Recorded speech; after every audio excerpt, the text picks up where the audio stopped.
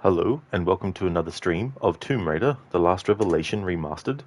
Continuing the playthrough, doing the graphics comparison as we go through the game. We're up to this level now on the train, which is where the previous stream ended.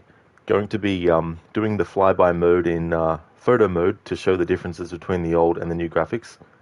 As far as the camera will let us go anyway, this level will be a bit different because the distance that we can go with the photo mode is limited to a certain amount, because this level is done in such a way that there's a constant background loop of stuff going on that changes as Lara goes through the area, of course, but in photo mode, all those areas of the train can't be revealed without Lara actually moving forward too as well.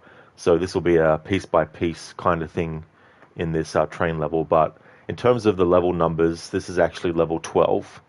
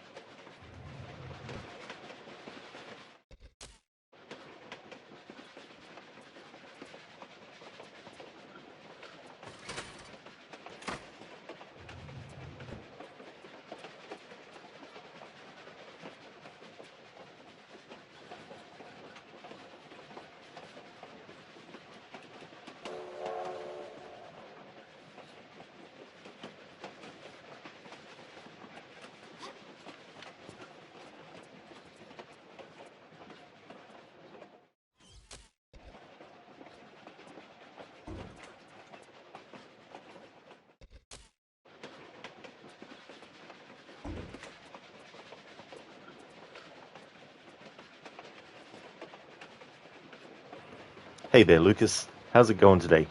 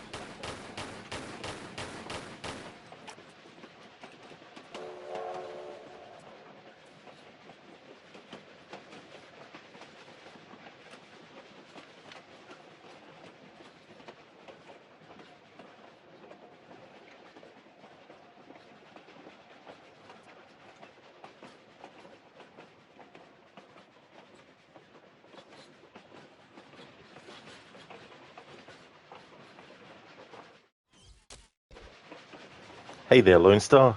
How's things going? Welcome on in. Yeah, Lara got squashed. It was annoying because the two enemies there, I stopped shooting the one that was furthest away in the hopes that Lara would aim to the one closer, but she kept on aiming at the one that was further away. And then I got the timing and the spacing wrong to do the roll. That's great to hear, Lone. Glad to hear that you're going good. I'm going good as well. I'm going good too.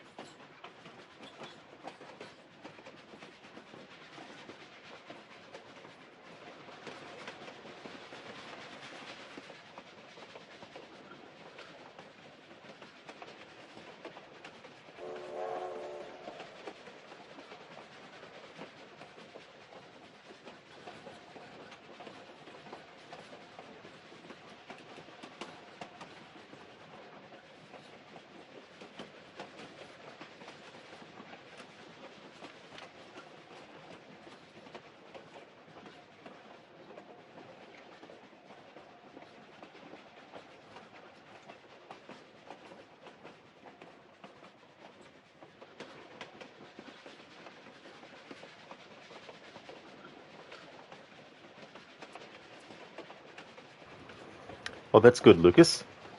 I'm glad that you're going good too. Hey there, Keone. How's things going?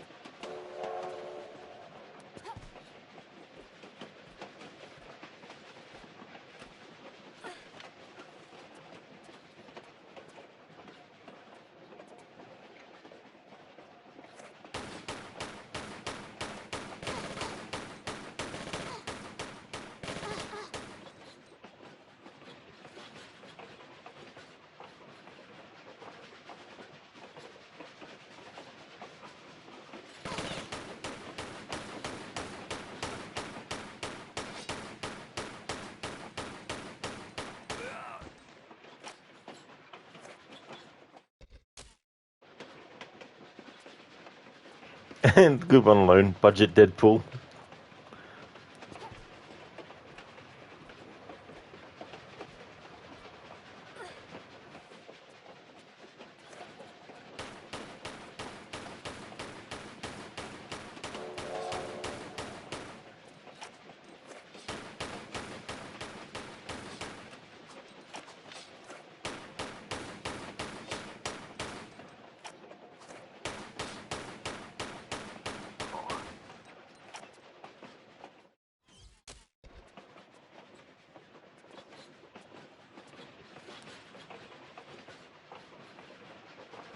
Hey there, Templar.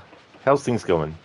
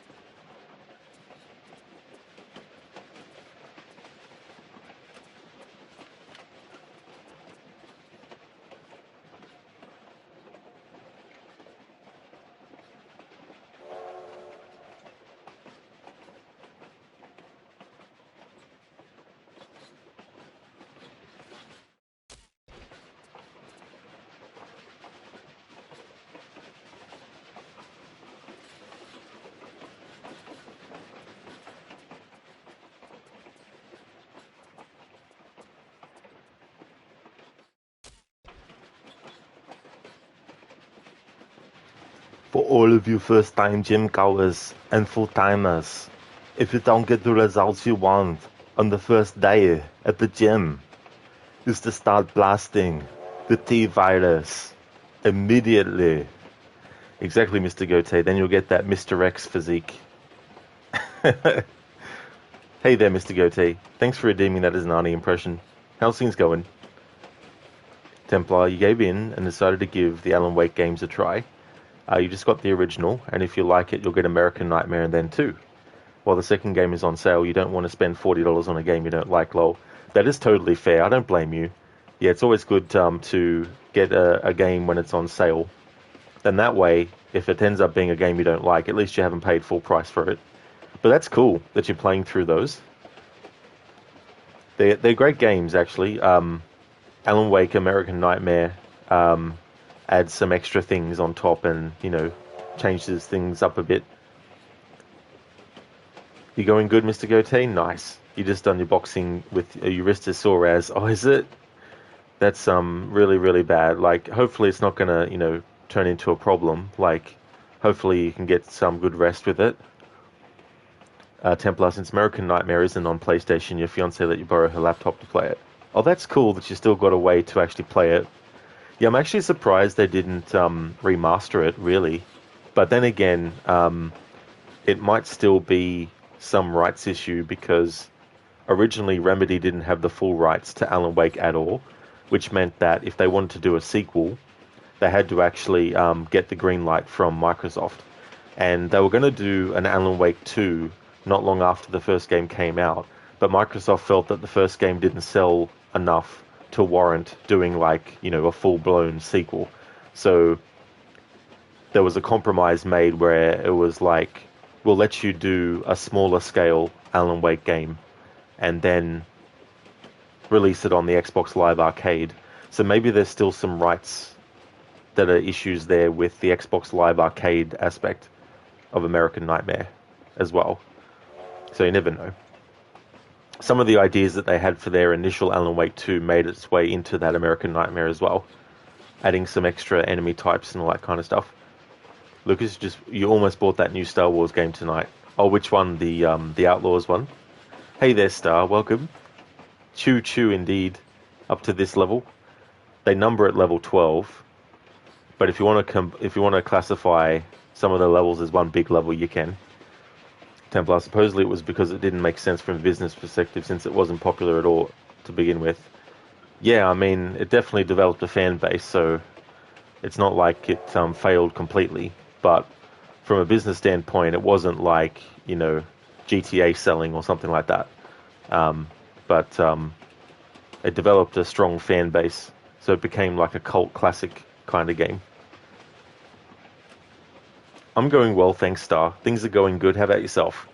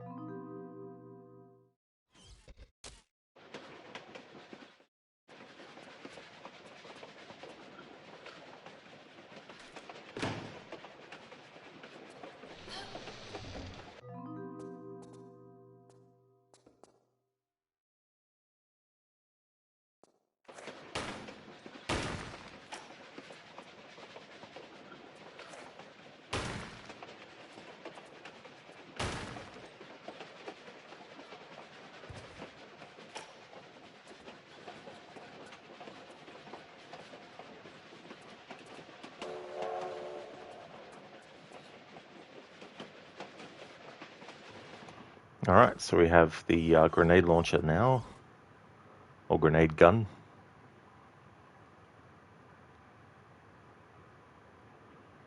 And then we've got normal ammo for it, super ammo for it,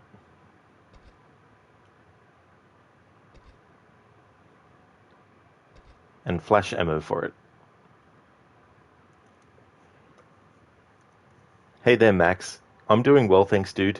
Having a good day. How about yourself? How's things going? Templar, you feel like they'll remaster American Nightmare and then do Alan Wake 3? Quite possibly. Yeah, I probably think we'll eventually get a remaster of it. Star, you're going good. It was your youngest birthday, so you made her a cake yesterday and finished the topping today. Oh, very nice, Star. That's cool. That's awesome. I hope that they had a great birthday. Sounds like a delicious cake. Templar, to think PlayStation people didn't get to play Alan Wake until Alan Wake Remastered. Unless they had a PC as well and they played the PC version. But you've got to say you've fallen in love with Bright Falls. It reminds you of the mountains of Tennessee where you're from. Oh, nice. That's cool. Yeah, that'd be cool to have an area that is very similar so that when you play it, you can think to yourself, I've been to a very similar location. Ouch indeed, Star. Hey there, Oliver. Good morning. How's it going for you? How's it going over there in Europe? Star, it was a banana chocolate cake. That sounds interesting. Banana chocolate. Templar, it's creepy. Oh, is it? Star, Tennessee is beautiful. Well, that's good. Yeah, I've never actually seen it or been there. I've never been outside of Australia, so. Templar, it's too familiar. I see. That would be very surreal. Oliver, it's cold as fuck morning. Oh, wonderful. Just what you don't need.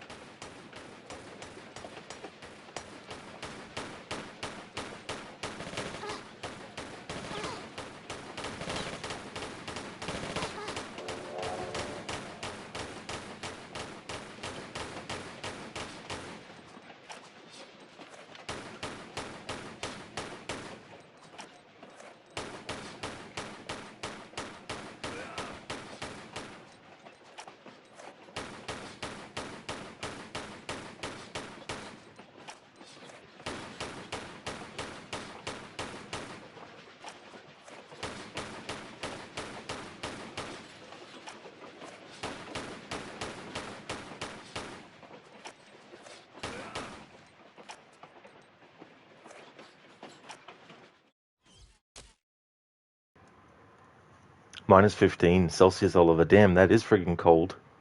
Templar, some areas remind you of more north around where your grandparents live. Oh, yeah. Imagine what they might have reacted to the game like, if they saw it. Star is 25 Celsius, 25 degrees Fahrenheit at the moment. Oliver, we're going to go up to minus 3 later in the day. Damn. Hey there, Sailcat. How's it going? Oliver, clear skies though. Sun is going to rise shortly. Well, that's good. Hopefully it gets rid of some of the cold. That is cold, Star. You're not wrong there. Like, that's friggin' freezing. Oliver, you have today and tomorrow off from work so you can enjoy the beautiful views. Oh, very nice. That's good, Oliver.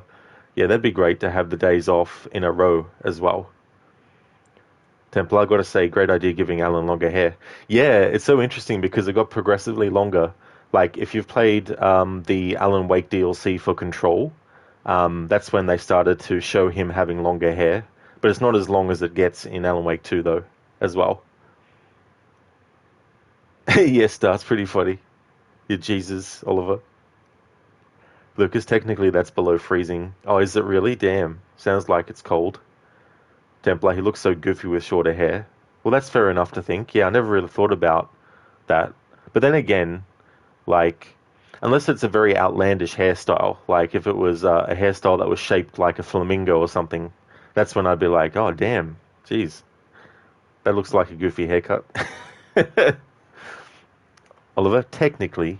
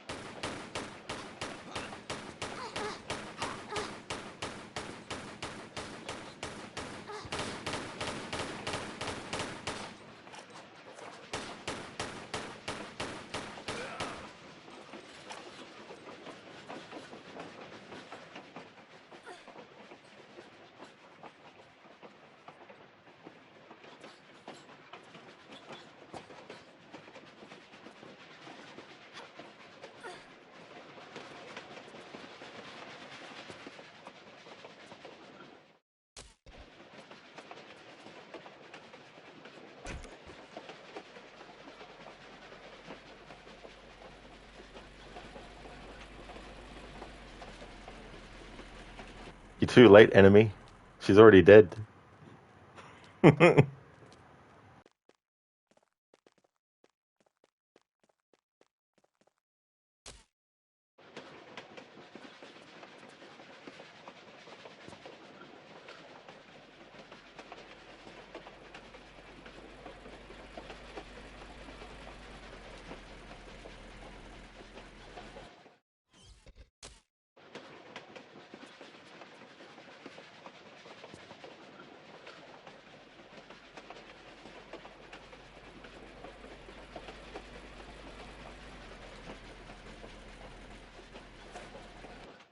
Shit. The hold button to skip interfered with the cutscene.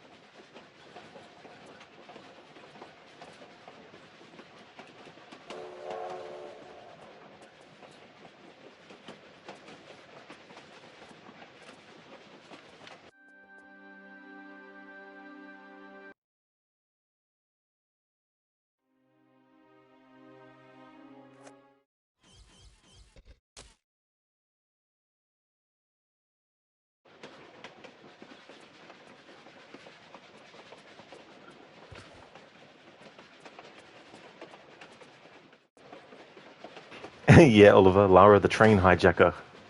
Gotta watch out.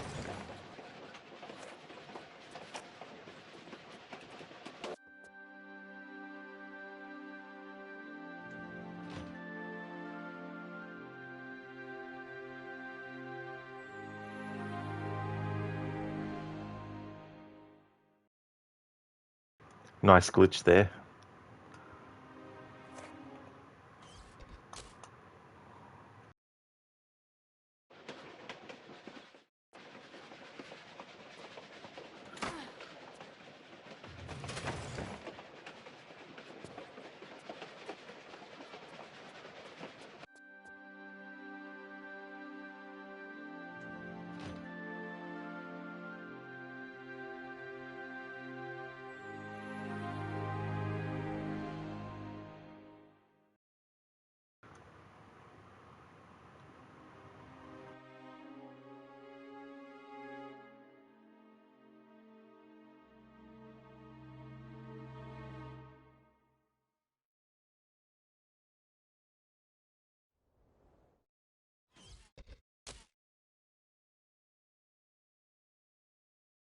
Yeah, Oliver, just a little door floating in midair.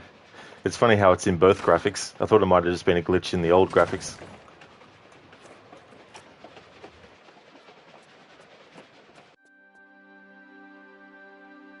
I know we've seen this a few times now, but I want to show the transition to the start of the next level in the new graphics.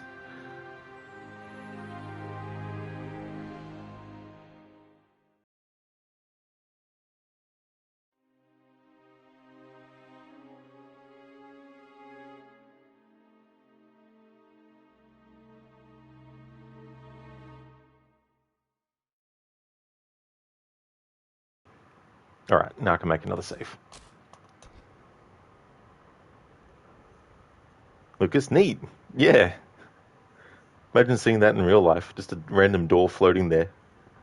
Oliver, it's the Unique Features DLC. It really is. It's the Ubisoft style sort of thing.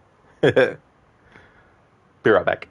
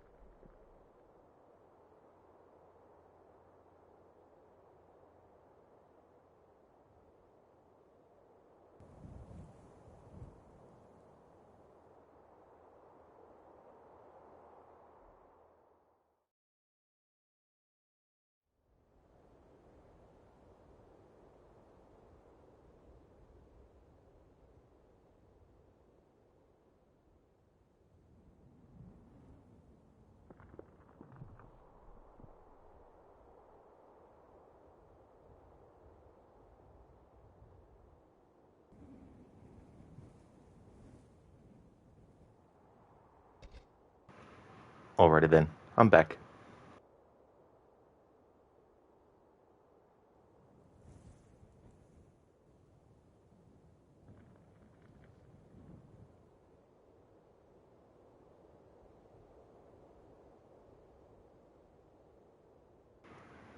Hello there, Spectrum.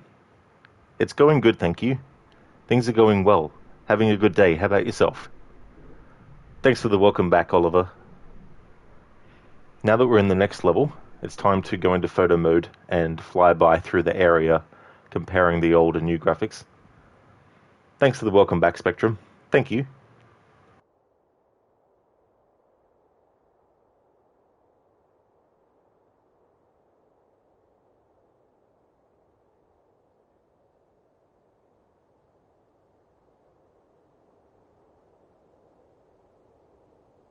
Spectrum, it's been a busy day, but good. Oh, that is good.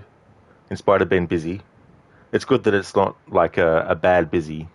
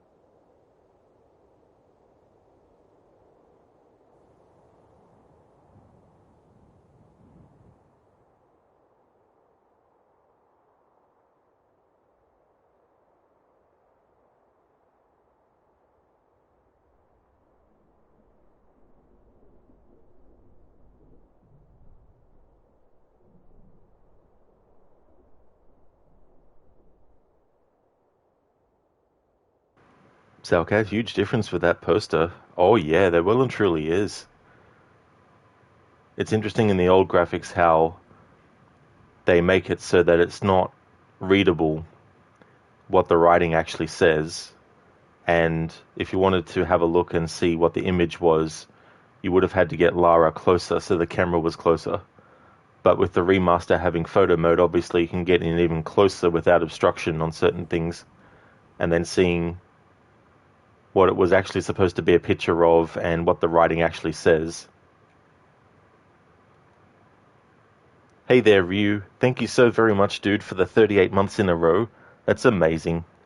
I really do appreciate that a lot, dude. How's things going for you today? I hope you're having a good week.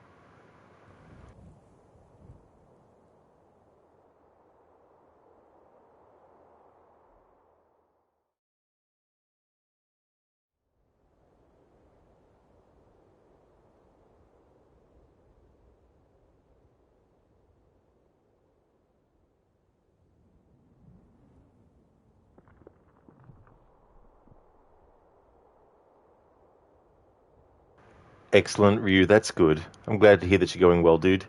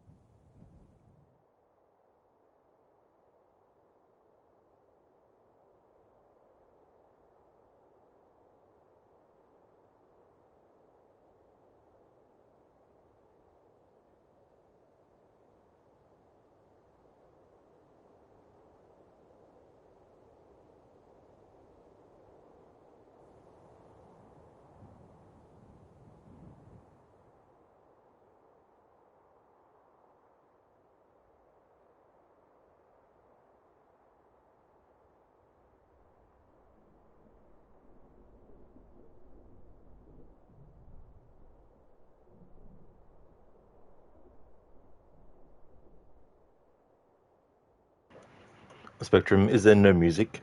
In these old school Tomb Raider games, there is music, but it's not constant.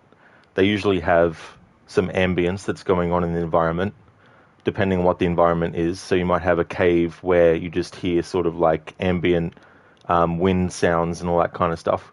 And then when something happens, like you find a secret or you come across an enemy or anything like that, then there'll be music that plays.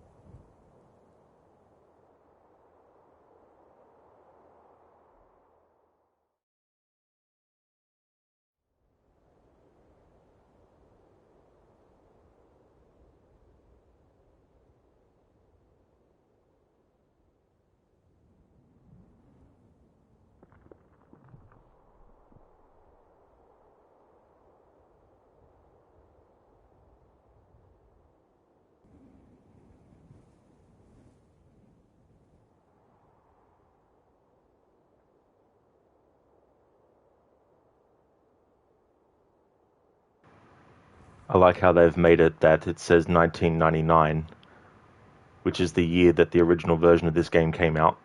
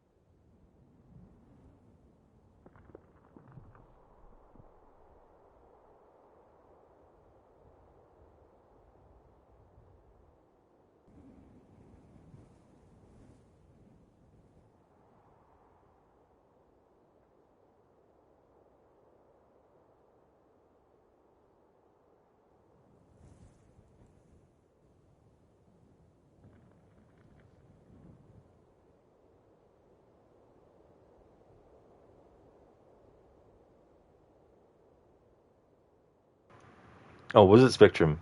1999 is the year that she got married.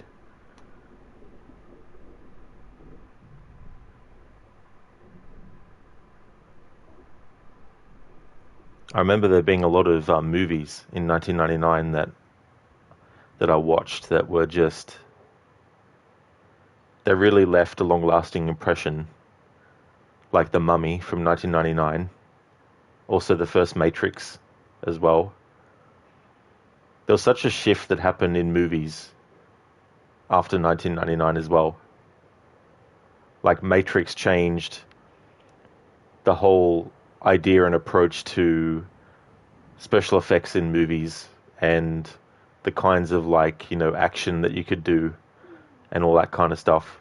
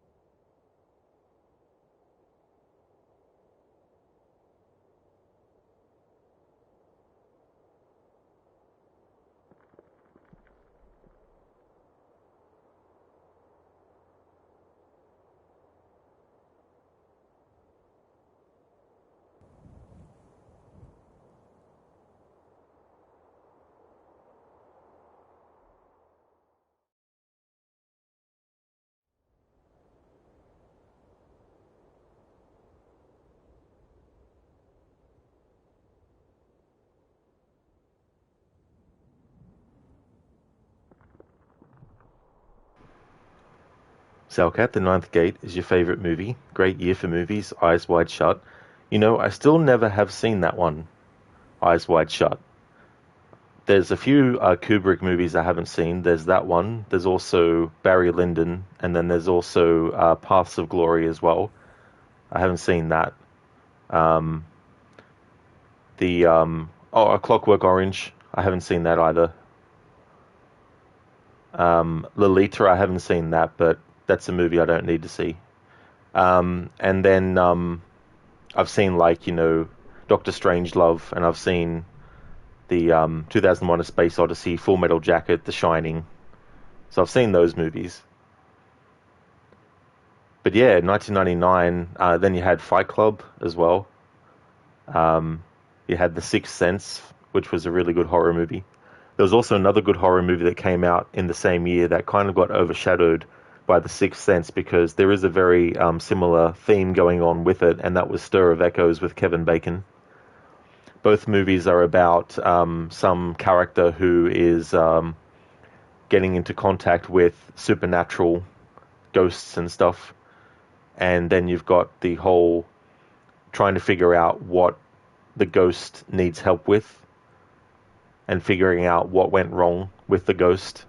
The fact that there's a ghost that actually was killed um, as a result of other people's actions, in a very detrimental way. Like in The Sixth Sense, you had that young girl whose mother was making her sick on purpose and filming it, and her daughter eventually dies, and the ghost of her daughter was visiting Cole, who is the young boy who Bruce Willis is the psychiatrist for, and they find out about a videotape that was hidden by the mother that actually had the footage of her putting poison and stuff into her daughter's food.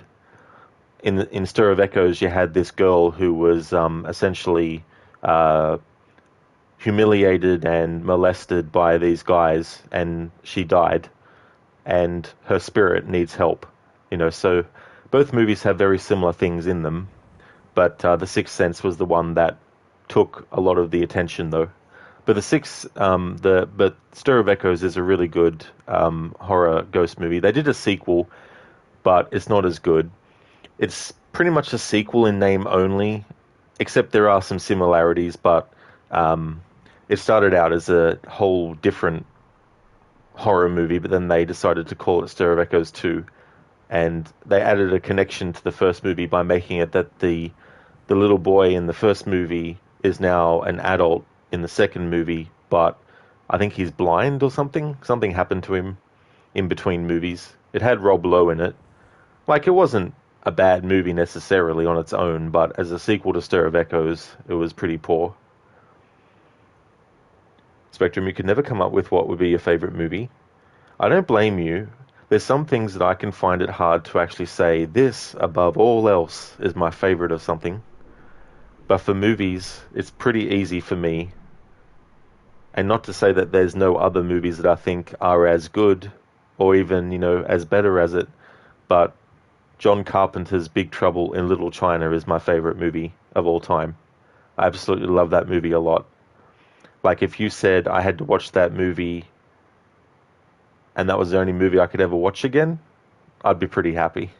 Because by the end of that movie, there's a melancholic, sort of like bittersweet feeling about it. And so whenever I watch it again, can re-experience it and enjoy it. It's just the whole thing of these characters have gone through such an adventure together, but they're saying goodbye, and it has a little bit of a bittersweet end to it. But it's my favorite movie. But I can't say what my favorite video game of all time is, though, above all others. Salcat Furniture looks way better now. It really does, Salcat. They've done such a great job with doing new renditions of these old things. But in general, obviously, a lot of graphics have changed. And the ability to more accurately make something look like it's supposed to, Spectrum, we don't talk about Fight Club. About what? Sorry? Whenever I look at your words after about, I can't really see it. Hey there, Sona. The Others is one of your favorite horror films. Now, that is a really good one. That is a good one. I do like that one a lot too, as well. I really like the atmosphere of it. And it's got an interesting premise as well, where you have this mother and her two children, and her children are extremely sensitive to light. So she has to keep all the curtains closed and all the doors to the rooms locked, so that if there's a room that starts to get light in it, she's able to put them into another room and then lock the door so that the light doesn't go from one room to the other. And there's this family of caretakers who are looking for work, and they turn up at Nicole Kidman plays the mother. They turn up at Nicole Kidman's house. Her husband's away at war, and she's looking after the two children of hers on her own. And so this old lady and an old man and this girl who can't talk, they come along and they get hired to be the new sort of like caretakers of the place as well. But yeah, it's a really good movie, that one, Sona.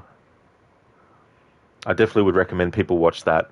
If you're a fan of horror movies that are fast-paced, that are about gore and all that kind of stuff, it's not one of those movies, The Others. It's a slower-paced, supernatural ghost story type movie. But if you like those movies, then it's a good one to watch. It came out in 2001, so it's a long time ago now. So, okay, you've never seen The Sixth Sense? Oh, that's fair enough. Yeah, it is good. Sorry for spoiling a part of the movie for you. But yeah, it is a good one, that one. Bruce Willis was great in it. It's one of those roles where if you only think of Bruce Willis as an action star, it's one of those roles where you can see that he has more to him than just being an action guy. Which is ironic, because when he first started out doing roles, he was in a lot of comedies and stuff. There was a show that he was in with Sybil Shepherd called Moonlight, I think it was. So he was in that, and when he was cast in Die Hard, the studio wasn't too confident in him being cast because they thought that audiences would not find him a character or an actor they could take seriously. So I think in the very first teaser for Die Hard, they don't even show John McClane at all in the trailer. But test audiences, when they watched the movie, they were really impressed with his performance. So the studio was confident then in Bruce Willis being an action actor that would be appreciated. So in all the trailers after that, they had John McClane in it, of course, as well. But yeah, he started out doing comedies, Bruce Willis, but then he became an action star, and that's why a lot of people associate him with action, because he did do a lot of action movies, to be fair.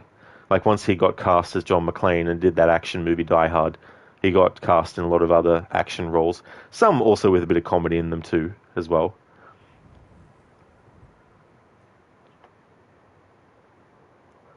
Lucas, what is it about? So, which movie, Lucas? The Sixth Sense, Stir of Echoes, The Others, or Big Trouble in Little China? Hey there, Mr. Epic. How's it going today? Spectrum, what did you say was your favorite movie? Well, its proper title is John Carpenter's Big Trouble in Little China, but he's the director and he usually puts his name above the title. But yeah, the movie's Big Trouble in Little China. It was 1986 when it came out. So you happen to see it in theaters. That's cool. I never got to, unfortunately. I didn't see it until much later. 99 was also the year we got another horror action movie, which was End of Days. That's true, dude. Yeah, Arnold Schwarzenegger in that movie. I thought it was an okay movie, but it was so annoying that, spoiler, he dies at the end. I was like, oh. So okay, The Others is good, but it's basically a rip-off from Haunted, an older movie with Kate Beckinsale. Oh, yeah. Wasn't that one based on an old movie too as well? That was also called The Haunting, or something like that.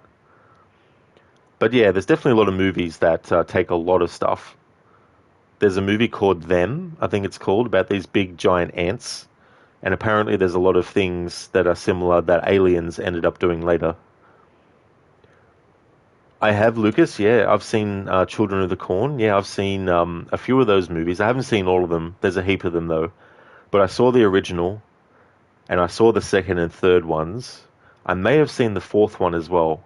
But after that, I never saw the others, and I didn't actually see the remake that they did. But yeah, Children of the Corn, it wasn't too bad of a Stephen King adaptation.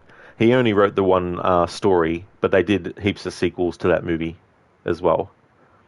Mr. Epic, your favorite game would be GTA Vice City. The vibe of that game is just so good. AC2 is your second. Excellent, Mr. Epic. Yeah, Vice City was really good. It took me a long time to finish the game because I would hardly do the missions.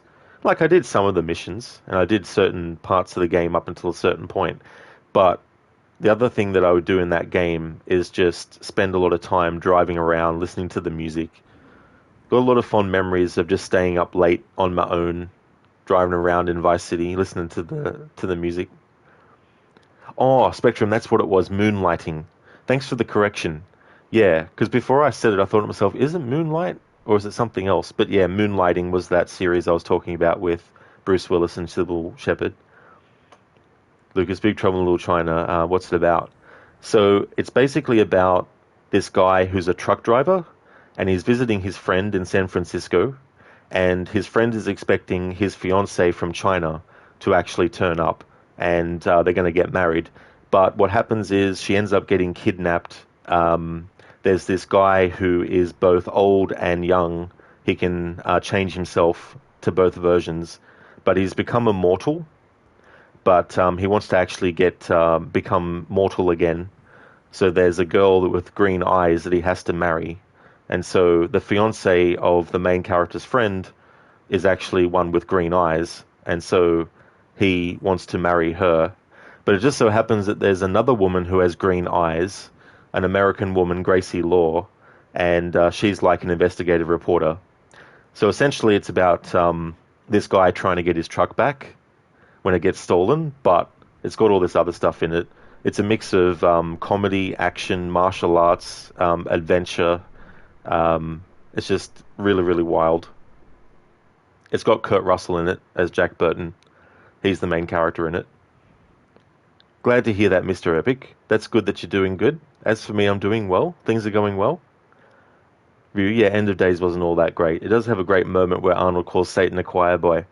I'm a fucking choir boy compared to... No, yeah. No, he is, yeah. I can't remember the full quote, but yeah. Lucas used to live down the street from the church in Children of the Corn. Oh, nice, Lucas. That would have been cool to visit that location. That would have been really cool. That's something I'd love to do, is visit locations that were used in iconic movies. Spectrum, you live near where they filmed Blair Witch. Oh, nice, Spectrum. That's cool. And that's another movie from 1999 as well. I'm mixed on that movie, to be honest. I think it's one of those movies where if people really hated it, then I could understand why. If people really loved it, I could understand why. I like it, but I wouldn't say it's up there with one of the best, horror movies.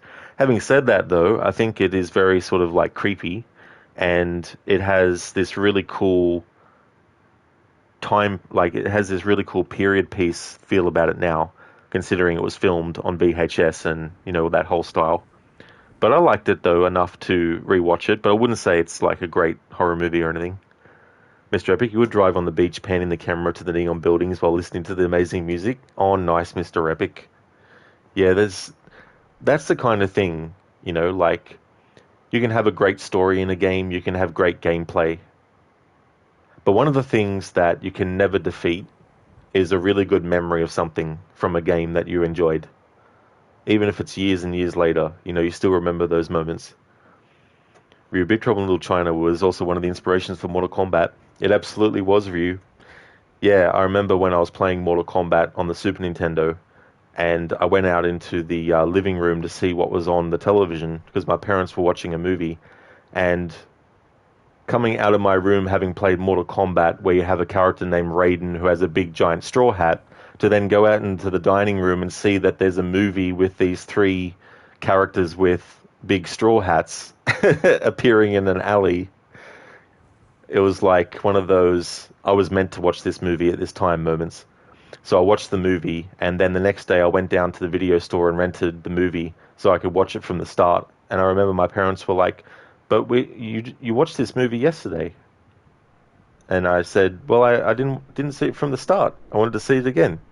And then when it came out on television one time, I filmed it off television and had it on VHS recorded for quite a bit.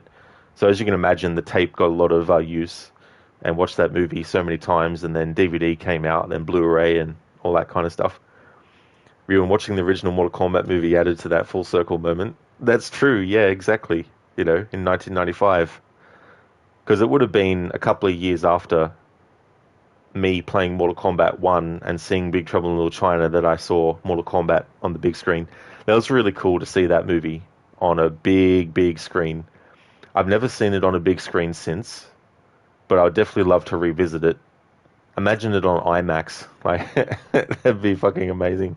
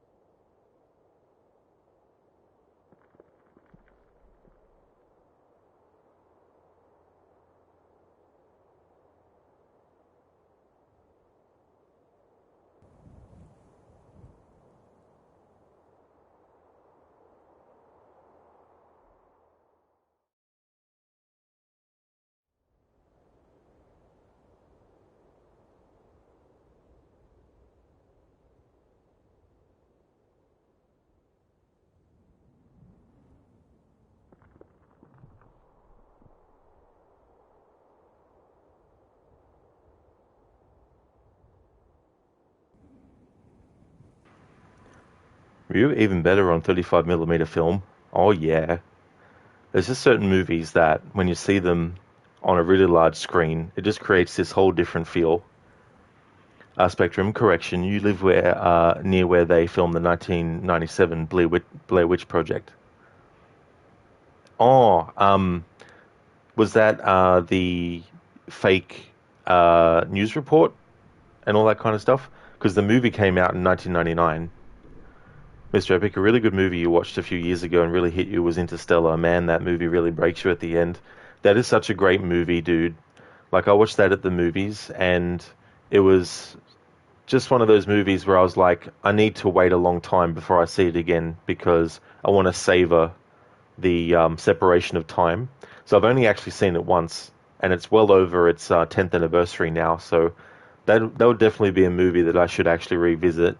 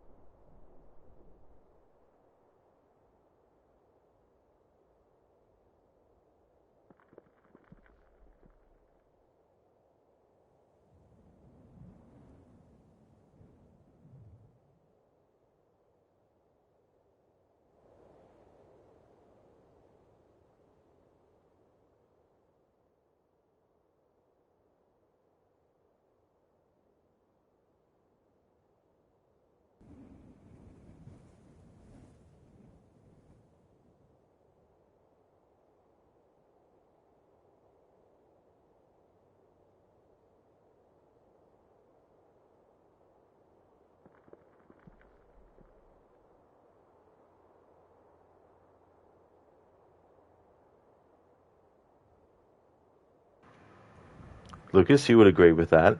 Yeah, it was really well done. But I haven't actually seen a Christopher Nolan movie since that one. I didn't see Tenet, I didn't see Dunkirk, but I would like to see them at some point. And he's doing a movie based on Odysseus, I think, as well. Spectrum, sorry for the confusion. It was filmed over a 7-day period in October 1997. Movie was released in 1999. Oh, that's fair enough, Spectrum. Yeah, yeah, that's no worries. I mean, yeah, because when it's the filming year, seeing like saying that that's when they filmed it is understandable. Yeah, but that's all good.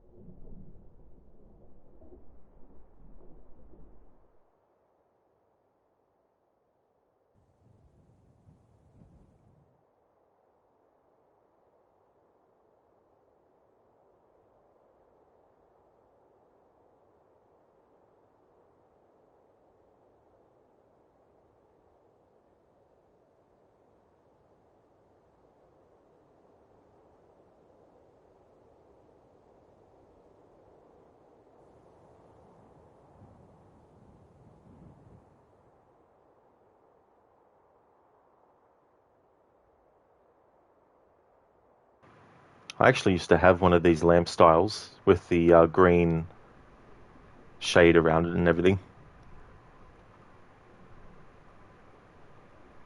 Mr. Epic Tenant looked lame.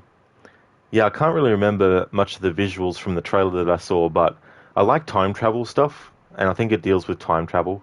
So I'm curious from that side of things, but just because I'm interested in a certain thing in a movie doesn't mean that it'll end up being good, of course. But I do like time travel stuff. You like Tenant Spectrum?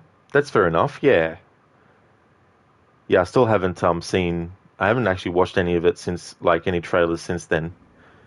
Oliver, is that the Alliance map? I want to see the Alliance map. This was the original Alliance map.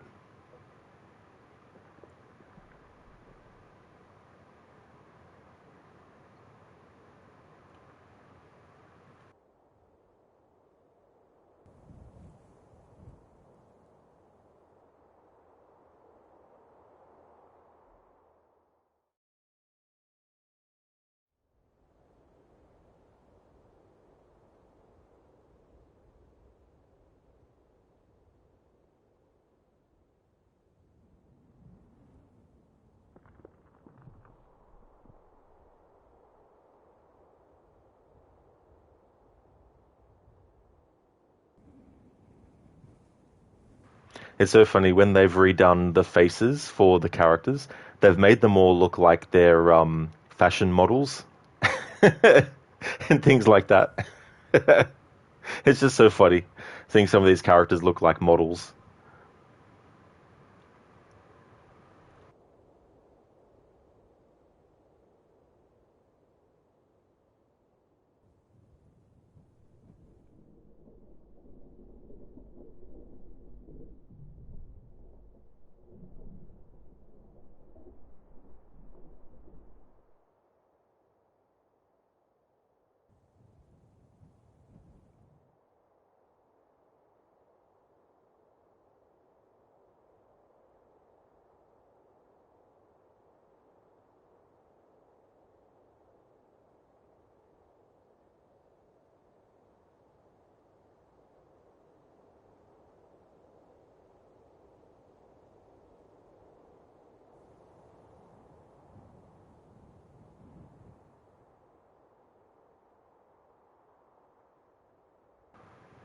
Mr. Epic, the main character just looked boring, and if you don't like the main character, then you don't watch it. Well, that's fair enough.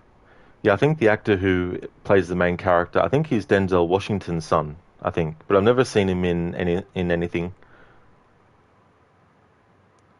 Oliver, part of the film was made in Tallinn.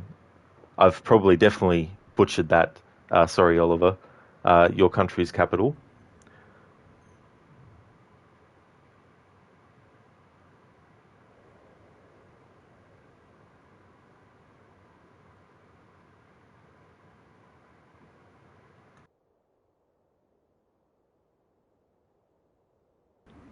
Mr. Epic, ever seen the movie called The Gentleman? The ending was so good. No, I haven't. So it's just called The Gentleman?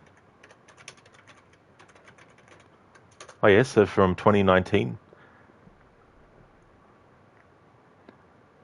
Oh, yeah, directed by Guy Ritchie, Charlie Hunnam, Matthew McConaughey, Colin Farrell, Michelle Dockery, Hugh Grant from 2019. Yeah, definitely haven't seen that one. Oh, that was good, was it, Oliver? Oh, yeah, I never know sometimes. Um, so that was a good guess.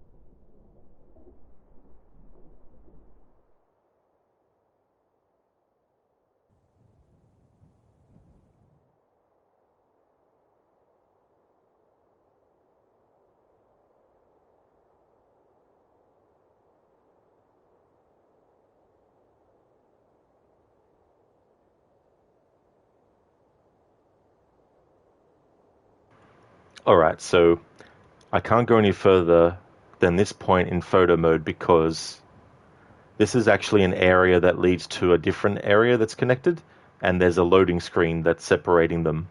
So I won't be able to go any further this way yet with the photo mode. So I'll just go back this way now. So that's pretty much all the area here. There are some inside areas that I need to open the door to first, but we'll do that too.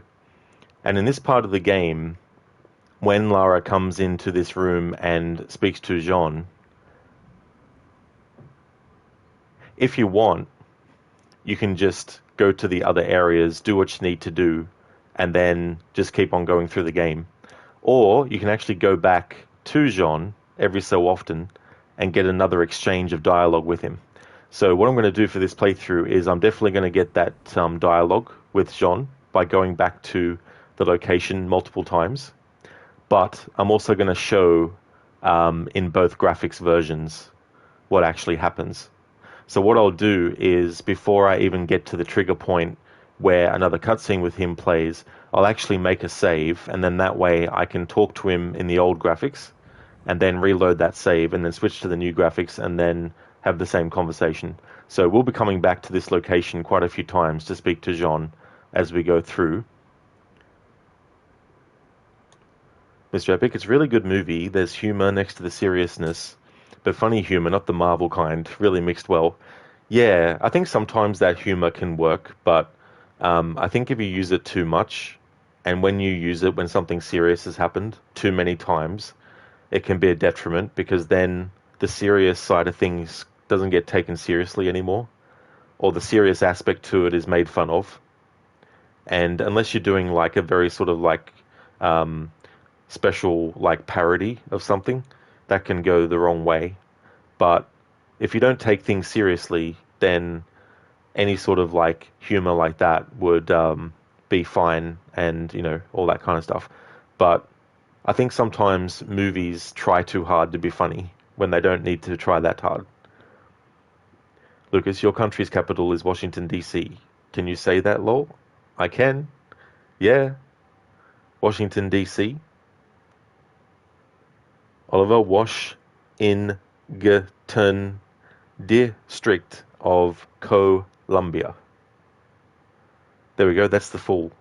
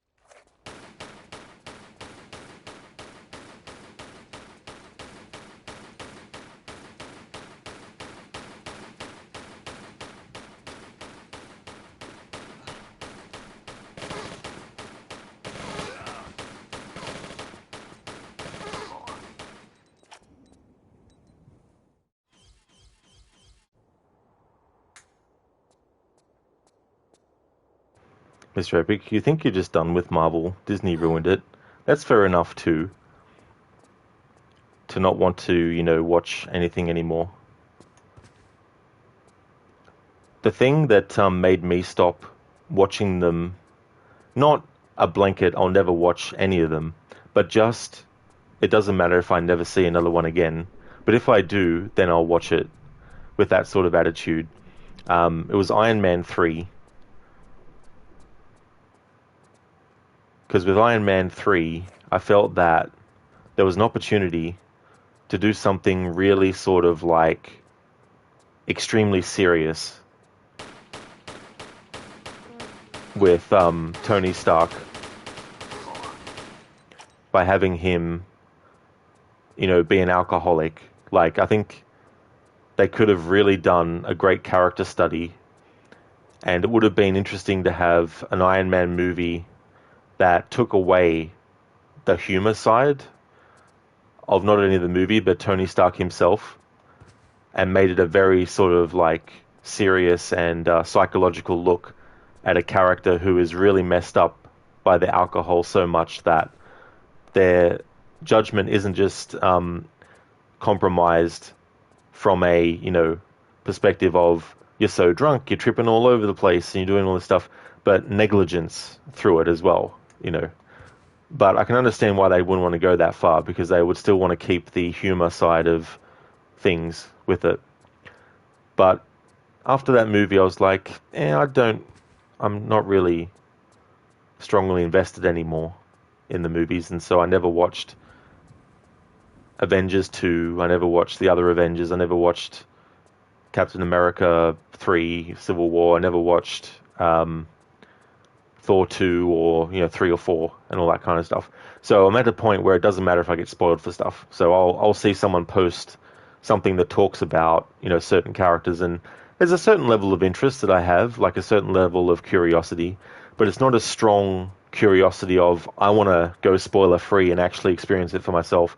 It's more like, oh, that's interesting. Okay, so that's where they took the character. That's what they did with this. But since that movie, the only ones that I've actually seen is Spider-Man: Homecoming, which you could argue is more of a Sony movie than an actual, Marvel movie or a Disney Marvel movie. But yeah, I saw that one, but I haven't seen any other movies. Like I've seen snippets from certain ones. Like there's a lot of videos about Loki from the show, but also scenes from Thor: The Dark World and all that kind of stuff. So I've watched some of those things just out of curiosity because they're short, they're quick. They're just like a scene where something's happening, and I don't have to watch the full movie to see, the whole that scene and stuff like that.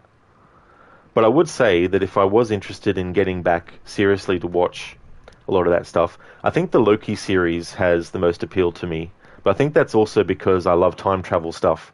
So I think it's just appealing to see a show that deals with, timelines and all that kind of stuff.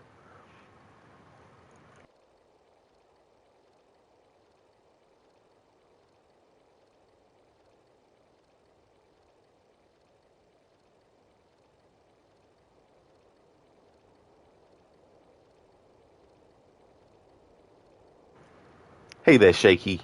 How's it going, dude? You'd rather come up with fake movies that would have been released years ago than to watch a lot of crappy modern movies, to be honest. That's fair too, as well. You know, each decade sort of has its own kind of style as well. But I mean, you can get good and bad movies across the board. But you can then get movies that seem to be like it's more of a pattern that they're that way. Mr. Epic, so that's Lord of the Rings, Star Wars, Marvel, New Star Trek, all ruined. Yeah, I've never really been massive into Star Trek. I remember when I was a kid, because I was more into Star Wars, the only Star Trek movie that really interested me was Star Trek II: Wrath of Khan. Um, but I think there's definitely a lot of great moments in those movies, but I wouldn't say I'm a hardcore Star Trek fan. I wouldn't even say I'm a hardcore fan of a lot of stuff, actually, because to me, it's like, you're not just a fan of it, but you also, buy a lot of memorabilia, or you get a lot of posters, or, you might be going to conventions and dressing up as your favorite character. Like all that kind of stuff is not what I do when I'm a fan of something. But the closest I guess you could say I'm a hardcore fan of would probably be Assassin's Creed, but not to the extent that I was talking about, where it's not like I have an assassin outfit and I go to conventions and I wear it or anything. I don't take it that far. Lucas, you ever seen Hancock? Seems like what you're saying. I have, yeah. Yeah, I saw that movie. Yeah, a long time ago though. I hardly remember much from it. Mr. Turbic, oh, DC sucks now too. Need to find, something that can still be enjoyable, that's different. Oliver the Witcher series got botched too. Everything getting Netflix lol. All this Netflixing everywhere. Yeah, I saw the first season of that. It was enough to get me interested to finally play the games, because I hadn't played the games yet before I saw the first season. Mr. Epic, you always wanted a new Stargate series, but how American entertainment is these days, you'd rather not. The Next Generation is really something special. Oh yeah, the Star Trek Next Generation, yeah. Yeah, I vaguely remember when that first aired, but I can't remember what the episode was. I mean, it could have been the very first episode. But I can't really describe to you what it is to actually accurately say, because what I remember could be any episode from any Star Trek show, which is they go down to some other planet that has rocks and stuff everywhere. That doesn't really narrow it down. Shaky, did you like MacGyver or Man from Uncle? I never actually saw those. I mean, I saw the original MacGyver, but I never saw the new version of MacGyver. But I haven't seen any version of Man from Uncle before, though. But I remember liking MacGyver when I was a kid. I remember after an episode aired, which was usually on a weekend, on the Monday at school, we'd all be talking about, what MacGyver did, how he got out of that situation, using just a matchstick and a piece of chewing gum to create a flamethrower that melted a wall inside of a volcano that was up in space. I'm overly exaggerating now, but MacGyverisms, it's like MacGyver could make a wall explode using just his fingernail and, I don't know, a fart or something. Mr. Everett, the next generation is really something special. Oh, I already read that. Whoops. I'll ever feel old yet? Every damn day. Every time I get out of bed, I'm like, I'm old. Lucas never really cared for X-Men. That's fair enough. Yeah, I watched a lot of that when I was a kid, the animated series, and I played a few of the games as well. And when they first did the first X-Men movie, I saw that and really liked it.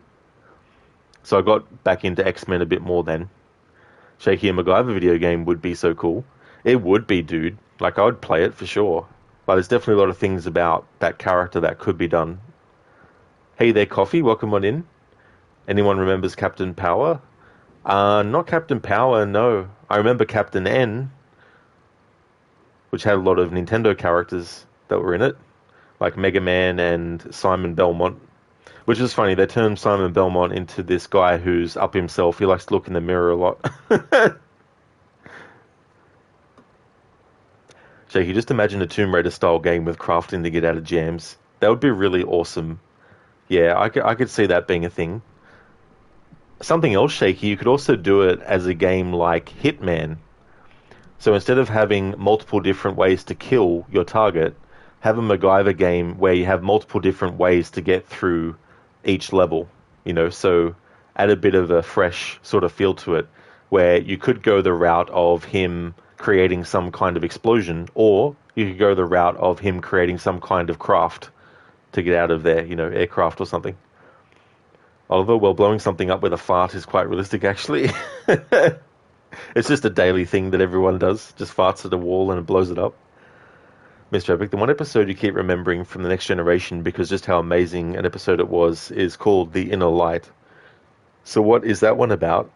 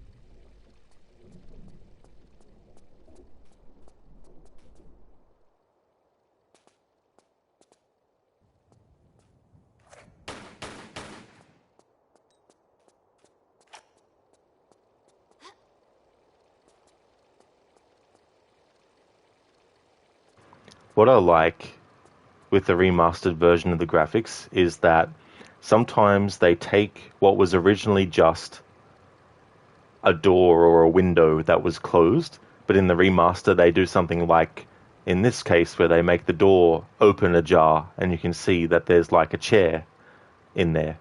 Like there's little details. I appreciate that kind of stuff too.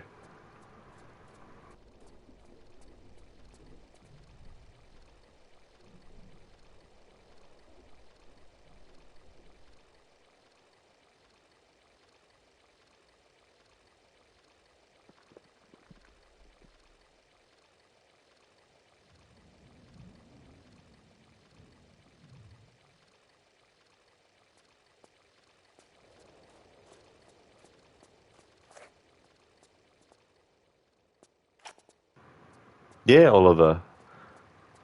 Those sorts of things too, where they're just like, how about we do this? It's like, oh yeah, never would have thought to do that. Mr. Epic, not long after the Enterprise approaches an unknown buoy or satellite, Captain Picard falls unconscious on the bridge. He awakens in a village where he is married, but also something of a village eccentric, who thinks he is a spaceship captain by the name of Picard. His wife, Aline, tries to soothe him, and his good friend, Bataille, does not judge him. He lives a full life, has children, and grows old. Damn, that would have been really weird to experience something like that. Your actual life and who you are ends up being considered by you just some kind of like, dream. Whereas the world that you're inhabiting and what kind of life you have that isn't actually you or isn't actually how things have gone ends up becoming so real that it feels like that kind of stuff. That's how I'm interpreting anyway, based on your description. Maybe it's not too close to what the episode was actually about, but that's definitely interesting. Interesting kind of thing. There's a movie called Jacob's Ladder, and this is going to have to spoil it to talk about it, so just heads up. There's a remake too as well, but I haven't seen that. But the original version with Tim Robbins, who is actually the father of an actor. What was his name? Damn it, I forgot his son's name.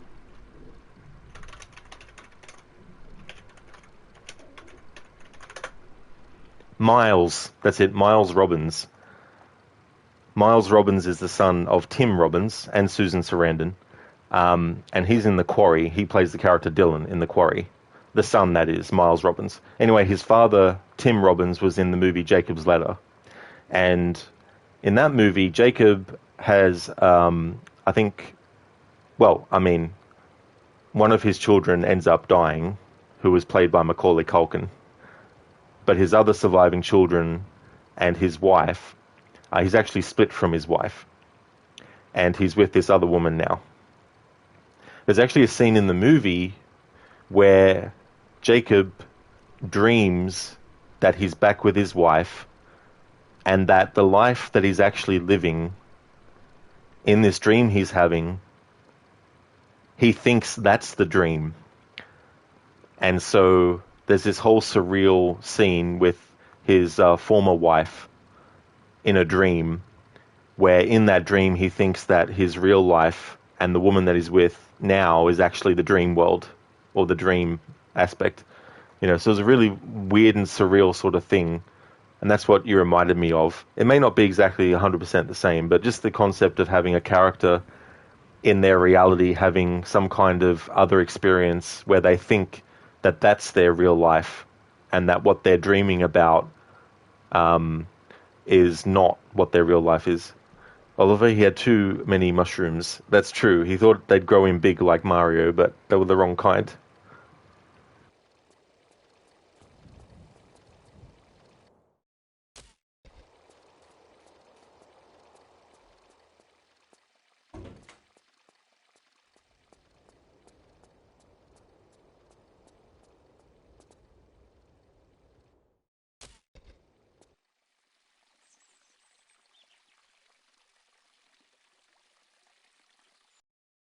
Whoops. That's right. It goes into the FMV sequence. So I'll make sure to switch to the old graphics once the FMV sequence is finished.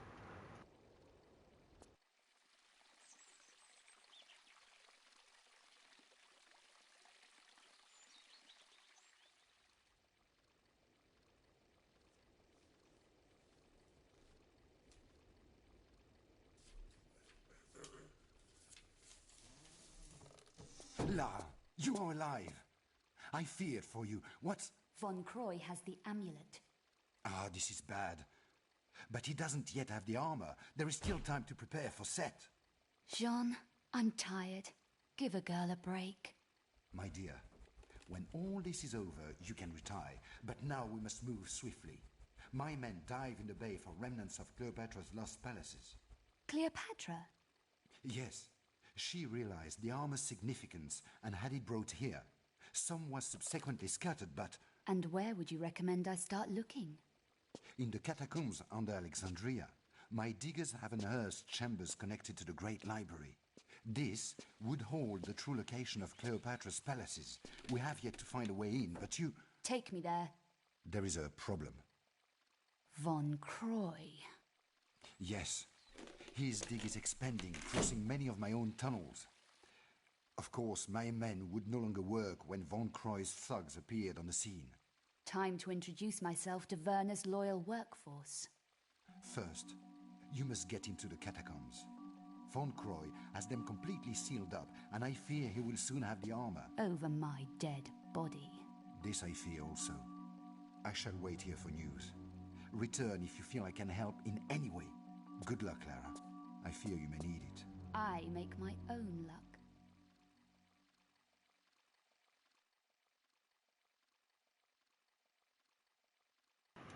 The true I make my own luck person, Lara.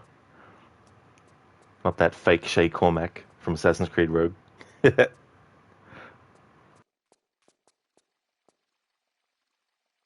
Something I forgot to actually show in the graphics difference was the fan. I just remembered it. When I saw the fan in the FMV sequence, I was like, oh shit, I forgot to show what the fan in the game looks like between the two graphics.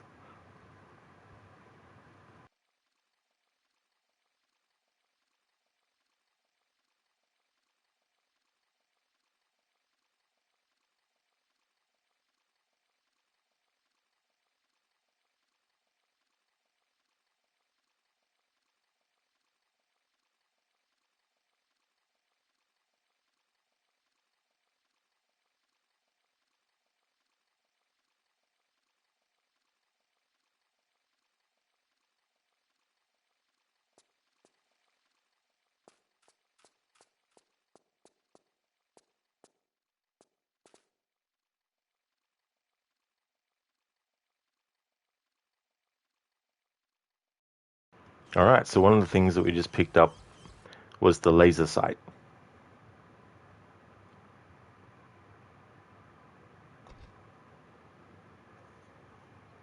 Oh, that's all good, Shaky. That's no worries at all. Yeah, I've had things like that happen too.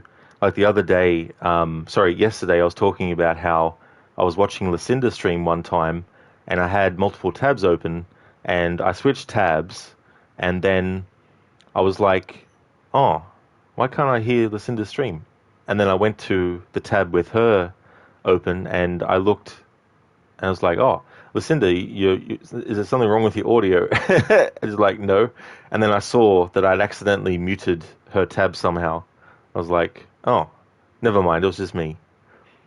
Oliver, no, you think Lara's big bazoongas distracted you? Yeah, Jean. It's like, come on. Mr. Epic, any normal man would be broken and depressed beyond words. You know you would be. It sounds pretty drastic. Shaky, revenge. Self-made luck, is it? That's a good way to put it, Shaky, actually. Self-made luck. Oliver, it looks like a whole new game. Yeah. I mean, if someone didn't know this was a remaster and they saw the person playing it with the new graphics added, it might seem like a new game that just has a certain art style aesthetic that's, this way. Instead of it being done because, it's I mean, they could have went really realistic looking with this if they wanted to in the remastered graphics, but they've still kept a bit of a stylized look with the new graphics. Oh, I missed the part that you wrote. Whoops. Mr. Epic. Okay, you wrote more about the Star Trek episode. Whoops, sorry. That matches what I read, not what I thought. Yeah. Mr. Epic, eventually he wakes up and finds that it was all a simulation. It was that civilization message in a bottle to not let their race be forgotten. But just think about, he lived a full life, made children, lost his wife, and got to old age to just lose it all and find that it was all a simulation. Any normal man would have been broken and depressed beyond words, would be.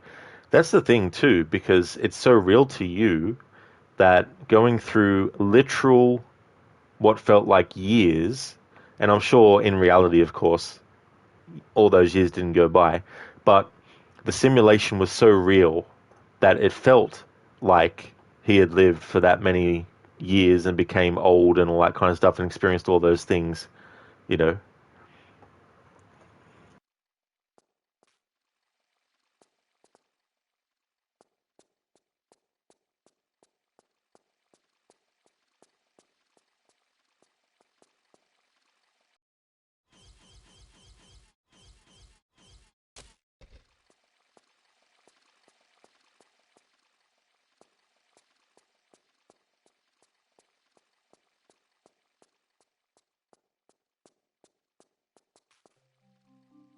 More information?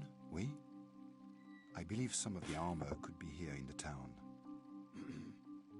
A local collector had a small exhibition and was rumored to own a piece. It's hard to say if this is true. The man was a fool. A while back, he vanished, leaving the exhibition boarded up. So, if Von Croy hasn't got to it, perhaps this would be the place to begin. Okay, so that's that little interaction. You don't have to do that. You could just go on and do what you need to do, and then eventually get to the point where the story progresses to a whole other location.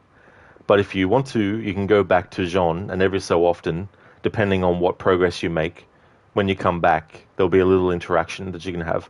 So that's the interaction in the old school graphics. Now to show it in the new one.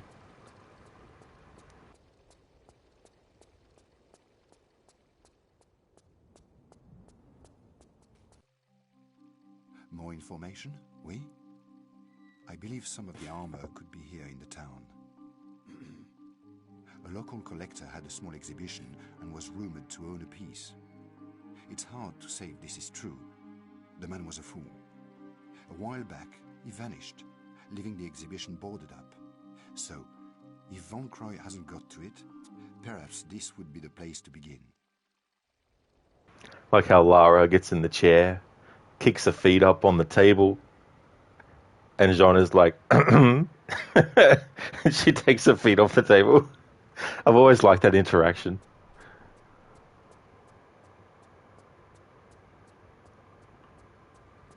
Hey there, Stan.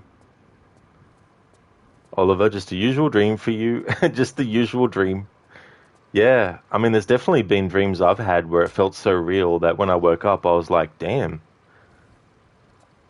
that was very vivid. How's things going, Stan? Welcome on in, dude. Mr. Epic, yeah, 1 hour normal time, meanwhile, a lifetime in a simulation. That's just so crazy. Like, imagine going through that.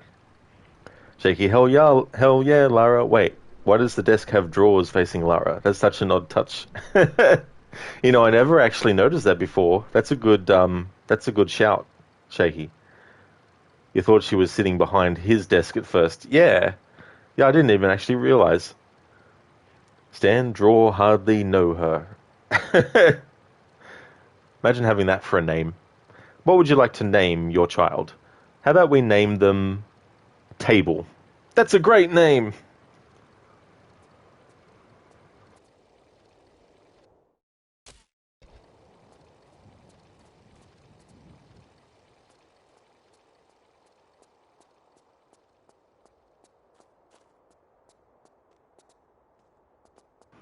That's right, I forgot to go to where the motorcycle is. So the motorcycle that you find here,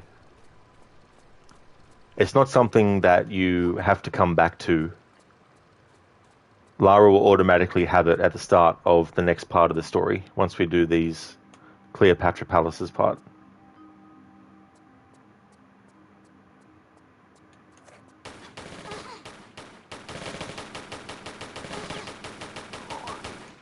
Not worried about using health because we're coming up to a loading screen soon. And the great thing about the loading screens is that Lara will get her full health back once you pass through it. So a good way to conserve health kits in this part of the game is shoot all the enemies, whatever health you lose, just go back to where the loading screen was, and you'll get your health back, and then of course go back through to progress further where you need to go. Shaky DM'd you a funny Metallica Lou Reed table meme. Ah, so Lou Reed would love the name table. Okay, yeah, I didn't even realize. I'll have a look at that. Better use a med kit right now. You know, Shaky, that whole thing with using a med kit as a channel point redeem when I don't even need to use one as well. The game won't actually let you use your health kit if your health is already full. So I couldn't do that that kind of thing, unfortunately. So if someone did time it to actually use it when I had full health, it wouldn't have registered as being used anyway, which kind of defeats the point because I would want the number of health kits to go down lower. And so if someone redeemed it when I had full health, it would mean I had to actually use the health kit and then lose a certain amount. But yeah, if you try to use health kit when Lara's full health, it won't work. Mr. Epic, imagine us being able to make something like that. Rob, would you choose to spend like a lifetime in a simulation to only wake up in your later real time? You don't know what that would be, to be honest. Well, it depends. Like, if you have the ability to choose what kind of life you have in the simulation versus if you weren't. Like, if you were just given a random life to experience in a simulation, I don't know how I'd feel about that. But if it was a life that I ended up really liking, then I don't think I'd want to actually come back. It just depends.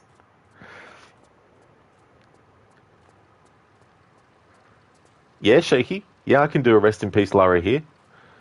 I don't really have like a whole lot of options directly, but I can make Lara do a dive off a height and then break her neck. There will be some water coming up soon that I can actually do as well. So I don't mind progressing a bit further till we get to water.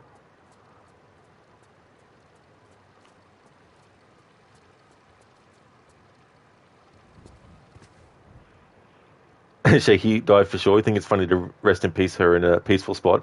Yeah, that's actually a good point because it's like there's nothing, you know, nothing dangerous.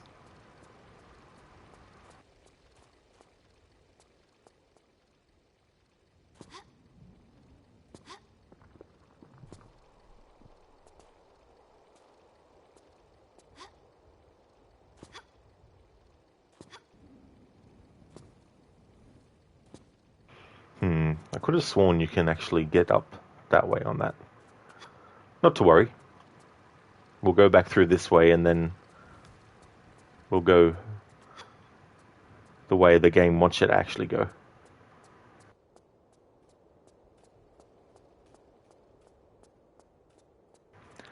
Now that I see the desk, Shaky, yeah, that is weird.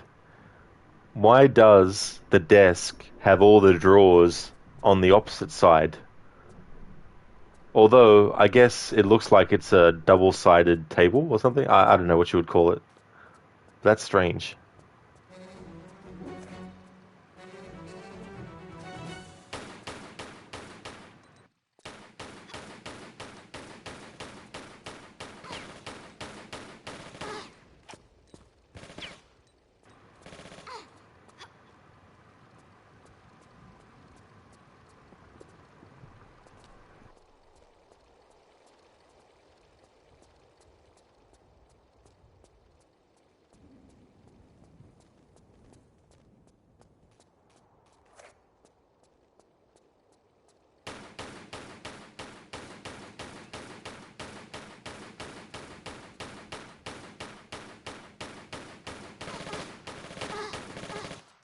Oh, I didn't realize there was two friggin' assholes there.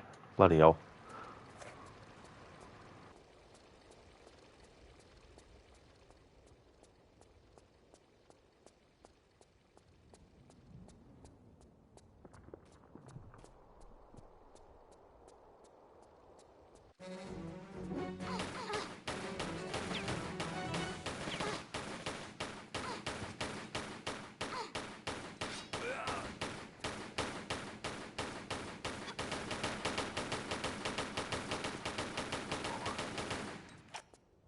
Alright, so time to do the rest in peace Lara by doing a dive off this here. And for these playthroughs of the remasters, I show the rest in peace Lara in both graphics.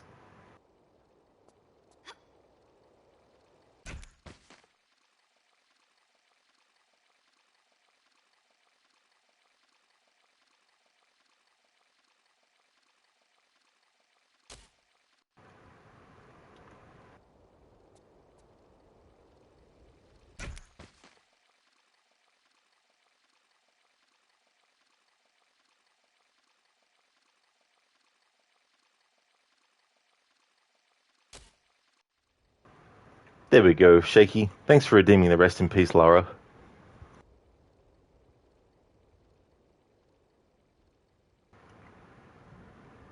Cellcat, what if your simulated life was being a full-time Skull and Bone streamer? Well, that would suck. Not being able to stream any other games except Skull and Bones for the rest of eternity. No. I'd give that a pass. Shaky, or worse, an AC Rogue speedrunner. Oh yeah, absolutely. That would be, yeah, no. We can see the desk again. Yeah. Yeah, it's so funny the way that they've done it. Mr. Epic, now that would be like that would be a life of horror. That is true. Lucas, let's say someone was going to die or had a horrible injury that left them paralyzed. Being able to do a simulation could save them. That's true, Lucas. I mean, well, I mean, it would depend because if they're dying from something that's a terminal illness, they could potentially die before in the simulation they lived the full life as well. But it's still an interesting idea, though, to be able to do that for people. Like if there was some way to stop the person from dying, and that was the only way. So an individual client list draws. Yeah, that could be why. It's just weird. Mr. Epic, you like AC Rogue, to be honest. That's fair enough, Mr. Epic. Yeah. The only thing I would say that I think is good about that game is the gameplay. But then again, it's pretty much just Black Flag 2.0. So it's not like they had to really do much to advance the gameplay from Black Flag. But it's still good gameplay, though. Hello, Blue Nose, from another governor. Thanks, Keone, for redeeming that Arnie impression. Thank you. Shaky, well, hey, a free rest in peace. That ended up being one, yeah. The one before the dives. Thank you for redeeming the Mummy 1999 scene quote. Shaky Love Mask officer just having a cheeky rest. She blinked. Well, that's true. Yeah. Yeah, she blinks in the remastered graphics. If you don't have the remastered graphics active, there won't be any blinking. So that was something that they added, which makes me think now, did they just add it for these 3 remasters, or did they also have it for the first 3 as well? Stan, no. Star, oh, no mummy scene quote. Oh yeah, I'll get to that soon. Absolutely. Just catching up on chat first. Thank you, Shaky, for redeeming that clip. Can you see her blink at the end? Yeah. It looks very, very creepy. It's like Lara has died, but she's still conscious for a few moments before actually dying.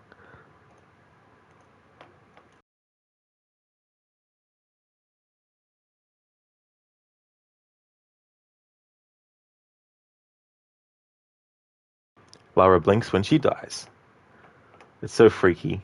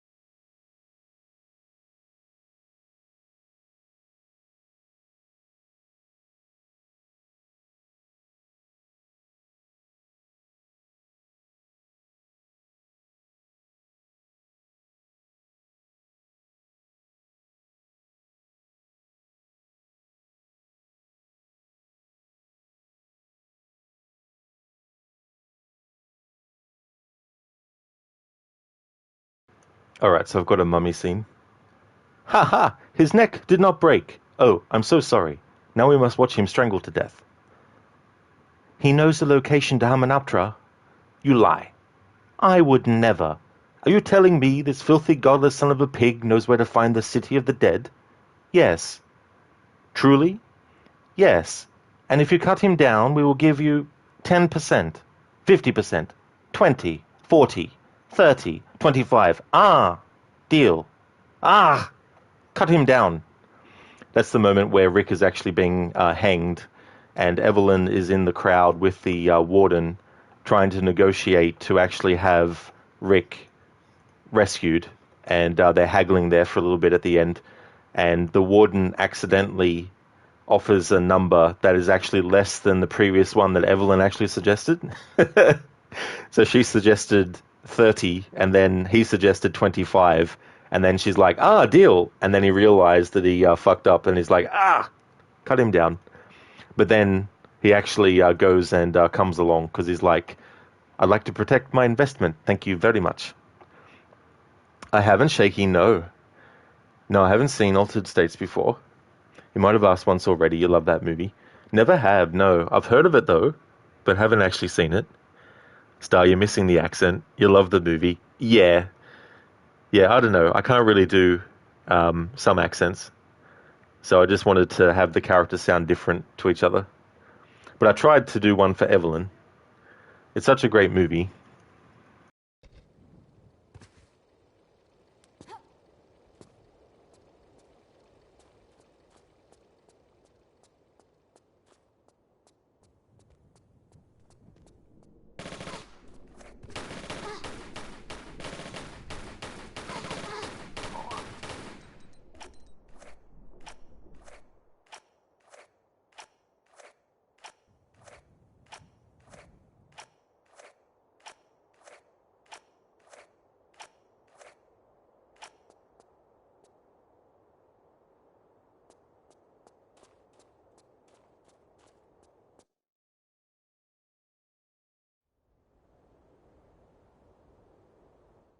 And there we go. We have full health again. So it means I don't have to use yet any of my 34 small medipacks or my 21 large medipacks. Because if I had to use one large one, that would only leave me with a measly 20. And if I used one of these small medipacks, that would only leave me with a measly 33. And that would just not be enough. Like, I really need to have high numbers of medipacks. It's just a rule for my Tomb Raider streams where I have to have massive numbers of health kits.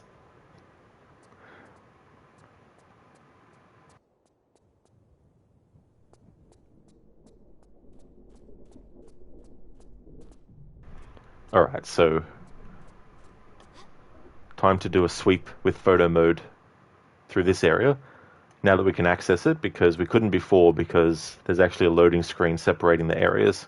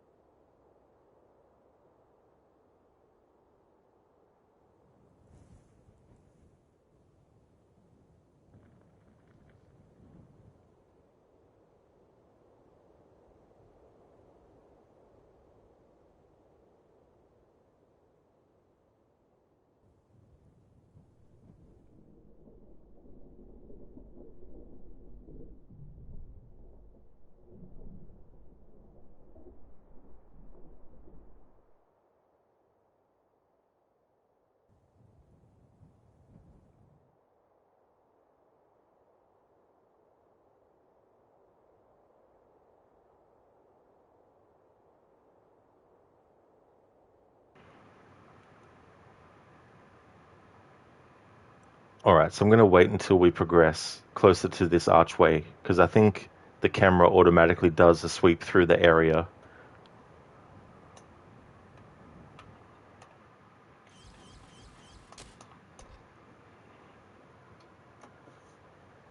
Oliver, you're kind of low on health packs again, I see. Absolutely, Oliver, like, this is terrible. To only have 35 small medipacks and only have 21 large ones at this point in the game, and I've hardly used them throughout the game so far. Like, to have this many is just appalling. I should have quadruple the amount, and it should be the final level before I start using them. Star Mummy is great. Mummy Returns, Mummy Tomb of the Emperor, the only reason you watched it was for Jet Li and Michelle Yeoh. I don't blame you. The first Mummy is just really, really good. Mummy Returns, I think, is okay. It does rehash a lot of the same things from the first movie. Whereas in the first movie, Imhotep used his powers to create a giant wall of sand and created a face of his in the sand in the Mummy. In the Mummy Returns, he takes all this water and then uses his powers to make the water with the waves and his face inside of it. You know, things like that as well. It's not the first sequel in existence to do that kind of stuff, but it doesn't always work when they just do that. So I feel like the second one wasn't that great. It was good. I still remember getting hyped for it before it came out. I still remember going to the movies and enjoying it. I mean, that scene where the Scorpion King comes out and his big, giant, half-human, half-scorpion, the CG in that was like the worst video game CG, but sometimes the worst video game CG at the time would have been better than the CG they used in that movie for the Scorpion King. And all that. And the third movie, I thought it was okay. Through no fault of the actual actress who played Evie in the third movie. Rachel Weisz, who played Evie in the first two movies, she's just so good as the character that having someone else play the role in the third movie, while they're not a terrible actor, Rachel Weisz did such a great job as Evie. So it was a shame that she couldn't do the role again for the third movie. I think it might have been scheduling conflicts. I think she was doing another movie when The Mummy Returns was going to be filmed. When The Mummy Tomb of the Dragon Emperor. Is that the full title? I can't remember now. What I did like about that third movie, though, too, was that it was a whole different mummy as well. Like, yeah, the same mummy the second time around is a bit of a stretch, but to have done it a third time would have been an even bigger stretch. So I'm glad that they changed who the mummy was and a different culture as well. I think that was a good decision. That was a nice tree star, yeah. The graphics for the trees. Hey there, Litus. How's things going for you today, dude? Ooh, Arabic. Now, why did it not make sense back in the day? Yeah, it's just amazing how much clearer they've made things for the remaster to be able to look at it and go, so that's what it meant. Or that's what was actually there. Because there's some movie posters where it's like, what is actually on the movie poster itself? And then in the remastered graphics, you're like, so that's what it was supposed to be. Now that I've passed through that... oh, no, I can't. I can't go back there. But there was a couple of movie posters that I showcased in the new and old graphics. That Simone account that's just followed, that's actually a bot account created an hour ago, so that's going to be banned and put in the bin with all the other Simone accounts that this person has created. That's why I'm banning them. Oliver suffering from success. That's true. Had too many health kits. Being too successful with that. Star, only have 35 and 21. I know, right? That's a very low amount of health kits to have in a game. That's just terrible. This was like a mixture of Arabic, Urdu, Hindi, and Japanese. How the fuck is that all mixed up? Could be readable in Arabic, psychic. But man, that is a funny rant. Hindi, not Hinid. That's all good, dude. Yeah. Yeah, it's interesting. But also, it's amazing some of the similarities between written languages, that you think to yourself, and you might have to do a double take, and you're like, could be, multiple. Star CGI was horrible. It really was. The guys who do, I think it's Corridor Digital on YouTube, they actually took that scene from The Mummy Returns with the Scorpion King and fixed it. I think they did a good job. Although that was CGI, nah, it wasn't CGI actually. They got a real scorpion and then they genetically modified it so that The Rock turned into a giant scorpion. Temporarily, of course. After the movie was finished filming, he returned back to normal. Lighter's doing well, my guy. Hope you are too. I am, thanks, dude. Yeah, I'm going really good, thanks. Glad to hear that you're doing well. I can give you a whole lot of explanation about it, but you think that is a discussion for Discord, not here. You mean you don't want to bore you or chat? Oh, no, Lightus, that's all good. Like, definitely, both here and Discord if you like. Because, there might be some other people watching who might want to know what that said and stuff like that. What I might do is just go to photo mode and put it back on that. There was also a sign that said Alexandria, but in the original graphics I couldn't make it out. But it also had Arabic there as well. So, yeah, didn't you know we can temporarily become monsters? I know, right? It's like, I want to be a big giant alligator. Fine, just click your fingers and you'll turn into one.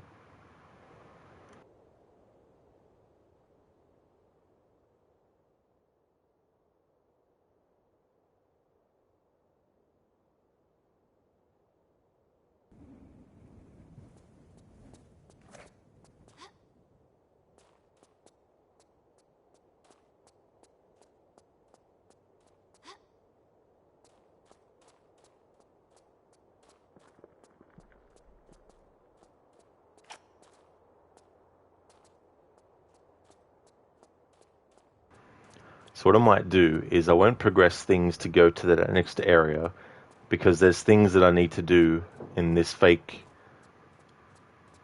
Well, it's not 100% fake. There are some real things in this museum.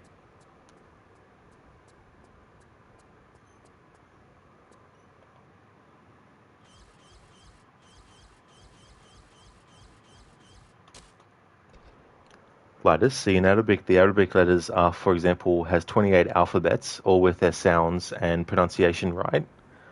So that's a whole lot. So there's 28 alphabets, all with their sounds and pronunciation.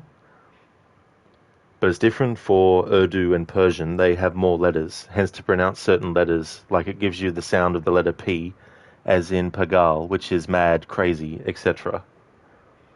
So they have more letters put in there. Is one of those things, Lightus, where you can tell the difference in how it sounds with more letters in it when they pronounce it? Or can it be one of those things like you have a silent letter inside a word where you don't actually pronounce that letter when you say the word? Like, is there anything similar?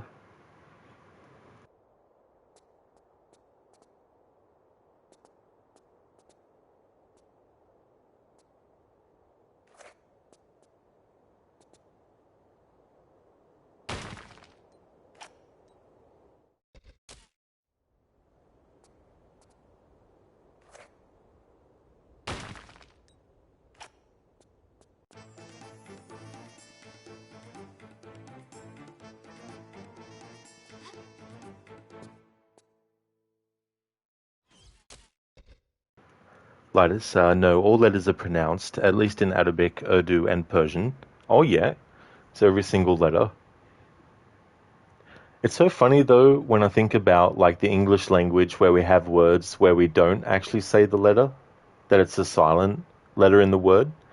And it makes me think, why was that the decided thing? Like, how was it that the consensus among everyone was, yep, that word is going to have a letter in it that's silent? Like, what made them, even put the thing in there? Because I guess the argument could be, if you've got a word, and when the word is written, if there's a letter in the written version that you don't even have to say, why even put that letter there in the written version as well, So sometimes I think about those sorts of things when the thought arises, when you think about languages and how things were formed.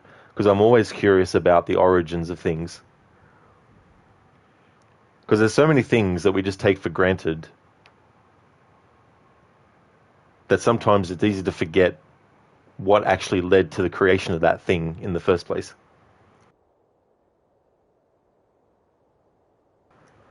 Linus, but you can always double check and let you know because you love things about language. For example, doubt or color and color. Why don't you say det or doubt? Do bet.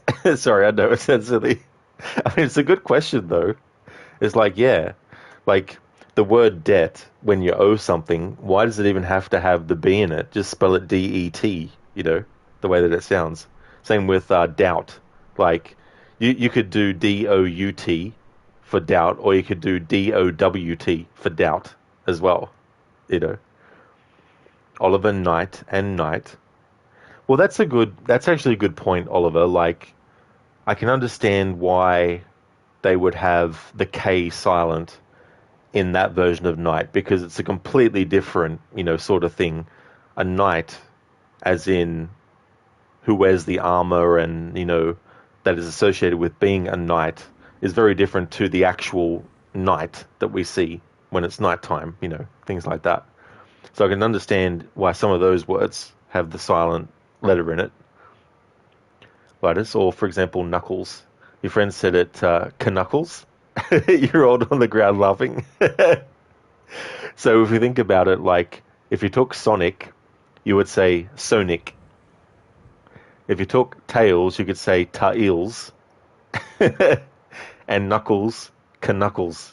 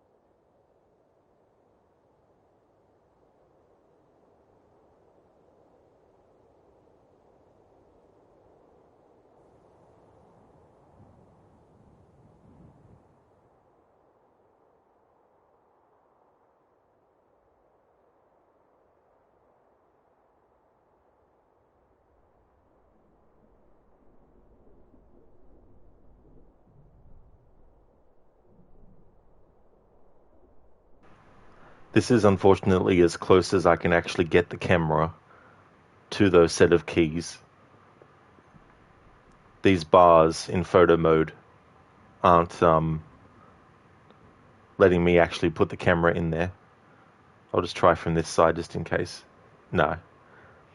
And when we actually get those keys, we need Lara to find a long stick and a hook on the end of it to actually reach in and get the key. So she gets the key in a mini cutscene.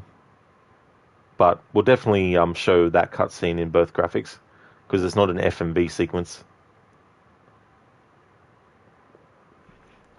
Lidus, you're like, dude, it's silent, like in Night. You don't say, go, Knight, my lord Knight, Rod has arrived.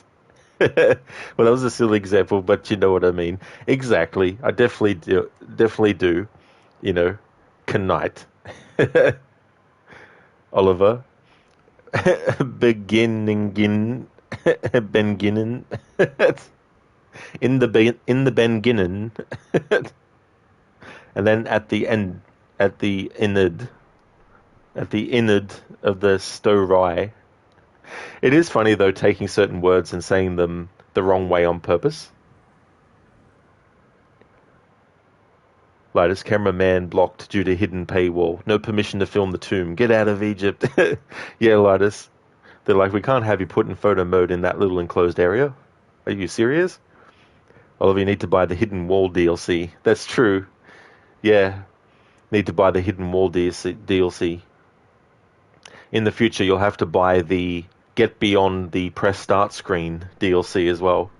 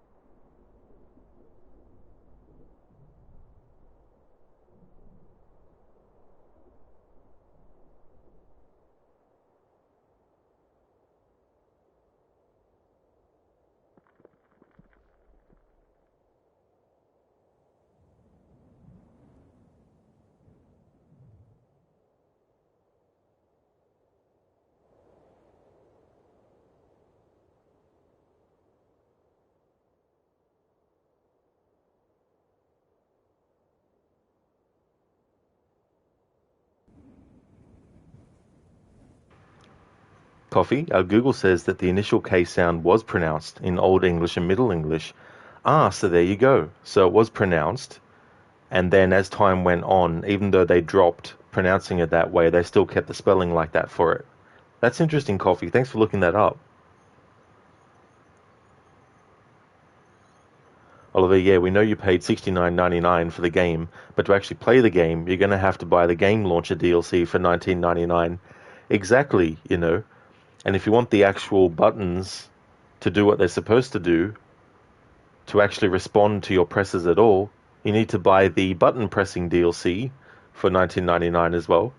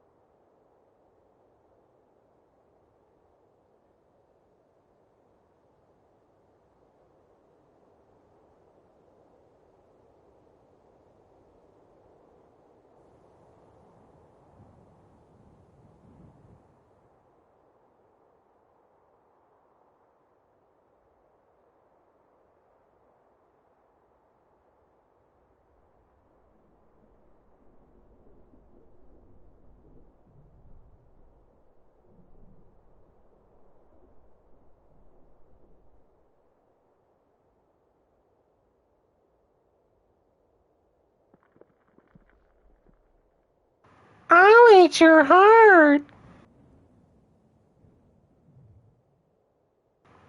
Just kidding.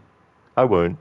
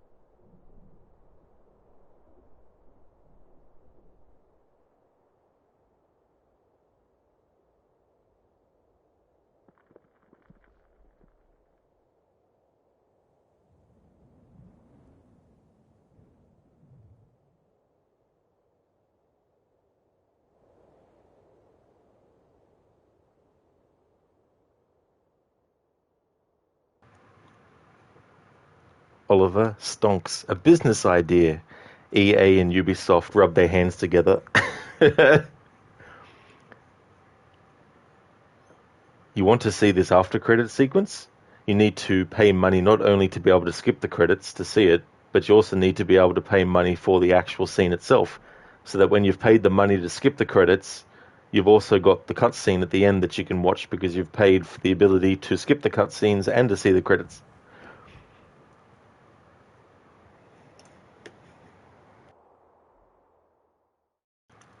Why did GLaDOS cross the road?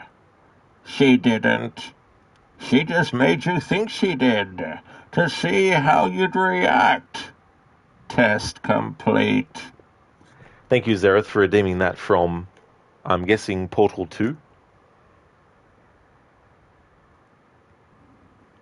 Well, I mean, that might not actually be a joke that's in that game, but thank you for redeeming that. And thank you for redeeming the Rest in Peace Lara as well. Take it easy, I'm just needling you. So what would you like the death to be, Xerath? We've actually got some spike traps coming up. So we're going to have Lara die from a spike trap, if you'd like that. Oliver, death. Well, that's creepy. It really was. That face of the animatronic. Like, you go from the old school graphics where the person's face they've used has this, like, grin on their face to make it look, you know, pretty goofy. Like, you got... Hang on, I need to switch it back to the camera movement part. Looks so happy.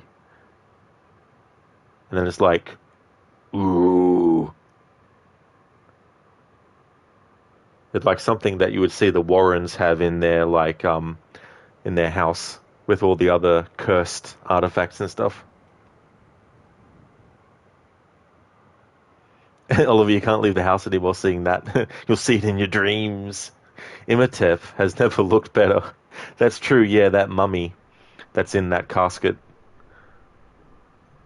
It's so funny because in the old graphics, it's sort of like very cartoonish kind of thing. And then in the remasters, like, very haunting. I forgot to show it from this angle, actually. Xerath, and then pay money for the ability to pay money. Oh, don't give them any more ideas, Xerath. We've already given them enough. Ooh, sticking with the pointy end. No worries, Xerath. Yeah, so we can definitely do that. So we'll get Lara to that spot.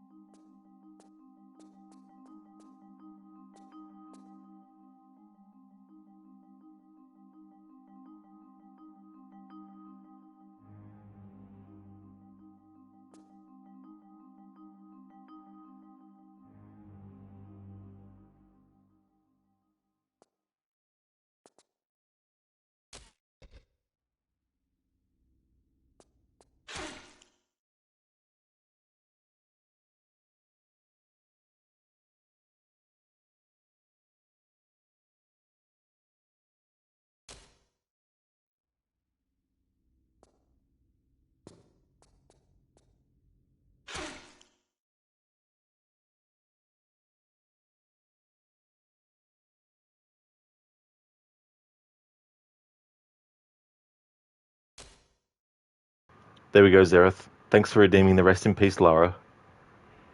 Old graphics be like Monkey Island. That's true, that's a good comparison. Monkey Island.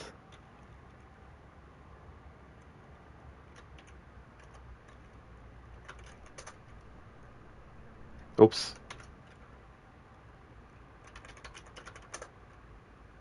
Can't remember what the insult command is now for the one I was thinking of.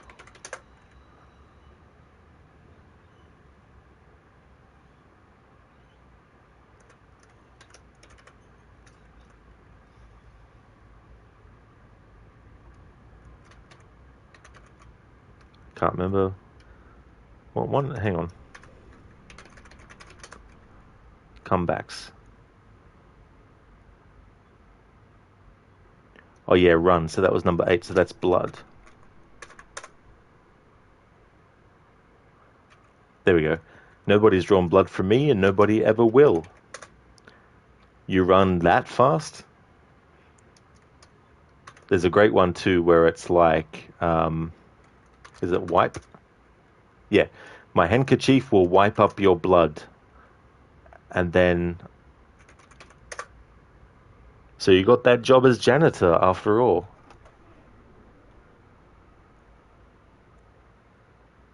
Oliver, your battery pack stopped charging your phone at exactly 69%. Nice. Zereth looks like she's trying to dab. Yeah, the new dab move called the Impaler. Oliver, it's going to be a very good day. Good omens. Hey there, Arctic. Thank you so very much for the lurk as well. Really appreciate it. Zereth breath smell even before they smell your breath?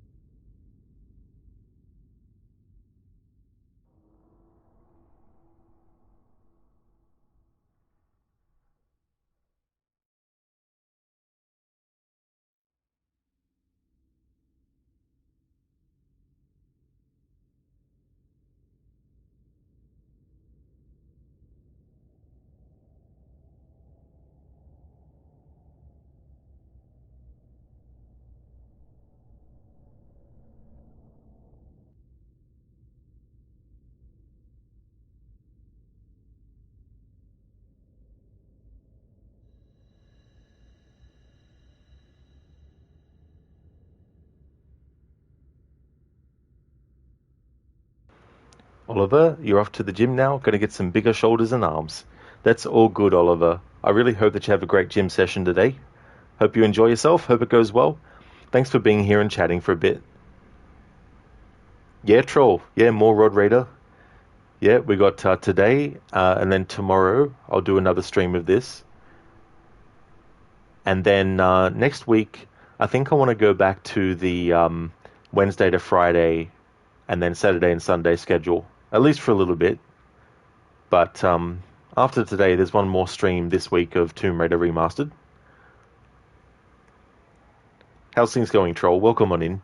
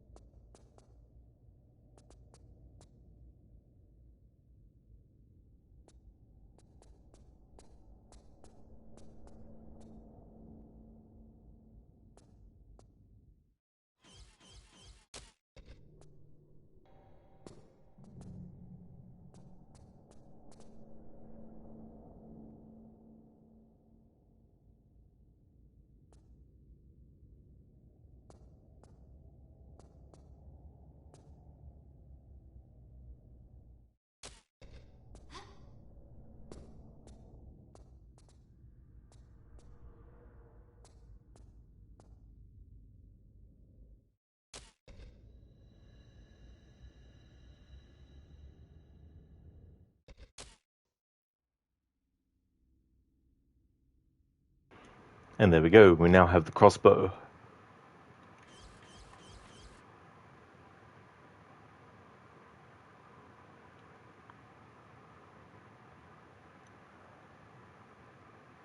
So this is the first of 2 weapons in the game that you can get, which you can attach a laser sight to, which then allows you to actually aim that weapon in first-person view mode. And so one of them is the crossbow, and the other one is the revolver. It might have a different name in this game. I always call it the revolver, though. But they're 2 weapons that you can switch the laser sight to. Now, something that's going to be interesting, I'm not going to mention it yet, but I'm going to keep an eye out for something that I've been curious about with these remasters with this game. But yeah, we've got the crossbow now, so I'm going to combine the crossbow with the laser sight.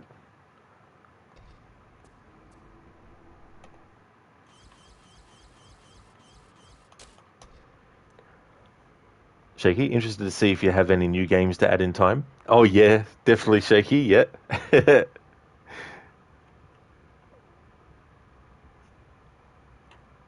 There's definitely games that came out a while ago that I haven't actually played yet, so it'd be good to give them a try and see what they're like.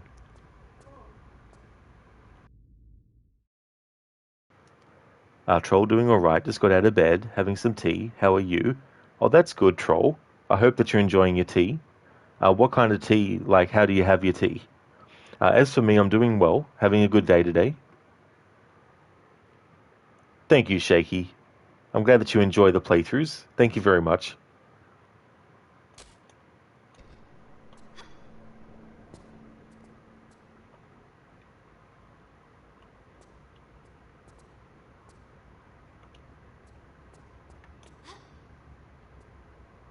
There we go, Lara survived the death room.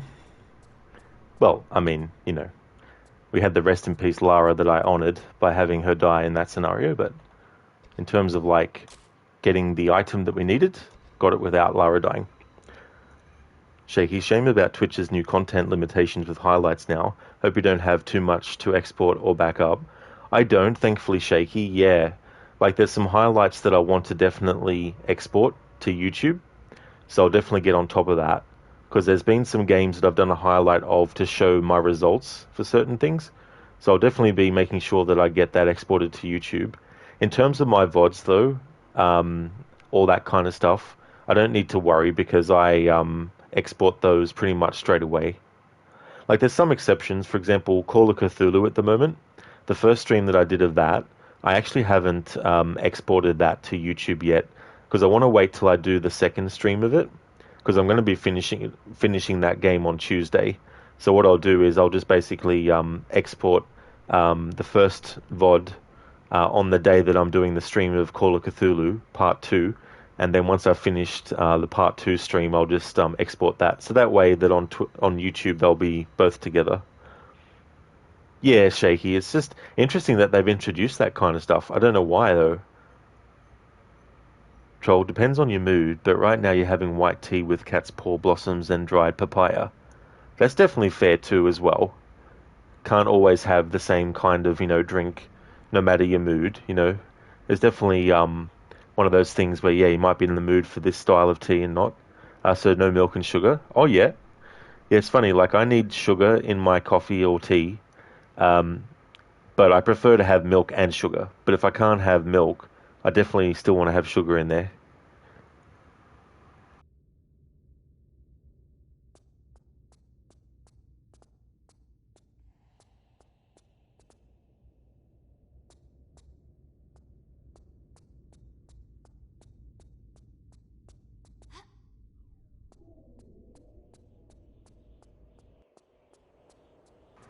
Want to actually enter through the other way for this next part, because the camera angle will be better for it from this direction.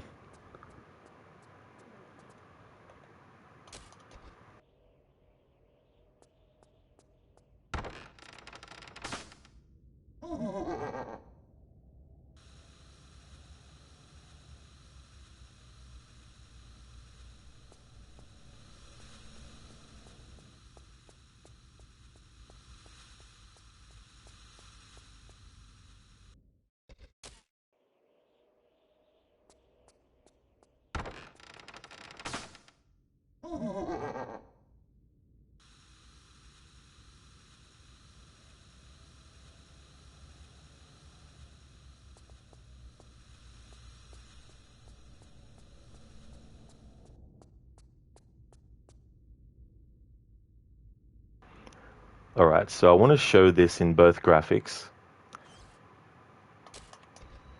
So I'll do this in old school graphics first. But I'll also want to switch to photo mode for a split second too for a part of it.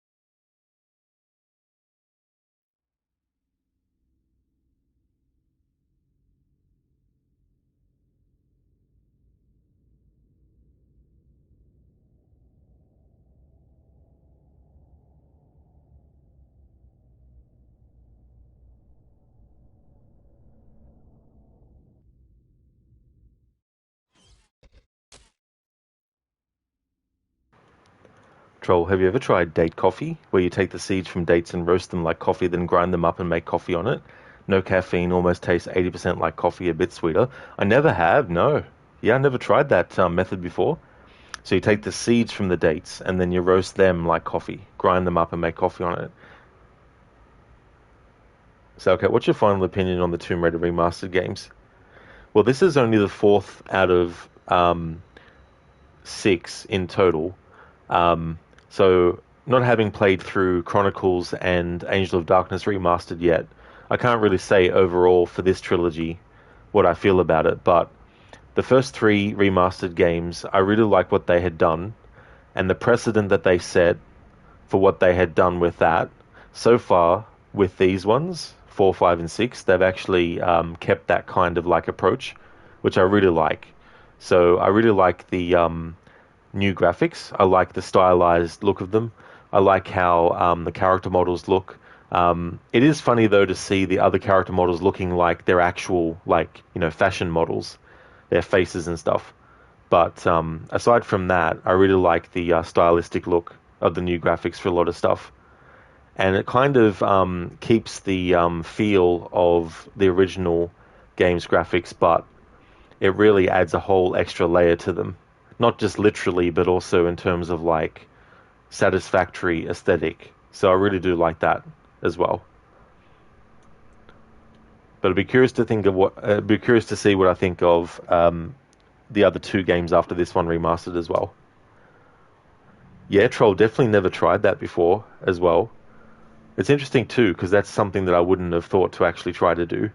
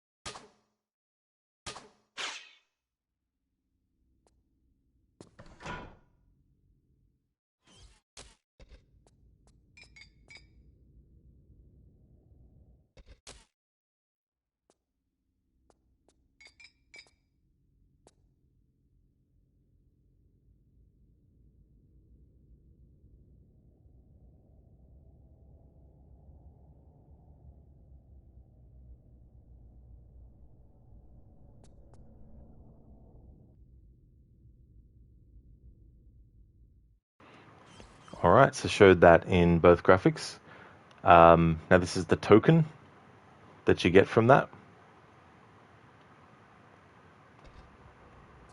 Hey Gizlek, how was the rest of your stream yesterday of Black Myth Wukong? More booba? Well, if you're into video game characters in that way, I guess, yeah. Maybe.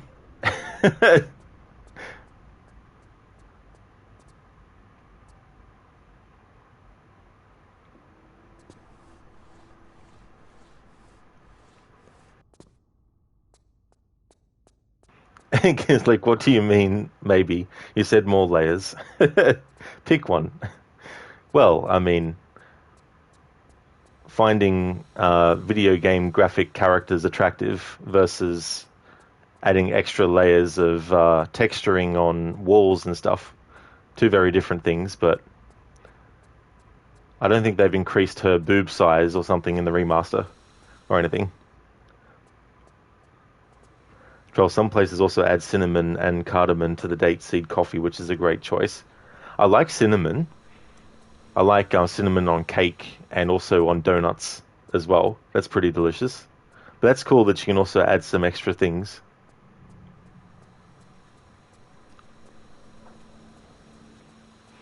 Mr. Epic Rod likes flat confirmed. Well, I mean, if we're talking real people, then that's different because it's a real person versus a video game character as well. So I'm more interested in real women than video game women in that respect.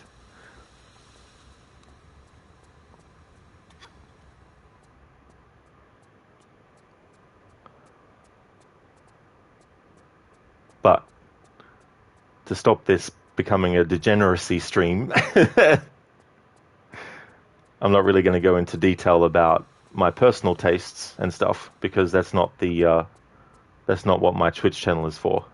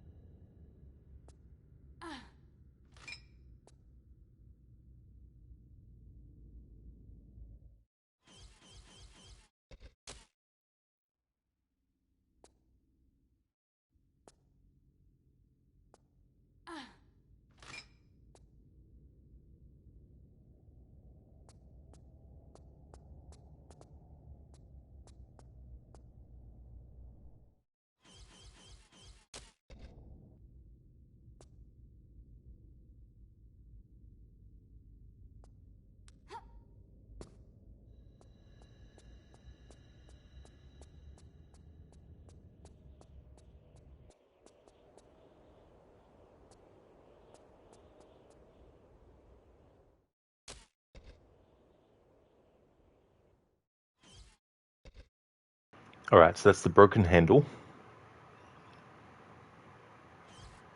And that's the wall hook. So we need to combine the wall hook with the broken handle to create the hook and the pole. The hook pole has two parts, the hook and the pole.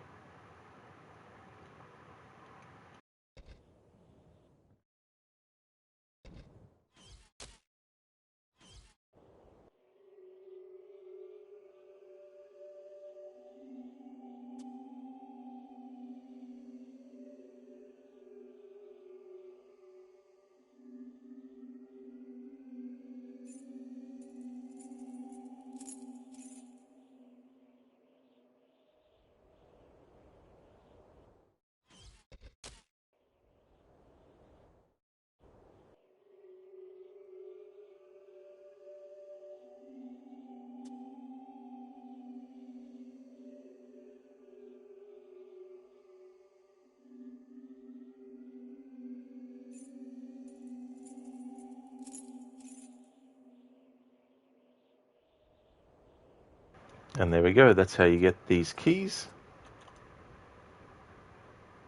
Now we can get a closer look at them.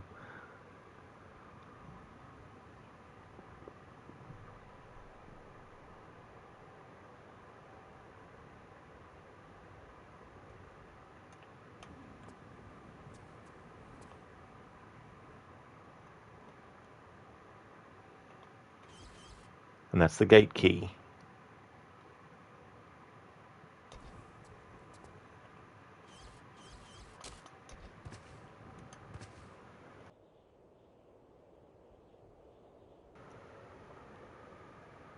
Gizlek, you had this viewer guy once who wouldn't stop talking about Survivor Lara. During your inner monologue of how is this guy not complaining about how they toned Survivor Lara down from previous Lara? Well, you're no racist, but you could have sworn he was Italian. Dude talked like he wanted a room full of body pillows.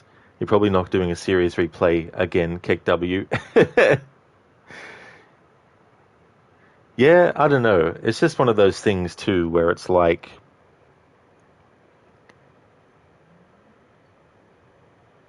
if you're seriously someone who only thinks Lara is a good character because of her boob size, then that's fair enough. Ignoring all the other qualities about her that actually makes her a cool character, you know, all that kind of stuff. That's fair enough. So that's why, like, I don't really fawn over Lara, and it's why I don't really talk much about, you know, that kind of stuff.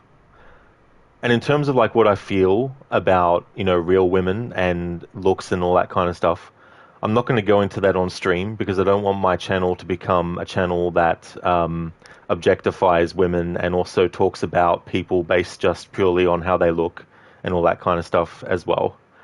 But Lara as a character, there's definitely more to her than her boob size. So when they actually reduce her breast size in games or movies or whatnot, it doesn't matter to me. I'm not sitting there going, well, that's not the real Lara, I don't like this version then. Because even Angelina Jolie in the first movie and the second movie, actually maybe not in the second movie, I think in the second movie she didn't wear a push-up bra, but in the first movie they actually had her wear a padded bra to make her boobs look bigger than they naturally are. So the argument that Lara can only be played by people or only have big boobs, right there you have someone who didn't have boobs as big as that was cast, but then they had to wear a bra to make it look like she had boobs that big, you know, and all that kind of stuff. So much stuff on a surface level, like with anything, if you put a camera close up to something, it's going to increase the size of that thing. It's going to make it look bigger than it might be otherwise. That's the whole marketing thing that, you know, McDonald's and KFC and all these burger companies have, where they have these ads where the burger looks really perfect and it's been shot up close to make it look like really big. And then when you get the burger in real life, it's not that size. Granted, you might have a burger size that is smaller than another burger size, but both aren't as big as they're shown to be in the ads because they're using a camera to get in zoomed in real close. Now, if you put your eye up to the burger real close, it would look bigger than it actually is, you know, so you got this perspective shift as well. So in terms of like Lara as a character, those sorts of things don't bother me. So when you have like Survivor Lara, for example, wearing less revealing things, it doesn't matter to me. You know, I like both versions either way. And then you've got like the boob size thing, and then you got the movies and all that kind of stuff where people were like, Alicia Vikander, who plays Lara in the 2018 movie, oh my god, her boobs aren't big. What a tragedy. We're all gonna, you know, suffer for it. It's like, no, because there's more to the character than that. Now, I'm not saying that you can't find beauty in things and you can't find things attractive, and we all have different things that we find attractive and all that kind of stuff. And so it's not a one fits everyone sort of thing. So it doesn't matter what physical attributes someone has. There's always going to be someone that prefers that or prefers this and all that kind of stuff as well, you know.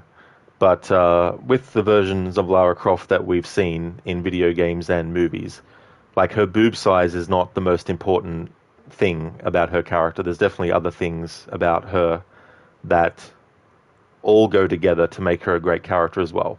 It's like, for example, other characters like Rocky, for example. Like, he's a man and he has a certain body type. Now, some might look at his body type and say, he's a great character because he's in great shape. He's got a great physique. But that's not the most important thing about Rocky. What the most important thing about him is that he'll keep going and keep trying. No matter how many times he gets knocked down, he'll try to keep getting back up again. And if he can't get back up again, so be it, but at least he's tried. You know, that's the whole point of the character. So if you take away the focus on the fact that Lara is a woman and that she has a certain boob size, and then you compare to a male character who has a certain physique, it's not just the physical side of things that make a character great. So if you like characters who are muscular, then that's fine. If you like characters that aren't, then that's fine too. If you like characters that have small boobs, then that's fine. If you like characters that have big ones, then that's fine as well. But I don't feel that that's an attribute that should be what you only look at for the character. There should be other, things as well.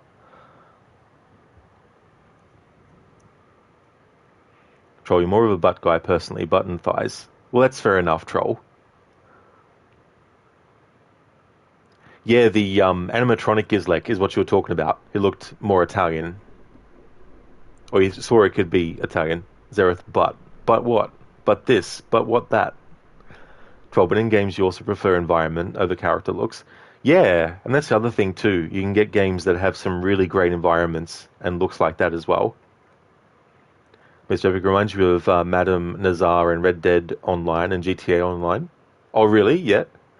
Yeah, I don't know too much about the online version of those. Zereth, no way. 2 parts, a hook and a pole? Oh my god. Fucking hell. What the hell? Mr. Epic, okay. So you're telling me the hook pole has 2 parts, the hook and the pole. Oh my god, I never would have imagined that the hook pole would have 2 parts of the hook and the pole. I know, right? Like, it's not like there's a clue in the name of it or anything like that. Gizlek, well, we're never getting Dead or Alive Extreme on this channel. Well, that's true, Gizlek, as well. Exactly, yeah.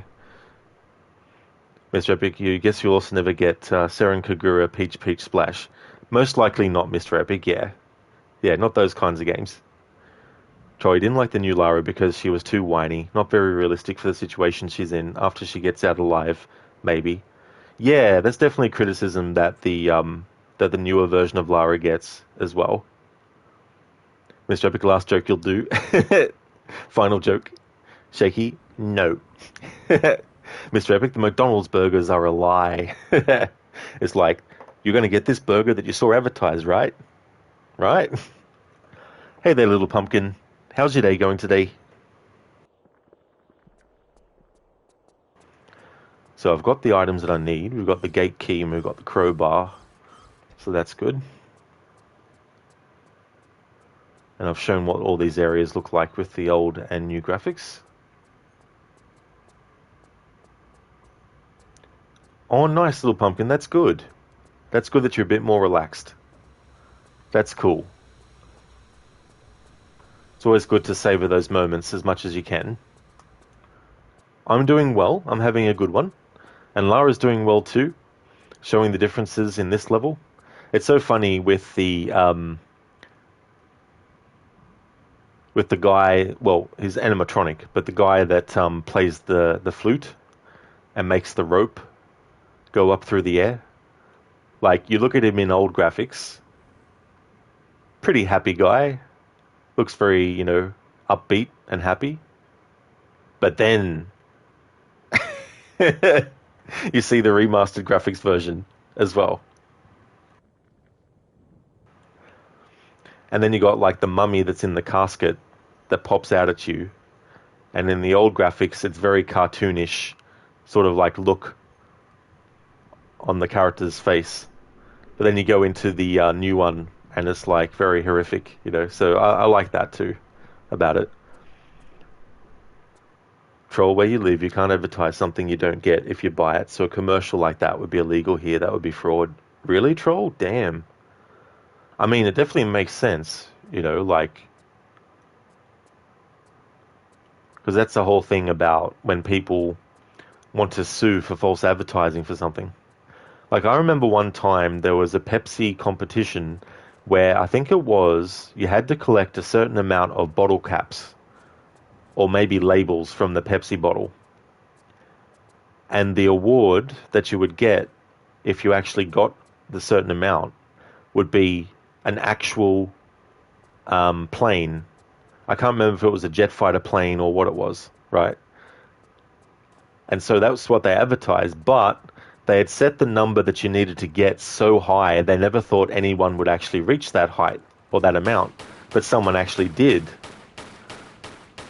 So when they went to claim their prize, they had to be told that it wasn't actually something that they had to give. And so I think they sued them for false advertising.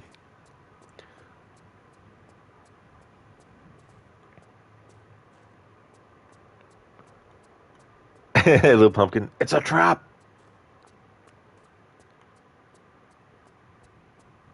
The Empire, it's a trap. I don't know if there'll be a Jean scene this early after doing that little bit, but I want to test. Mr. Epic, with the Madame Nazar, you meant the machine with the guy with the flute. Oh, I gotcha, Mr. Epic. Yeah, so that's who you're referring to. Troll, are you my mummy?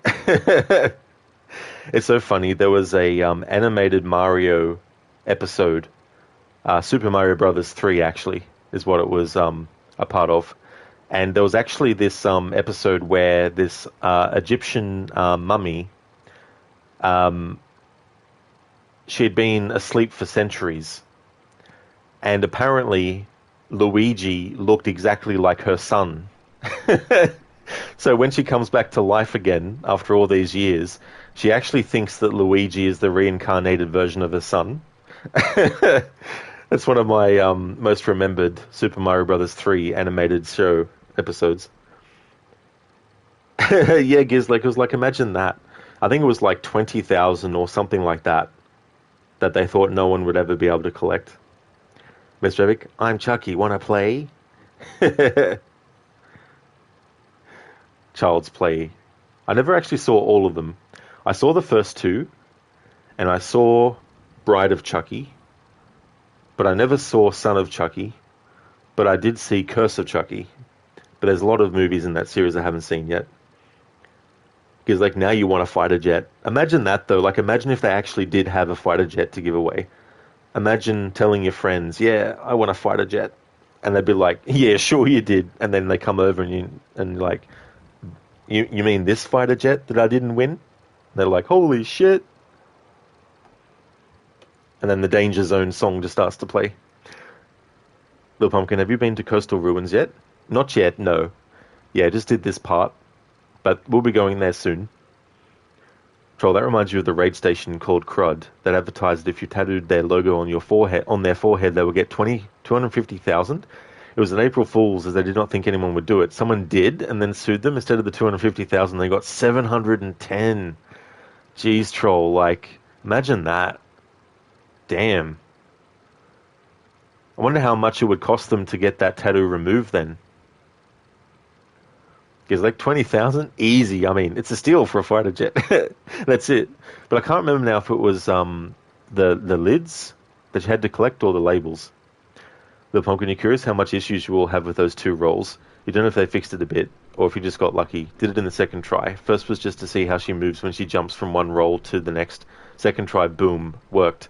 Yeah, it'd be interesting to see how it plays out. Because like, don't they cost way more? An F-16 Block 770-72 costs like 63 million. That's a 1974 jet. Holy shit. No, wait. 2017? Damn. That's a lot.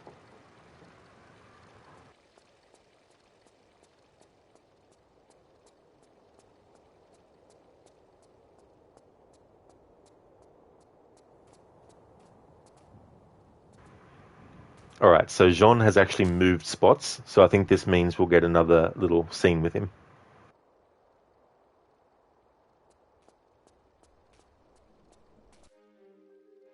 Lara, I've been doing some reading. and it is highly probable that some of the armor is hidden down in the catacombs themselves. But you must take care. Word of Von Croy's men fleeing the tunnels has reached me. Set separations have begun to move into the city, gathering at the ancient sites. You must hurry and find the library.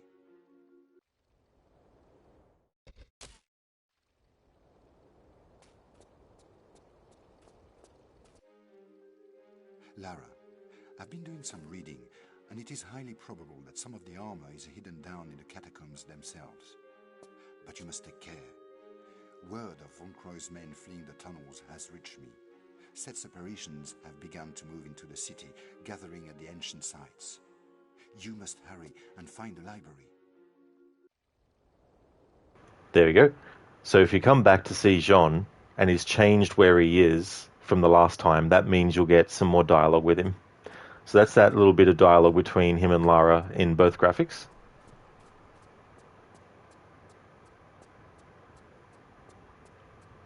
Oh, ropes, little pumpkin. I was like rolls, because I thought you meant like these rolls. Or these rolls.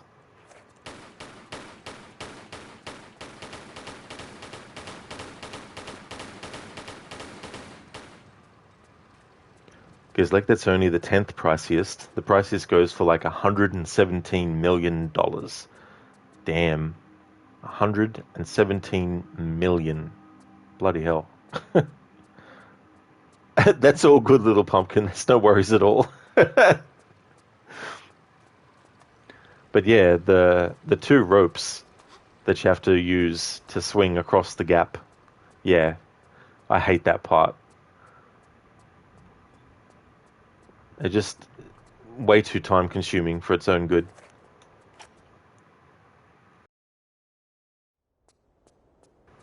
So the next part we're going to be heading towards now is the coastal ruins. I want to get another drink before I go ahead and do the next part, so I'll just get Lara close enough to where this next part will actually start, and then I'll go grab another drink and be back in a moment.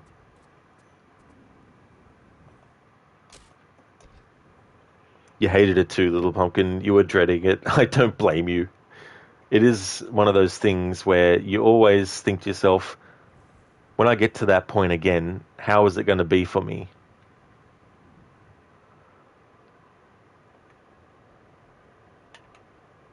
Okay, so while Lara sits and contemplates things while hovering, I'm going to get a new drink. Be right back.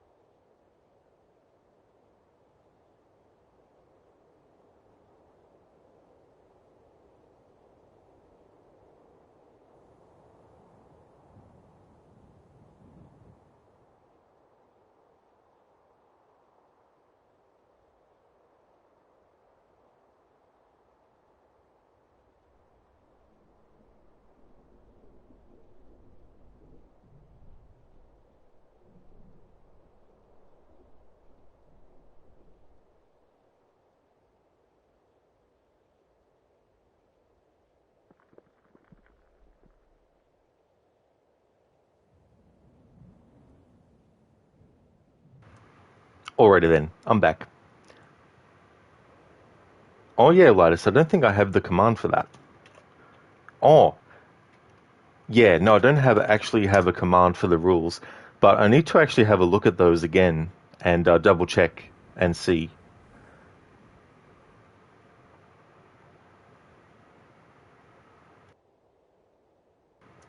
Mr. Epic, damn it, mobile Twitch app, post your comment already. Finally, you were watching a streamer yesterday. He had a whole setup for Euro Truck Simulator. It was so amazing. It literally looked like he was sitting in a truck with a steering wheel, pedals, and more. Don't even want to think about how much that would cost. That's so cool, though, to go to those extra lengths and set that up as well, and add an extra layer of immersion as well. That's a really cool idea. Lara Croft walked into a bar and immediately found 3 hidden artifacts, a side quest, and a puzzle to solve. Really, Zereth? Imagine walking into a bar and actually finding a lot of money. That'd be cool. Thank you, Zereth, for redeeming that Arnie impression. Linus, damn it, no one said anything about this hibby-jibby voodoo making Lara Croft can meditate and levitate like X to the Z exhibit song concentrate. Damn, it's all from those hibby-jibby tombs and finding dinosaurs. Lara freaking Croft, damn. Yeah, these poses that you can have her do are quite funny. I'll show all the poses.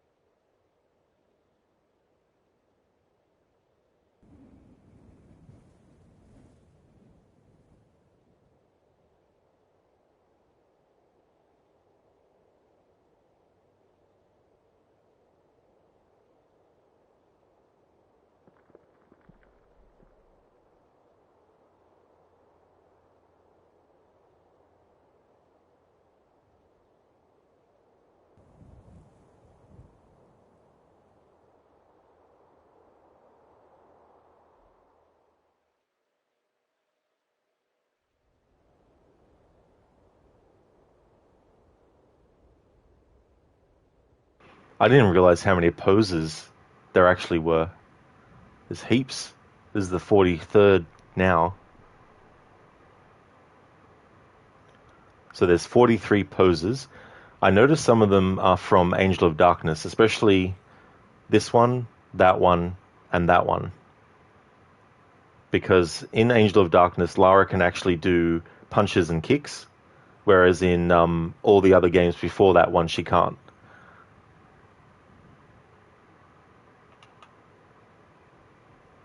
Then you got the different faces as well.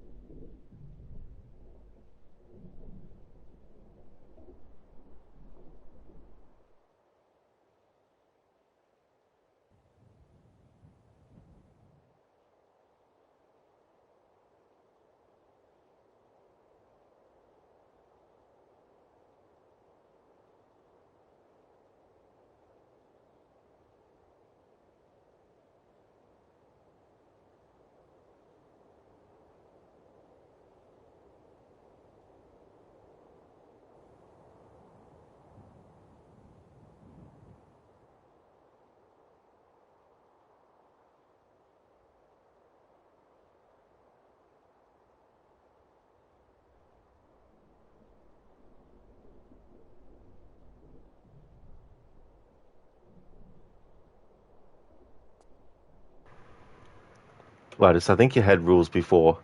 Yeah, I had them for new people when they first come along the channel. But I might have got rid of the command for it, at least temporarily, but I can't remember why now, and it was probably so long ago. But I should actually review them and tidy them up as well, and maybe reword them or make them a bit more concise as well. Because sometimes I put too many words in something, so I need to cut back. Like when I'm doing my stream elements message, sometimes I'll do like a draft version on Notepad, and then I'll copy and paste it, and I'll go, oh shit, I don't have enough room to copy everything, so I'll go over the message and then take some words out here and there, and then try again, and then I'll be like, how can I get it even more so? So I'll be like, this word I don't need it. Don't need to put this word in here and that one here and take it out. Because like, so let's say the cheapest jet is the BAC Strike Master. Of course, it's British for 97,500,000, and let's round up the Pepsi to a $2 a bottle. You'd get that jet for more than 50% off. Imagine the discount on any other jet. 40,000 even in Australian dollars for a jet is pretty insane.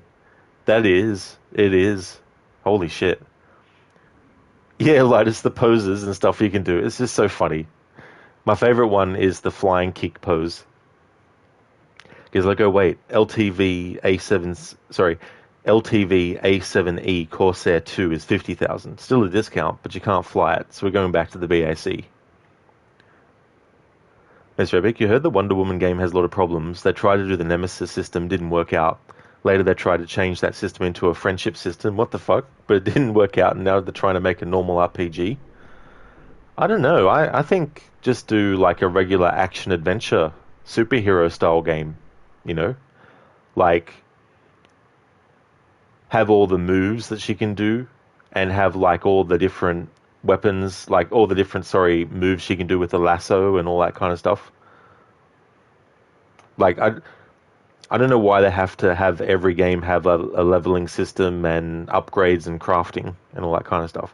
Like, don't get me wrong, it's not that I don't like that kind of game mechanic, but I don't think every single game should have it. It'd be like saying every single first-person shooter game has to be like Tetris. It's like you can add some Tetris-like stuff into it, but that doesn't mean that every game has to be like that. Because like, do they have the patent rights? Yeah, wasn't it something to do with that? Copyrighted it? Mr. Epic, they copyrighted the Nemesis system so no other game studio can use it, and now they're not even using it? That's so silly, though. With not working out, you meant they couldn't make it work. Oh, I see, right, yeah.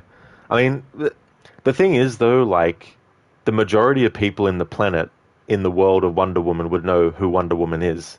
So, the idea of having a system where the enemies actually remember you kind of doesn't make sense necessarily, because they would already know about Wonder Woman.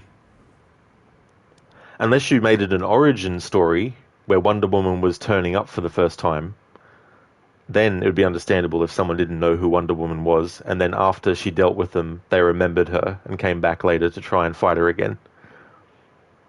Because, like, imagine you patent something but don't know how the fuck to use it yourself. Obadiah Stane moment. What was that quote? Tony Stark did this on his own without a lab or something like that. It was in a cave or something like that. Mr. Epic, the devs couldn't figure it out. That's fair enough too, I guess. I mean, I wouldn't necessarily think that a Wonder Woman game would really need a system like that, you know? But then again, you could argue, why does any game need any system, really? You know, like, why does, for example, Alien Isolation need a crafting system? They could have just made a system where you have to actually just pick up Molotov cocktails and all that, even though you can, of course, but what's the point in having the crafting thing? Well, you know, it can help in so many different ways. Like, in that game, for example, let's say there's a material that you don't have enough room for. Well, if you go into the crafting menu and you take something that needs that resource, you can put it into that resource and it stays locked into it, which then frees up your other inventory so you can pick up more of that resource. So I think that's a clever way to get around the reasoning for having a crafting system at all. Gizlek, documentation where Tony Stark built this in a cave with a bunch of scraps. Lucas, you ever notice there are tons of superhero games with not many ways you can use their vehicles, like Wonder Woman's invisible jet? That's a good point, actually. I wonder if that's something that they would consider putting in. I mean, you've got Batman and the Batmobile, but you don't actually have the use of that until Arkham Knight, in terms of like, being able to drive around in it. Then you have the Batwing that you never get to pilot. That would have been cool, I think. That's what I was hoping for, like in another Batman Arkham game, whether it was Batman Beyond Arkham or a different one. Having him be able to use the Batwing and fly around would have been cool. Because you could have this thing where one of the villains ordered an airstrike or something like that, and so Batman gets in the... I mean, you could argue he could just do it remotely, but still. It'd be good to have that as something you could do. Welcome back from the lurk, Zereth. Hey there, Biko. Good morning to you. How's your morning going? Hey there, Babs. Good morning to you as well. How's your day been? How's your day going? Mr. Epic, why can't they make a Superman game? Meanwhile, an indie studio could make a Superman-like game. Exactly, yeah. I mean, there's a lot of potential for them to do something like that. I mean, I wouldn't mind a Superman game, but I guess one of the things that they might argue is, how can you make a game about someone who literally has the most OP superpowers? And it's like, well, you'd probably do an origin story game, which not everyone's a fan of course, because it's like, yeah, we already know what happens in his origin. But I mean to say, from a gameplay perspective, having Superman not have all his powers straight away would tie in well with a video game where, as you go through the game story, he learns new powers, therefore you get the powers in the gameplay. And then you scale, then what you do is you have new enemy types that appear that are not as easily defeated using those new powers, just kind of balance it out a bit. Babs, thank you for being so generous and giving a gift sub.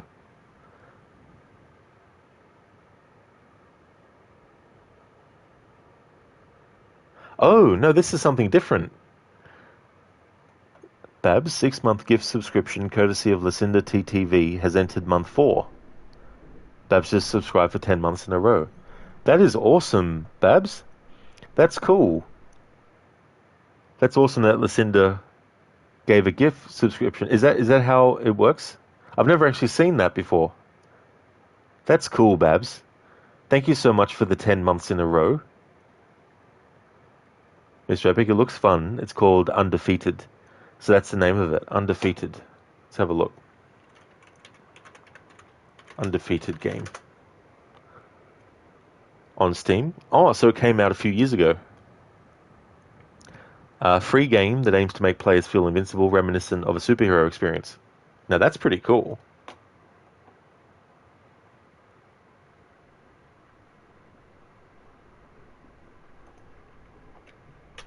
I'll post a link to that in chat.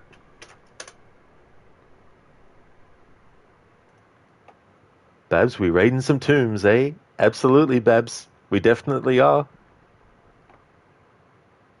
Thank you for redeeming the Rest in Peace, Lara. So we have a few options. Coming up, there'll actually be some water, so I could have Lara drown. There's also doing a dive off a high spot to do a neck break. There's also getting impaled by a spike as well, or by spikes. Lucas, you think it was Wonder Woman who had the invisible jet? I think it was, Lucas, yeah. Yeah, I think you're right. Biko, yeah, you had a tremendous walk yesterday, did about 6 miles, getting back into your long walks. Hopefully, you injured your leg, so you've had to reduce your walks. Oh, sorry to hear about that, Biko. I hope that heals up real soon as well. It's a shame that you had to make those changes, to accommodate that. But I hope that it heals up really quickly as well. Babs, your day has been a day. You're off to IKEA in a bit, but I thought you'd chill out here first while you drink your coffee. Well, that's fair enough, Babs, as well, Sorry to hear that your day has been, like that. Biko, you got the bus at the end of the walk, which really helped. That's a good idea to make use of that too, as well. Definitely a good idea to help ease the injury. Because like you just got the CE yesterday, Holy Mother of Origami. Oh, sorry, the CE. What does that stand for? Babs, Lucinda gifted you a sub because she's lovely. Absolutely, Babs. Yeah, Lucinda's awesome. Yeah, Lucinda's very generous like that too as well. Mr. Epic, they're making a new one. Oh, the same people behind that game. Oh, cool. It looks interesting. It looks like a one that I wouldn't mind testing out at least. Babs, how are you going? You've been watching some Aussie classic movies recently, Muriel's Wedding and Priscilla. Oh, nice. I never actually saw Priscilla, but I saw Muriel's Wedding, but a very long time ago now. Um, I can't remember the name of it, but there was also this Hugh Jackman movie. It was a drama, so it wasn't like an action movie or a superhero thing. But he played one of two brothers, and the other brother moved away, and Hugh Jackman, his character, he stayed and helped look after their frail father. And so the father passes away, and then the other brother comes back for the funeral.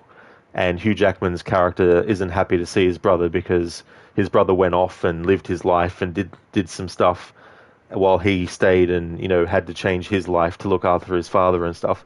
It was actually not a bad movie, but I can't remember the name of it though. He's like, oh, you played that. It's pretty short, practically a superhero sandbox. They're working on a real game for sale. Oh, nice. He's like, that's cool. Babs, oh my god, spikes, spikes, spikes. Awesome. We can definitely do that. And with these remasters, Babs, I'm doing an extra thing with the Rest in Peace Lara where I actually do it twice, the same death, but in both graphics. So you can see it in the old graphics and the new.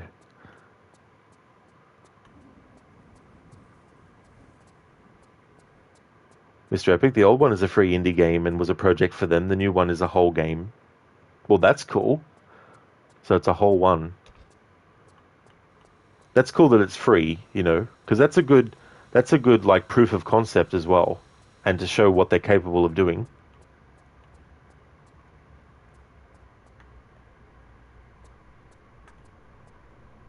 So I'll switch to the old graphics. I'll save on this second save file.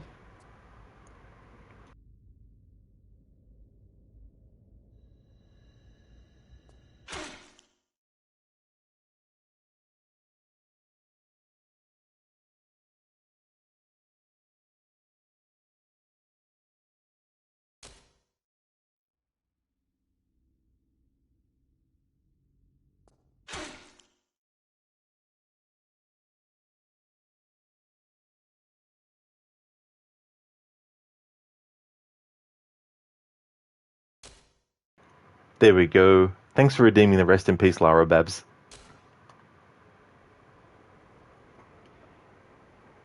Oh, I see, Gizlek. Collector's Edition.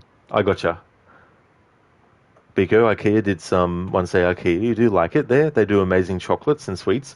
Really, pardon me, they actually do food? I didn't realize. Mr. Epic, it's called Undefeated Genesis. So that's the full sort of game that they're doing as a follow-up. Nice. Bab's amazing. Double splats. Very, very, like I noticed with the new graphics, they make Lara actually slide down the spike a little bit. You think you've seen that Hugh Jackman film? You generally love Aussie output, especially comedy. The sense of humor is a little bit of you. Oh, nice, Babs. Yeah, that was a good movie. And movies like The Castle is pretty funny.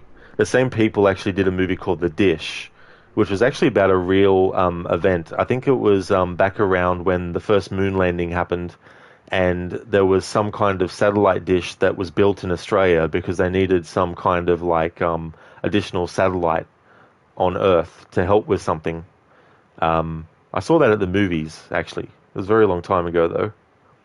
Miss Rebeck, she did the superhero landing pose. She definitely did, on the spike, though, unfortunately.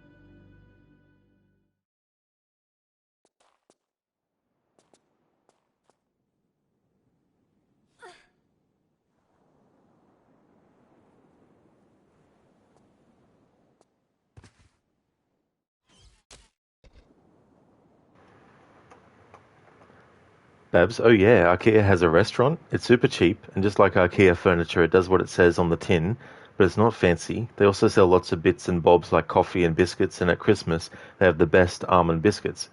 That's really cool, actually, that they have something like that.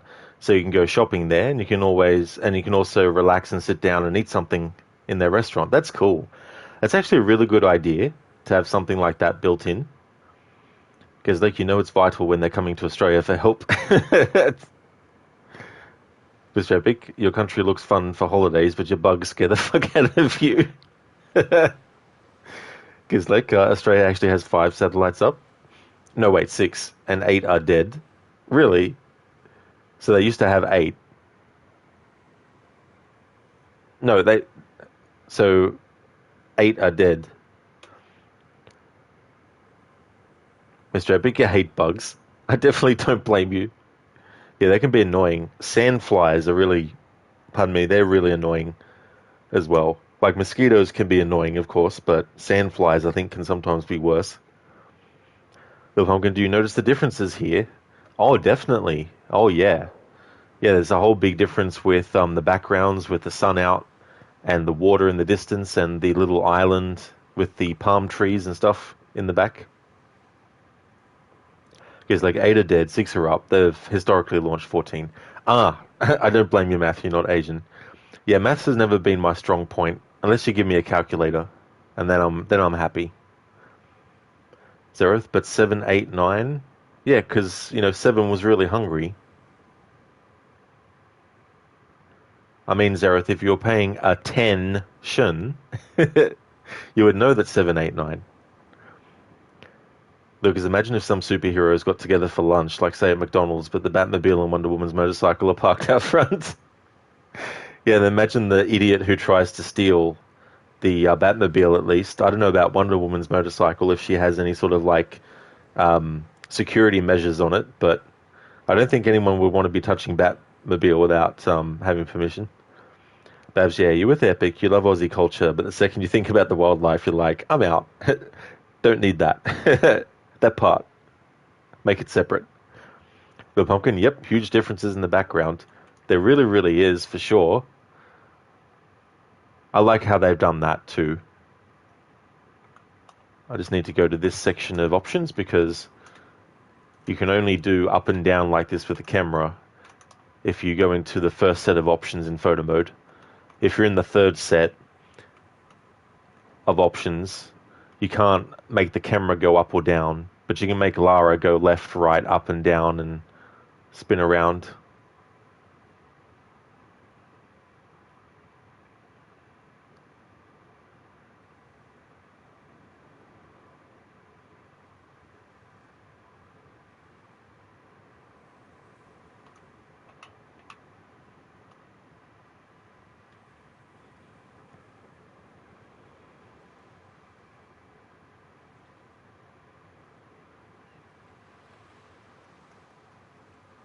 Stan, why was 10 scared? Because it was dark and there was a storm outside.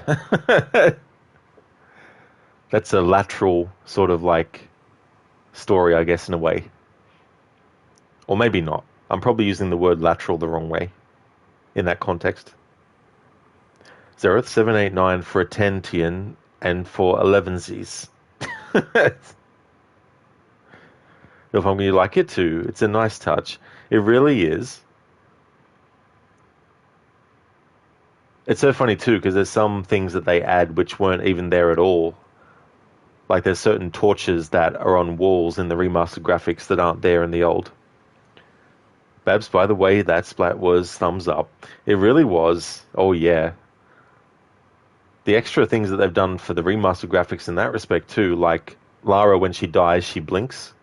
That wasn't something that happened in the original graphics. Thank you, Zereth, for leaving the lurk. Muchly appreciated.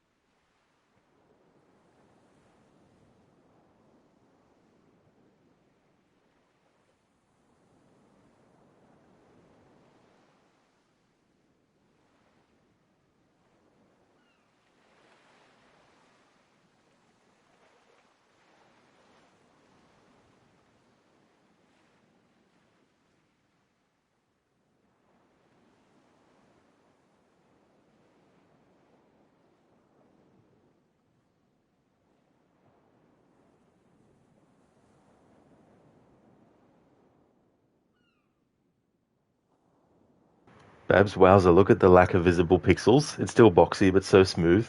That is so true. That's one of the things that I think was good about the remaster is that they still keep that kind of like architecture and how they've done the grids and the blocks and all that kind of stuff, but adding so much extra detail and making a lot of things smoother than they were and stuff. Mr. Epic, sometime you watch Border Patrol of Australia, the amount of people that don't claim that they have food with them is baffling, and then they wonder why they have to pay a fine and their food get destroyed. Exactly, Mr. Epic, as if they can't buy food here that they can eat. I mean, if it's specialist food, then it's understandable that they think they might be able to bring that, but at the same time, because there's like an ecosystem here that could potentially be, damaged if exposed to certain things, that in other parts of the world, there might not be such a clash, where something in another part of the world with a different climate might still be able to be fine with that kind of stuff. They just can't take the chance. But yeah, it's amazing also what they'll try and do to hide stuff as well. Like there was even some stuff that was tried to be hidden, like some drugs they tried to hide in an actual like thin piece of fabric that they had planted inside the bag, even those extents that they've go to.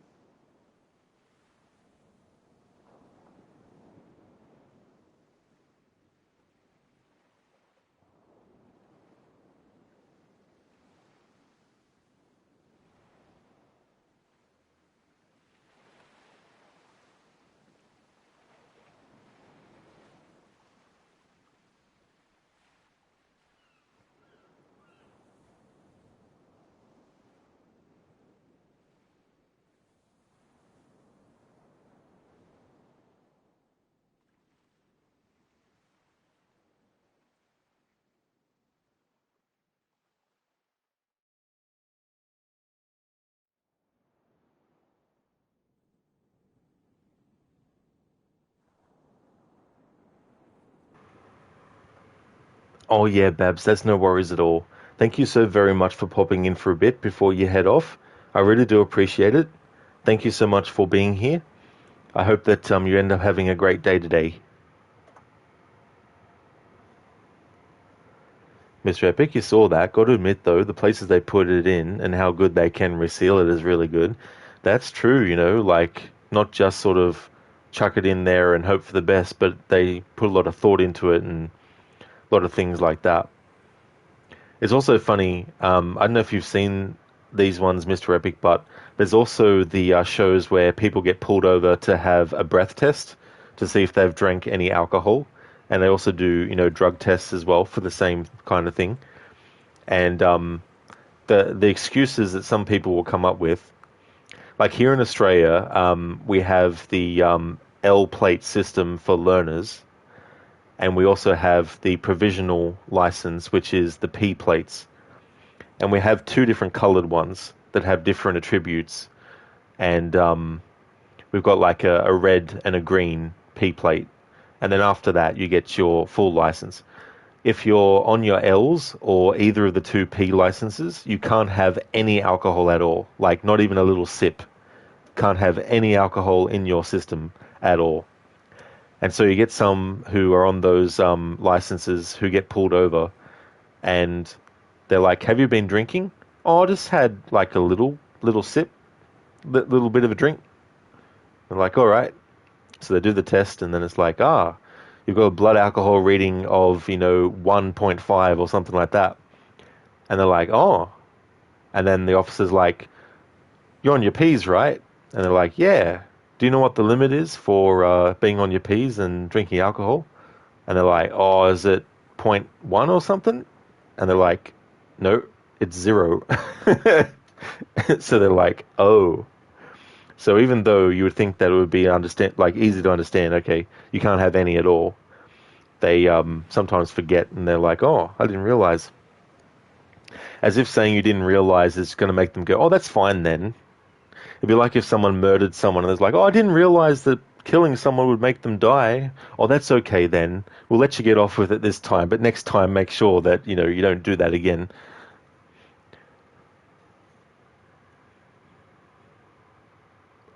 Little Pumpkin, you wouldn't have actually noticed the changes in smaller details without your comparisons.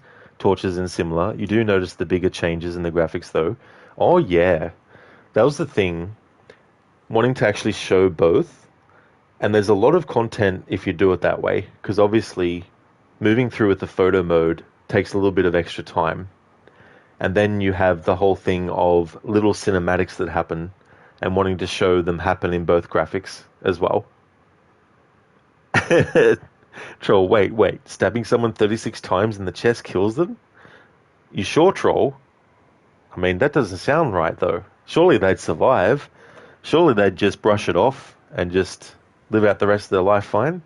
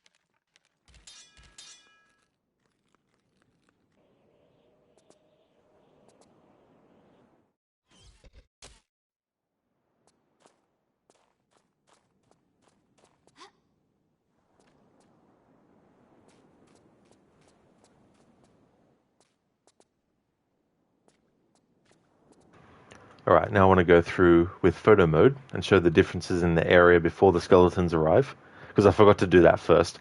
And then what I can do is skip that scene when they jump through and then actually show the skeletons in close-up in photo mode in the both graphics modes.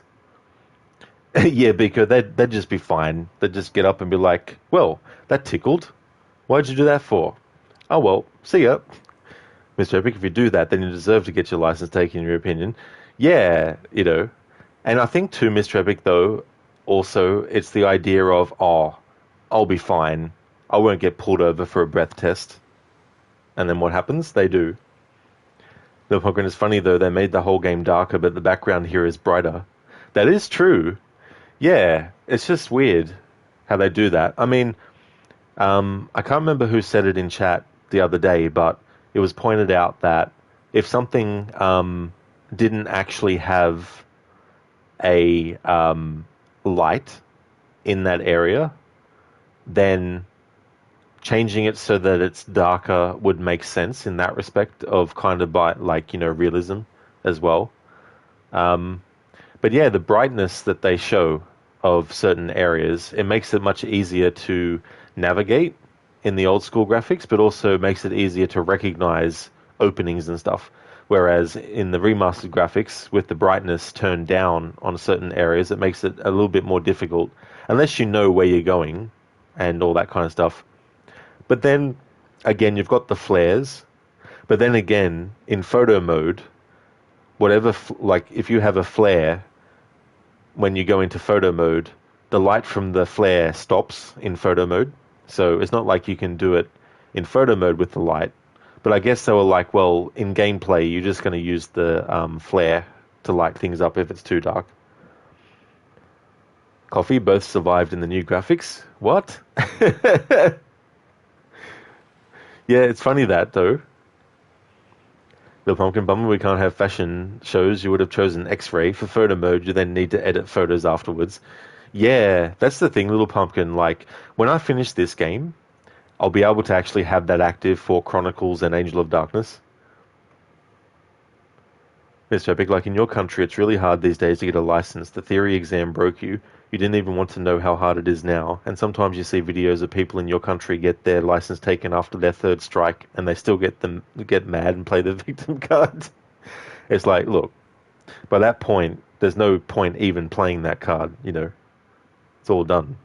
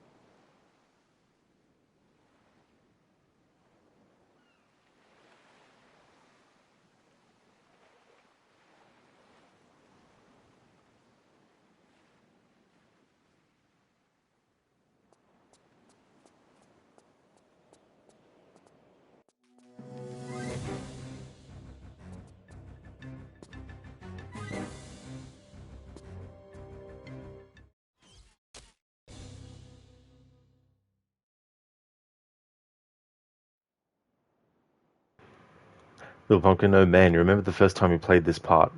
You were so touched. It was a beautiful experience. Yeah, those memories of things in games like that, it's good to still have those, you know. And then, whenever you replay the game, you get those feelings again. Mr. Epic, the exam goes like this. The tram comes from the left, the bicycle from the right, the bus from up ahead, and a pedestrian comes from the sidewalk. Okay, so tell me the order of goes first and who goes after. You get 5 minutes. The tram comes from the left, the bicycle is from the right, the bus from up ahead, and a pedestrian comes from the sidewalk. Tell you the order of who goes first. Well, I mean, if you're at a stop sign, and I'm assuming that you're at a stop sign, then there's a certain side of the road that you need to give way to. So if someone's to coming from the right side, I think it is, you need to give way to them and let them pass first before you actually turn right, for example. So if someone is coming from your right side and going straight ahead from their perspective, you wouldn't just start to turn right from your position because an accident would happen. So if you've got a pedestrian who's on the sidewalk, then it would depend if the pedestrian has a crossing. Because if there's a crossing that's designated for people to walk across, you're obviously not supposed to drive over the crossing when someone's actually going across or about to cross. So I guess it depends on some of those factors too, as well. And if there's like stoplights and all that kind of stuff. But I mean, like, to err on the side of caution, it'd probably be best to wait a little bit before deciding, just have a quick look around and make sure of stuff. And also make sure that there's nothing coming at you from behind as well. So check your rear view mirrors and all that as well. But yeah, as for the order of who goes first, I would probably not put the person who's actually the main in the example. I probably wouldn't have them go first.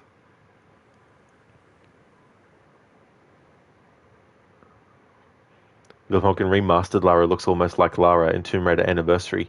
Yeah, that's what I like about the remastered graphics is what they've done stylistically to the character models. It is funny though that a lot of the other characters look like they're models. I don't mean computer models. I mean models as in that's their profession. It's like Jean's profession on the side is being a model. Same with Von Croy as well, and all that. But that was even in the first remaster. Like when you see Larson, Larson looks like he's just a model that for fun does tomb robbing and stuff. But yeah, the stylistic look that they've gone with for the remastered graphics, I do like it as well. So if they do a sequel to Angel of Darkness, then I hope they keep stylistically the same graphics that they've got for the remaster. But how cool would it be if they actually also made a sequel to Angel of Darkness in the original's graphics with the option to change it to the remastered graphics as well, like they have with the remaster version? Mr. Epic, meanwhile, in the 9 years you have your driving license, you've never ever had that happen to you, not once. That's the funny thing, though, isn't it? It's like all these things that get put up as examples that you need to get the answer to, yet they're not things that you would likely ever have to face as well.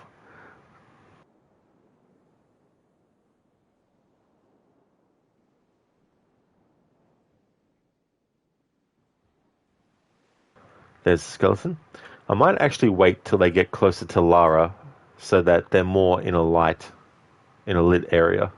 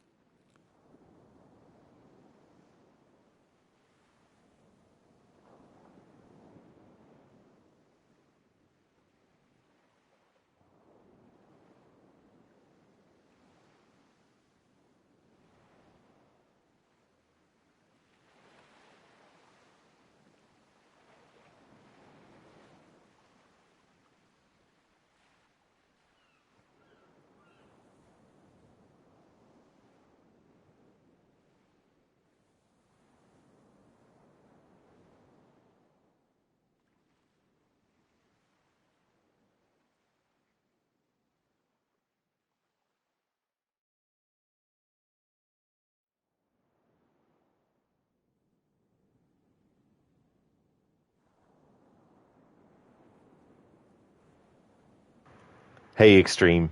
How's things going for you today? Lil Pumpkin, the best looking Lara for you is in Tomb Raider Underworld. So just perfect there. Everything, the outfit, proportions, etc. Yeah, it was definitely cool to see the graphical difference between Tomb Raider Legend, for example, and for Underworld, and even Anniversary. Cellcat, rough looking Skelly in the OG. Yeah, just a little bit.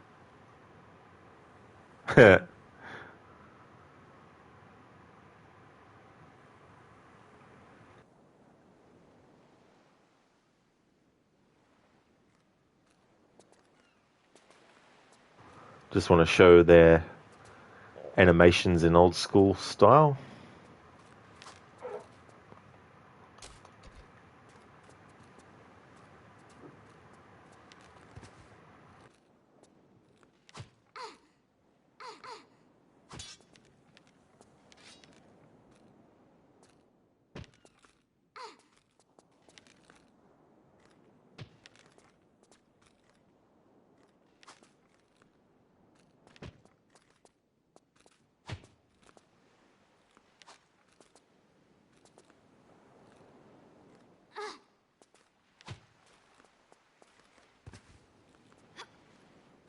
So the only way you can kill the skeletons in this game is using an explosive ammo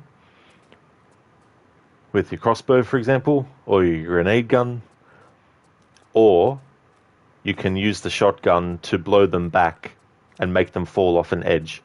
And the thing about it is it doesn't have to be a high edge either. It can be a really small ledge that if you shoot them with the shotgun and knock them back off it, then they'll die. Or you can just ignore them. But there are some parts where they are very annoying, especially when you're trying to do a jump. And if they actually get too close to you, they'll push Lara around if you're not careful, and so they could push you off the edge, or also interfere with your jump, and all that kind of stuff.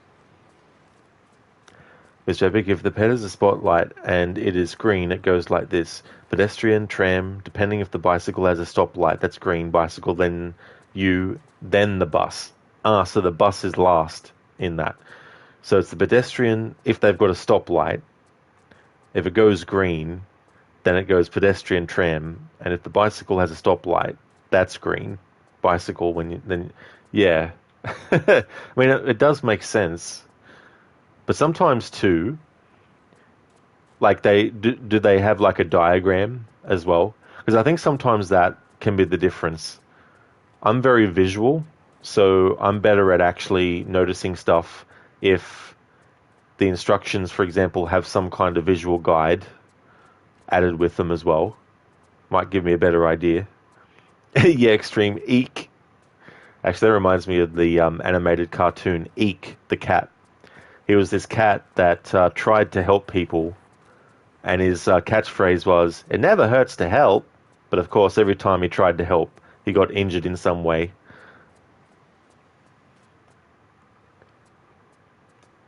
Mr. Epic, OG Skelly is more fun. Die to OG Skelly. No worries at all, Mr. Epic. Thanks for redeeming the rest in peace, Lara. So I'll definitely die to the skeleton with the old graphics.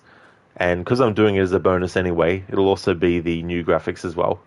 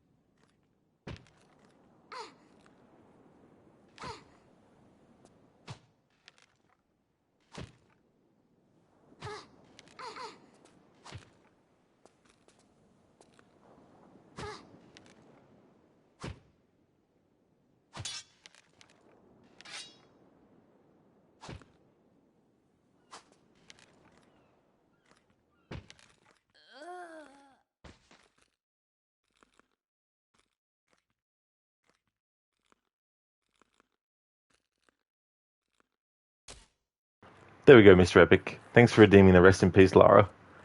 Salcat loved Eat the Cat and Sharky. Oh yeah, that's right. That was the dog, wasn't it? Or was it a shark that was mixed with a dog? I can't remember now. Bill Pumpkin, death by 1,000 cuts. That's a good way to put it. Well, more like 5 cuts, but still. Mr. Epic, ooh, we also had Eat the Cat, you remember? Oh, you did? They even did a Super Nintendo game on it. I think it was just Super Nintendo. It could have been the Sega Genesis as well. So, okay, it was a shark dog. There we go. So it was a mix. Yeah, I had to feel sorry for Eek sometimes because it's like, he just means well. Because obviously got ripped and teared. That's right. Until it was done. Now what I want to do is kill the skeleton, but also show how it dies in the old and the new graphics. So this will be a bit tricky.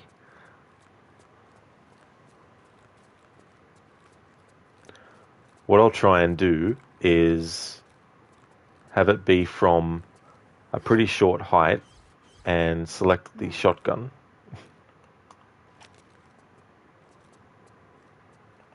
Make a save here.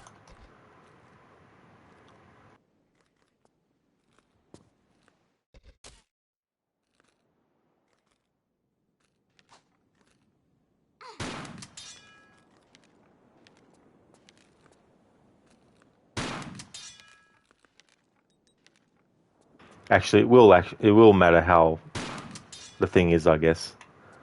Like how far away.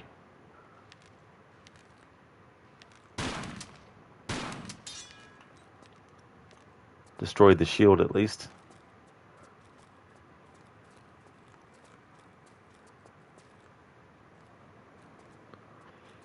The camera, when you're actually aiming with your weapon, I can't move the camera 360 degrees around Lara.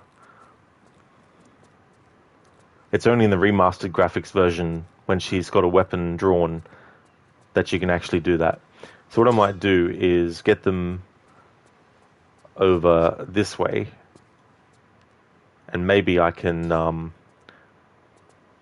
fluke it.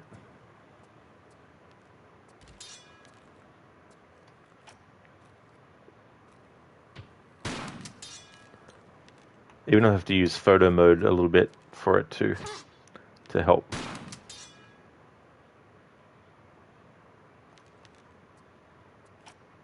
No.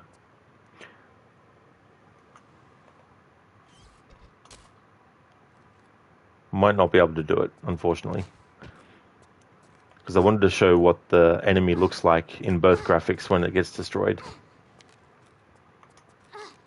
See, that's an example of how it can push you off stuff.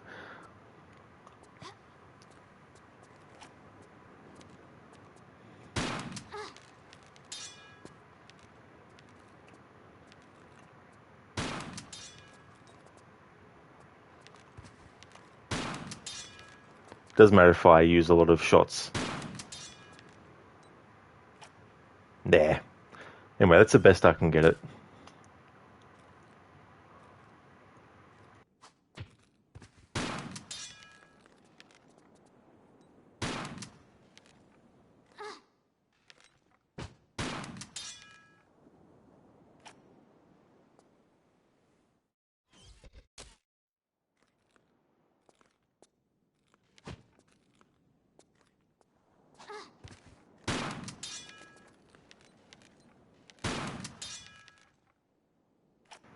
There we go.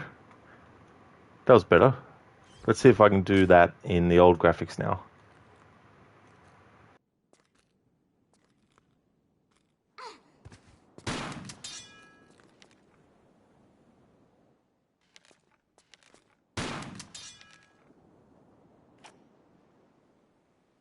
No. It's just Lara can take a while to put the weapon away as well. And because I can't move the camera 360 degrees when she has a weapon in her hand, it means I can't necessarily...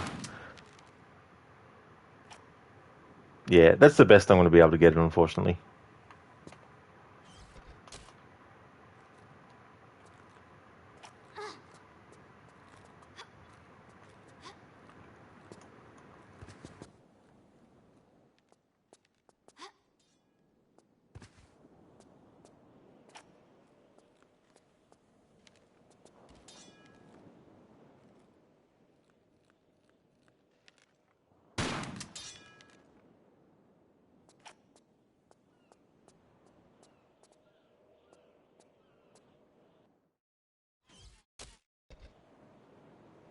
Mr. Epic, you really like Courage the Dog, such a great cartoon.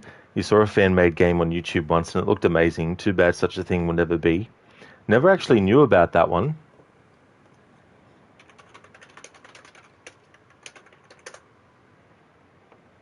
Ah, okay. Yeah, no, I definitely never saw that before.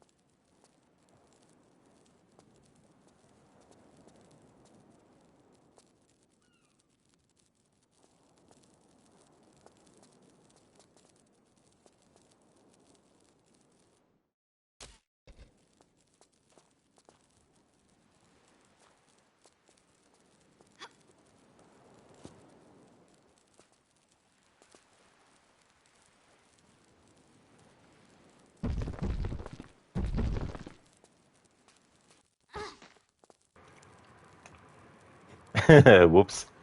Alright, let's try that again.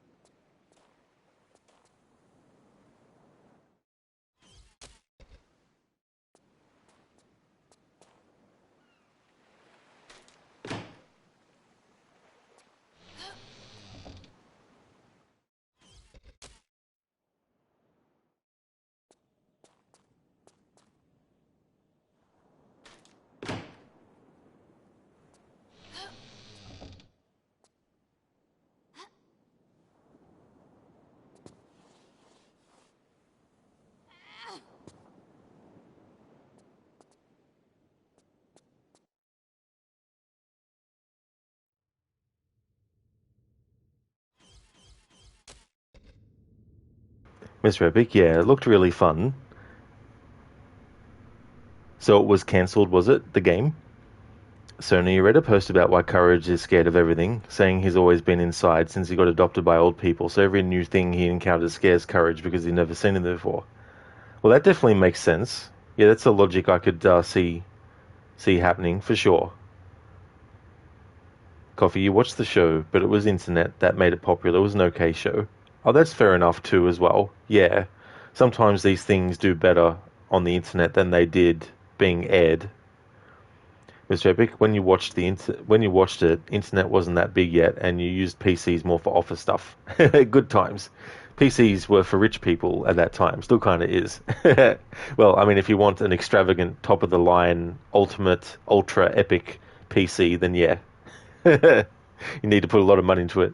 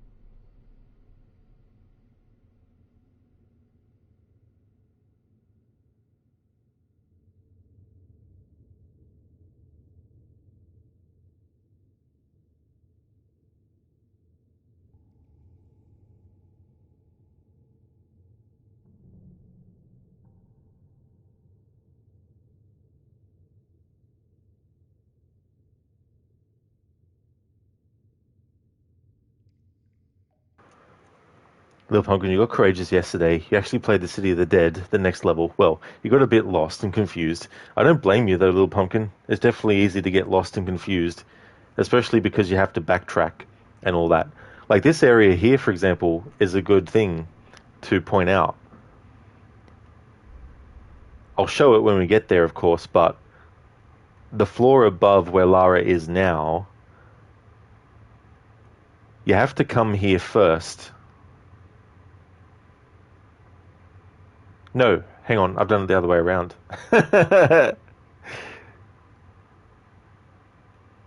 Yeah, I've done it the other way around. Or have I? I can't remember. Anyway, my point is that you need to go to where I have Lara here, but I've forgotten sometimes to go here at all. And then that's caused like a dead end to happen, and I'm like, oh. But yeah, I think I've got myself mixed up now.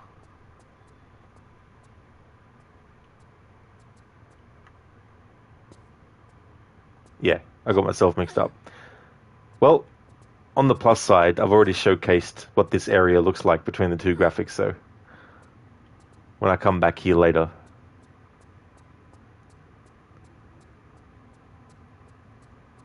I'll be able to do what I need to do. So now when you built your PC back in 2009, you spent just over 2,000, which at the time it was almost the best parts. Oh yeah, that's the other thing too, like how much stuff used to cost and all that kind of thing too to take into consideration. Mr. Epic, you're just glad that we're finally, if the rumors are true, getting a proper Avatar game set in the time before Aang, which is a good thing that we're getting a new story. Now that's also a franchise I don't really know too much about. I just know of it, but don't really know too much about it. Have there been many games based on it in the past?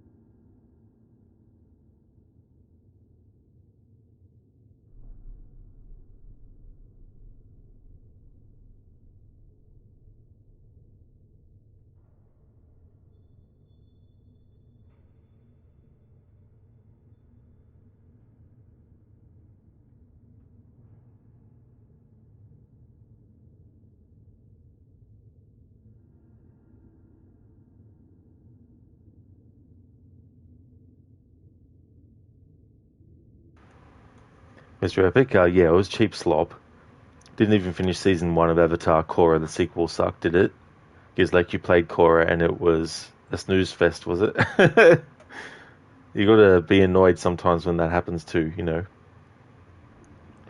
So Korra had its moments with some amazing fight sequences. So that's part of the same franchise. So is that like a character that was created in the Avatar series and then had their own spin-off, was it, or something? Mr. Epic, she was like 5 and already could use all the elements, which took most Avatars years, and all the side characters were kind of boring. Oh yeah, so sort of like this character doesn't need to do the same amount of training and work that others had to get to the same point. Yeah.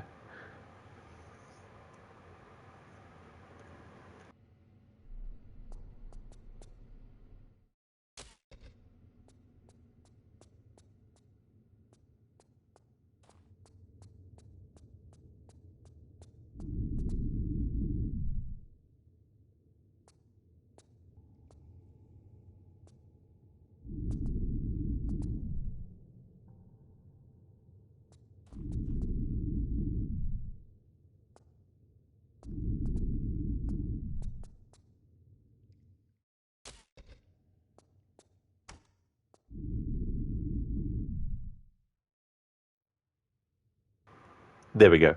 So yeah, where I was before in this game is where you have to go second after pushing that.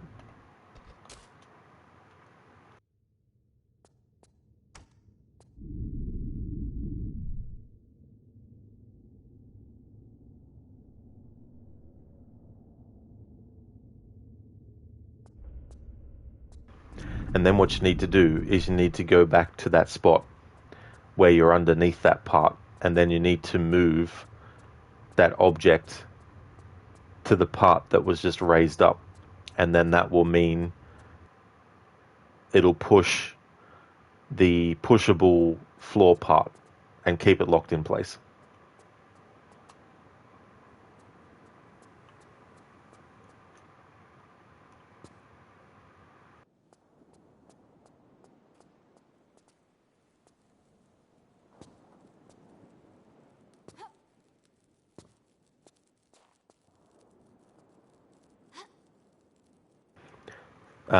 So no, she was the next avatar after Aang. I see, right. So that's the order of when the characters became an avatar. Mr. Epic, she is the next reincarnation, and yeah, it was a lousy spin-off. They just couldn't come close to Aang's story.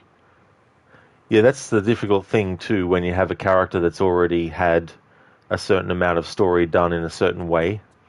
When they want to actually continue the franchise on and they pick a new character, it can be very, very tricky. Like you have some things where they really do a good job with that, like from going with Altair in Assassin's Creed 1 to Ezio in Assassin's Creed 2, for example. Altair is such a really good character, and when they came up with the next character, not having him again, but coming up with someone else that ended up being good too as well, that can definitely happen. Same with Red Dead Redemption 1 and 2, for me at least. Like, I really liked John Marston a lot. So, having played Red Dead Redemption 1 first, back when it came out, and really enjoying that game, I had a lot of connection to John Marston as a character. And so, when it came time for Red Dead 2, and they went with a new character that you played as, it was one of those situations where it's like, I wonder what the new character will be, and if they'll be a good character as well. And they really knocked it out of the park with Arthur. So that's another example of two games that form a duology where I could say, yeah, the new character that came later was, a really good character too, as well. Gizlek, you do think she could have been cooler as just a crazy badass waterbender, maybe even a sidekick to the next Avatar. She could still have had the spotlight. To you, her original portrayal had way more impact. Oh, so there's been a change in how they were portrayed in a different, like a different season, was it? Mr. Epic, you wanted a Prince Zuko spin... Little Pumpkin, you like the Avatar the series. It's a cute cartoon, but you also didn't like the second one with Korra. You just stopped watching. That's fair too as well.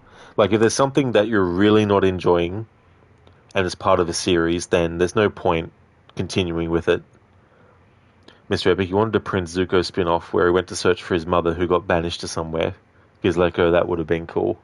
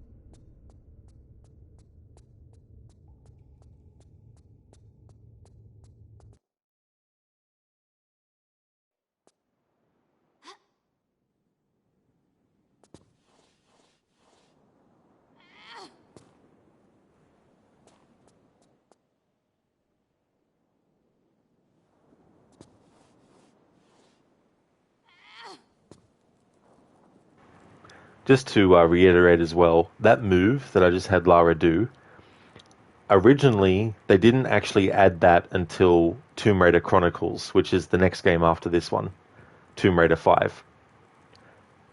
When they did the remaster of Tomb Raider 1, 2, and 3, they actually added in Tomb Raider 3 the ability for Lara to do that move. And I didn't realize that their original intention for Tomb Raider 3 was to have Lara actually be able to do that. But they decided not to have that happen, and instead it was the 5th game where they added that. So for the remaster of Tomb Raider 3, they gave Lara the ability to do that move, as was originally intended in the original, but they didn't go with back then, and also included in this game as well. So in the original Last Revelation game, Lara couldn't do that move. So I think it's one of those cool moves too, because it can also save time. Because like you pick one, a lot of the last Airbender characters were pretty well written already. You pick one, you'll find a massive fan base for each.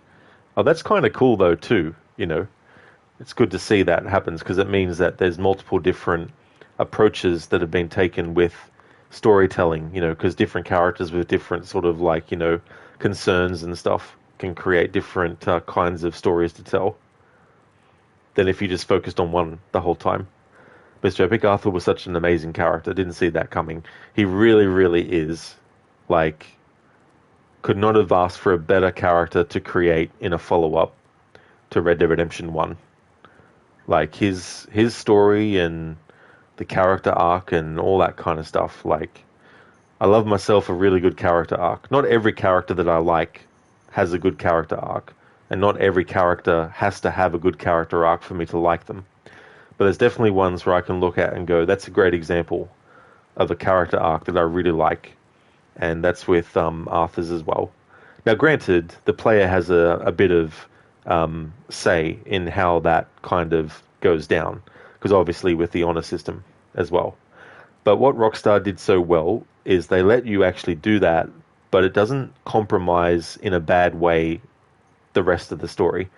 The rest of the story still plays out in a very satisfying way, even if you've made Arthur a different kind of character. Like, if you've done high honor stuff, then towards the end of the game, when all the shit is hitting the fan, your Arthur, if he's been high honor, will approach things and have different things to say, or have a different attitude. But it doesn't affect the actual ending. Like, you'll still get a really satisfying ending. Now, granted, obviously, depending on your choice right at the end there with John Marston, and also your honor level and all that kind of stuff, there's multiple different, endings. But the end result is still the same for the fate of characters, Little Pumpkin, why did they decide not to do it in 3? It's an awesome move. Crawling to get off is, Lara, be quicker, please. Not too sure, actually, to be honest. Yeah, I don't know why they didn't put it in originally. Mr. Epic, what's funny is there was an episode where they showed one of the first Avatar and he looked funny and looked like a fun story. You're like, why couldn't we get that instead of Korra? Well, that's fair too as well. Like, if they introduce a character that has a lot of intrigue and has a lot of potential, but they don't actually have them be given more than what you see. Like, they might just have a short appearance. Yeah, Little Pumpkin. No. It was so funny that they used the same recording of Lara saying no for 3 games in the series before they changed it.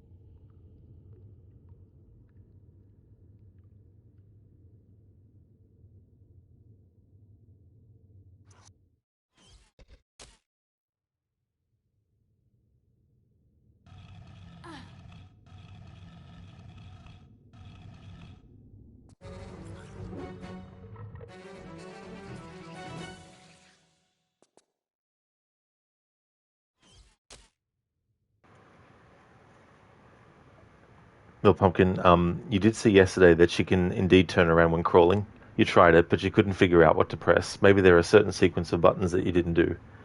Yeah, I mean, if she's crouched, then when you hold down the crouch button, you just move left or right with the D-pad if you're using the tank controls, or even if you're using the control stick. Whereas if you want to actually change her direction as she crawls, you just need to hold down the button to crawl and then move forward. But then as you're moving, veer left and right and stuff. Stan, Australian Lara be like, oh nah, oh no.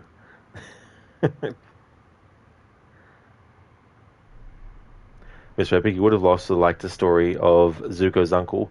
He was such an amazing character. They could have done the younger years till later on when he lost his son and how that impacted him. Yeah, that's fair too as well, when you have a character like that too. If there's something that is a tragedy, that is going to happen ahead of time, but seeing how they were like beforehand. Little Pumpkin, thanks for redeeming the rest in peace, Lara.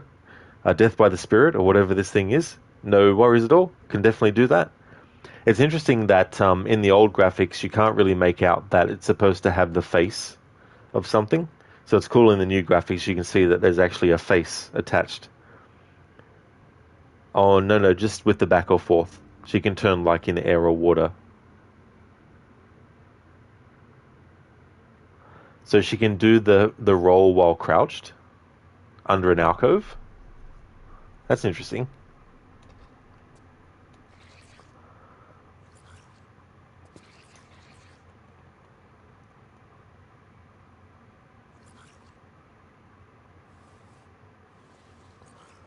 Because she's not doing it if I do that.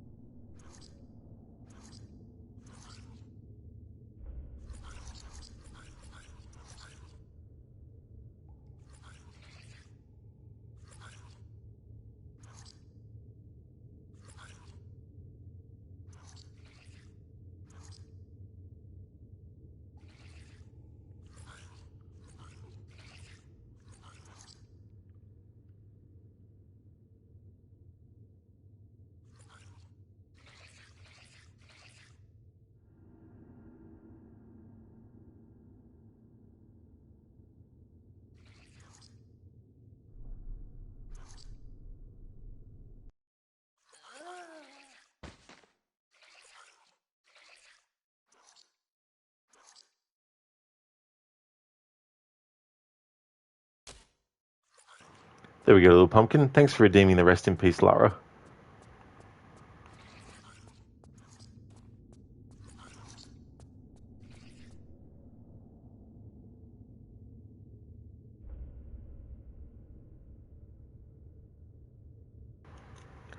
Little Pumpkin, when crouching, she can actually roll, but she really couldn't figure out how. Yeah, that's interesting that she can, because I don't know how someone in real life would do a roll to face the other way in a tight alcove. But then again, I'm not very gymnastic or flexible, so maybe you can. Maybe contortionists can do that. Mr. Epic, you thought it was something else, if you know what you mean. With the old graphics, you mean. Oh yeah, I think I know what you mean. But what do you mean, Mr. Epic? No, just kidding. I know what you mean. Little Pumpkin Lara, let the spirit run through you. It's like, just accept the spirit. And the spirit is like, I now dub thee dead.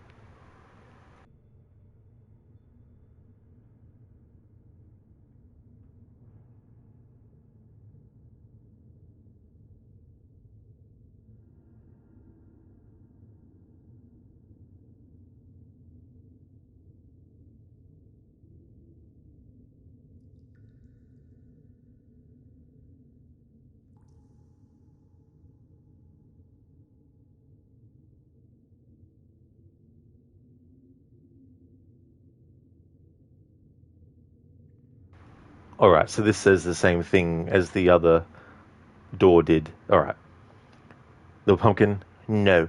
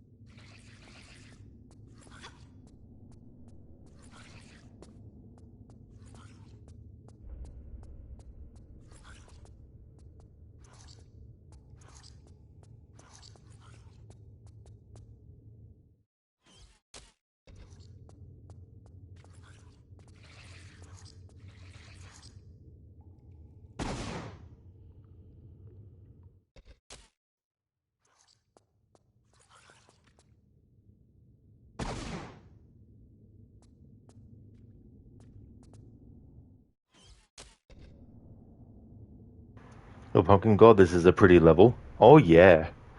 Plus, it's interesting seeing things like on that statue in the old school graphics, you can't actually tell that there's supposed to be hands. Like, you could see bits on the texturing that could suggest that there's something else on the back of the wing.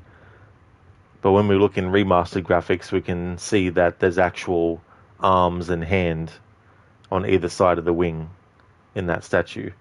And being able to make out the face a lot more as well.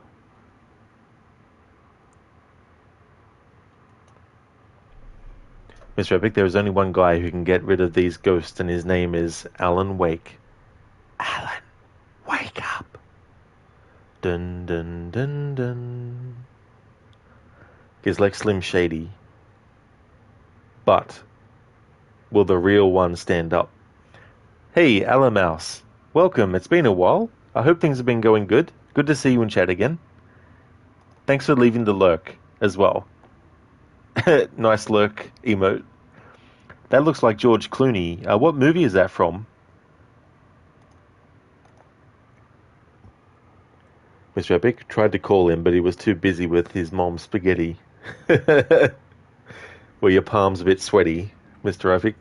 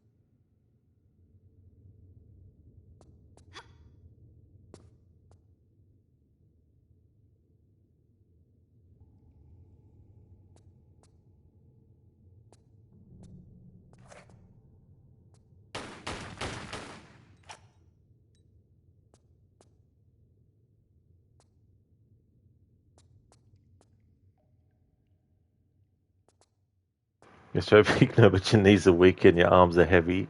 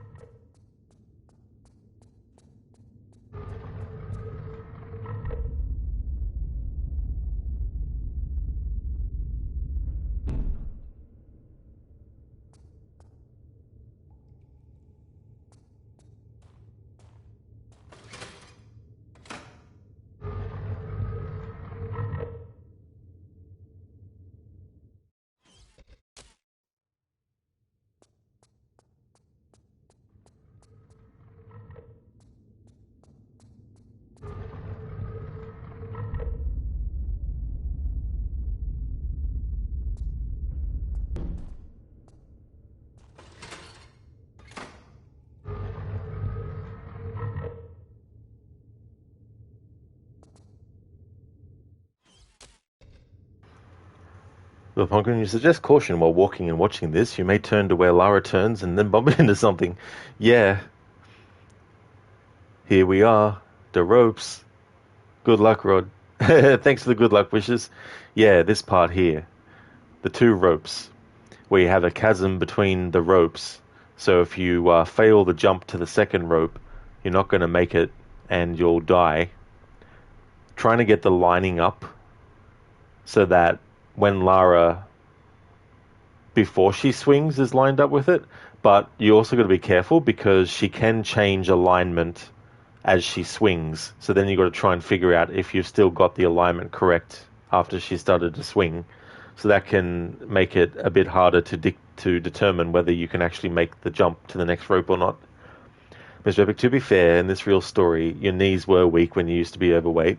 Oh yeah, Mr. Epic? Yeah. And then think about it like over time, as well. That would be something too.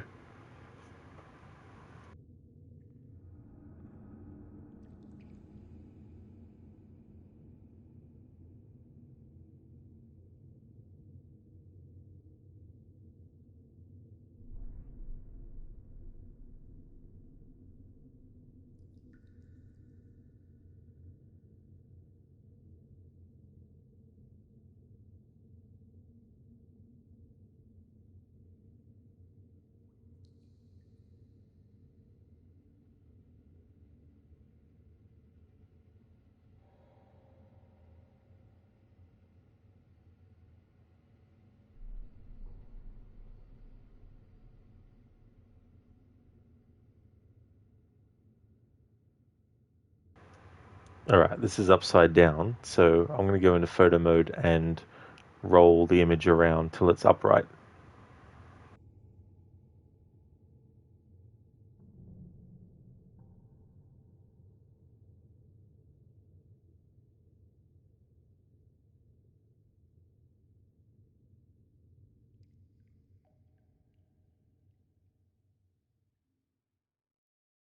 Mr. Epic, you lost a lot of weight and you're good now. Walking feels great now too. Oh, that is good that you're able to do that and you get that result too as well. Definitely can help a lot.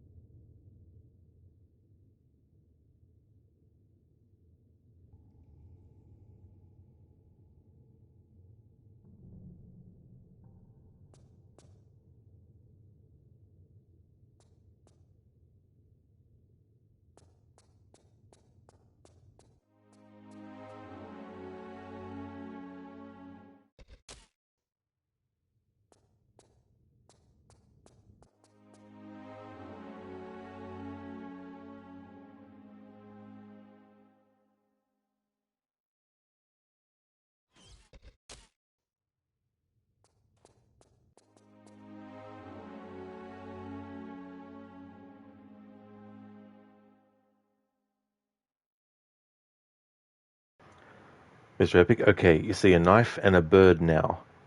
You're not a scientist, but you think the answer is to eat chicken McNuggets, genius. Thank you later.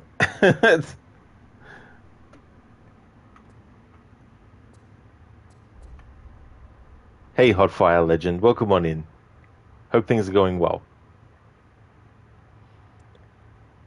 Alrighty then, so now for these jumps with the ropes.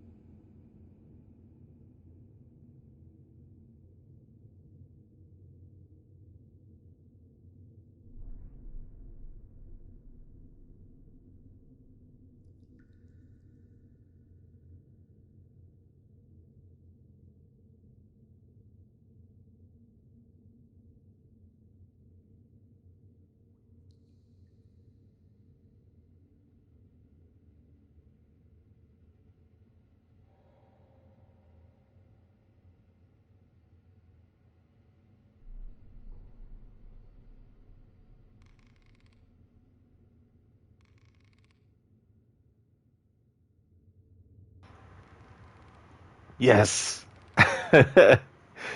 Got the jump on the first attempt in this playthrough.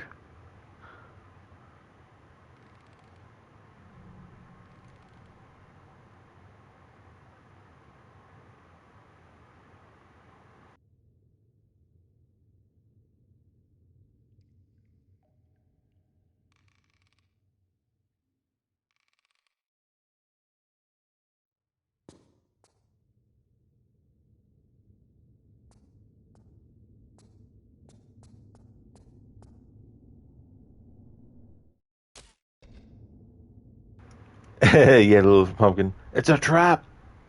Woo!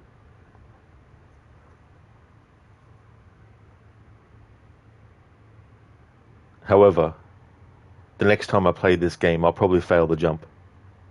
But yeah, that jump can be pretty tricky. And one of the things to go towards getting it right is you need to make sure that Lara isn't just swinging, even if it's lightly swinging back and forth, but make it so that the rope will actually settle a bit and then turn her to face the way that you need her to turn.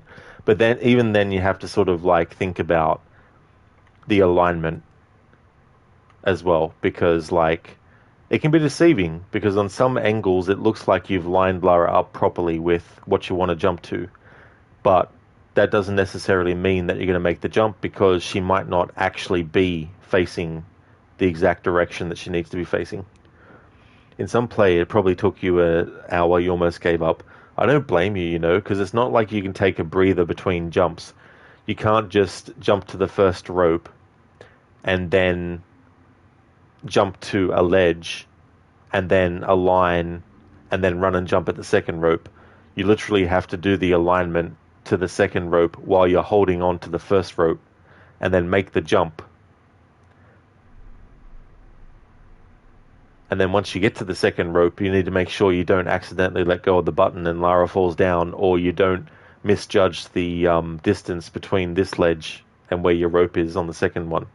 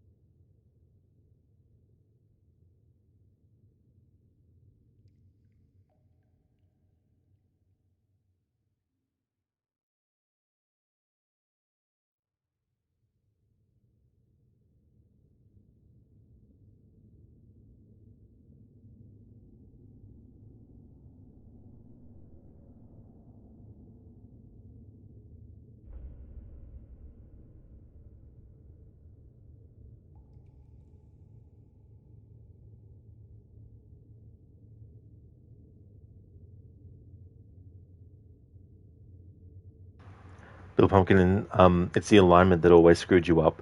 Even in this playthrough, she literally jumped off to the right a lot, so you had to align with that.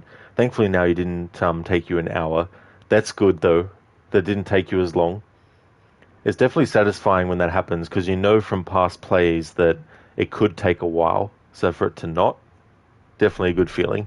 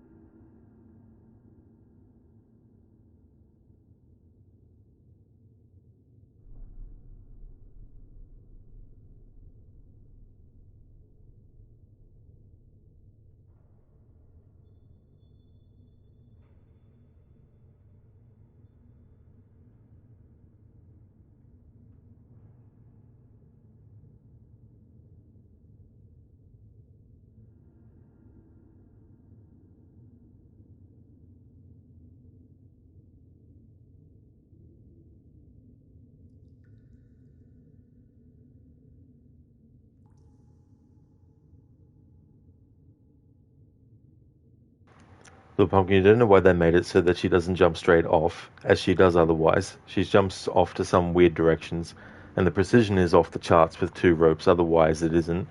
Yeah, there's a couple of ropes that are lined up,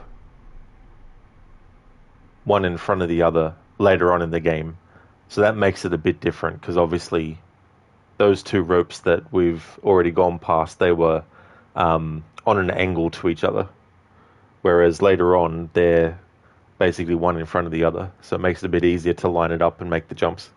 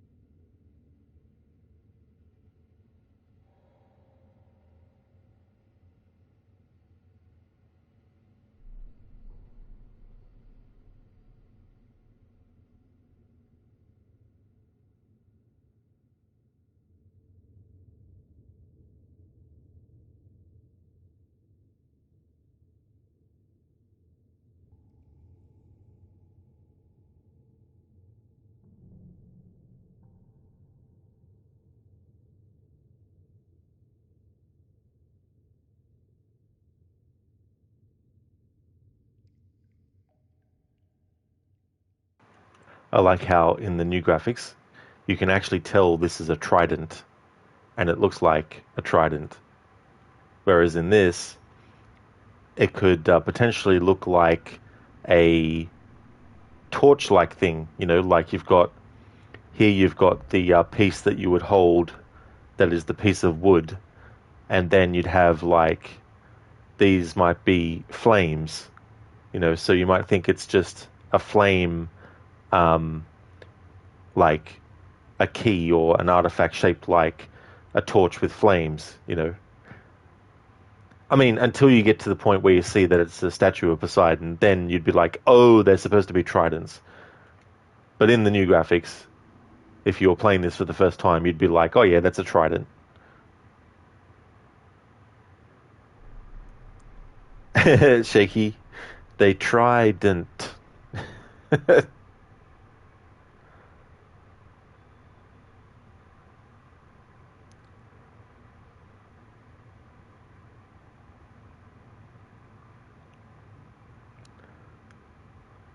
What did Batman say to Harvey when Harvey was about to attack?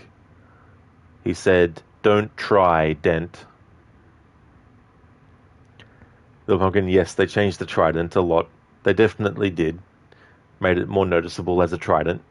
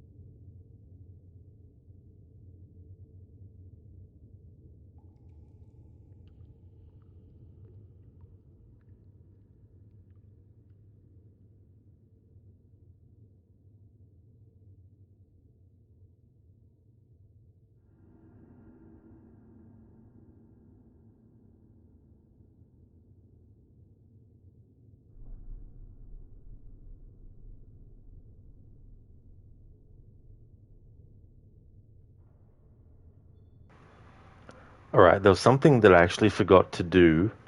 I forgot to go back to Jean to double check if there was more dialogue with him.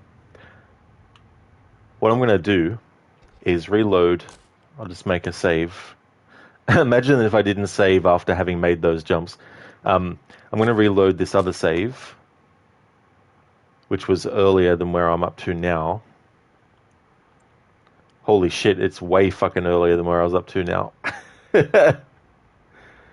But hang on, no, I think I made this jump so I could honor a redemption of Rest in Peace, Lara. Yeah. Alright.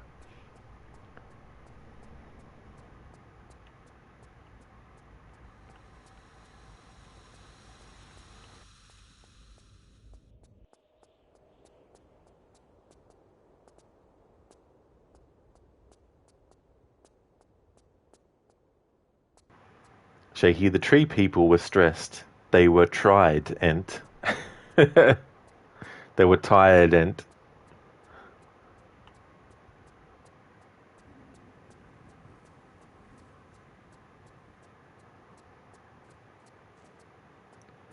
The Pumpkin, so interesting. You don't remember every single detail of this game, but when you play, you kind of intuitively notice some differences.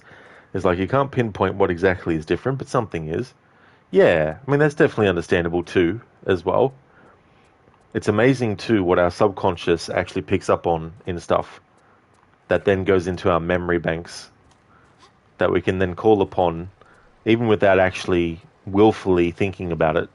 It might just be something that we observe instantly once we get to a certain point in a game that we've played before.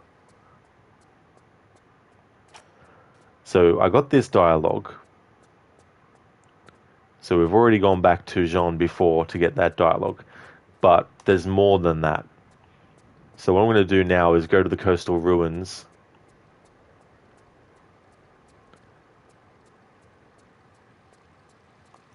Because I just want to see if the next dialogue with him happens when you open that door that I opened, where I pushed the statue and the spirit was unleashed and then did all that stuff.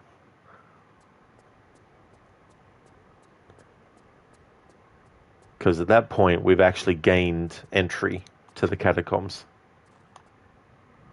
Whereas the other dialogue before with Jean was about getting to the catacombs.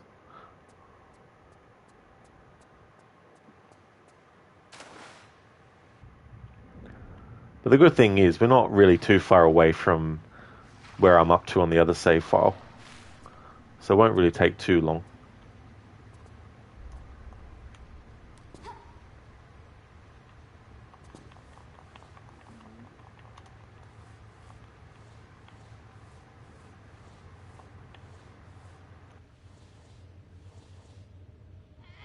The pumpkin, exactly. Interesting how intuition works. That's true, you know.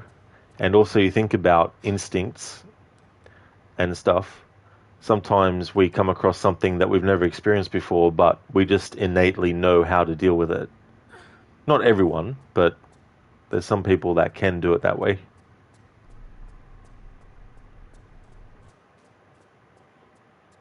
Like someone who's never faced a really stressful situation before might not realize that they're capable of pushing past it until it happens, and then they're like, "Oh, this isn't as difficult as I thought it might be."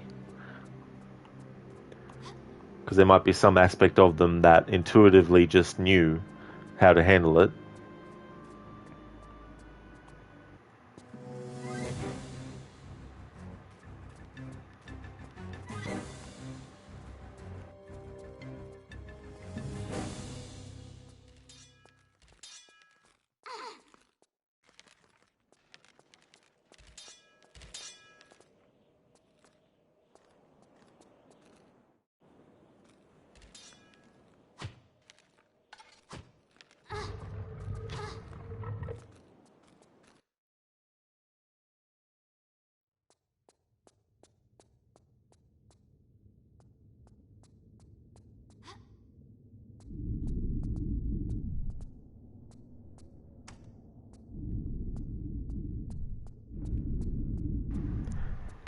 Like someone who's never seen the password for a door code and just uses Eagle Vision to determine the sequences of button presses.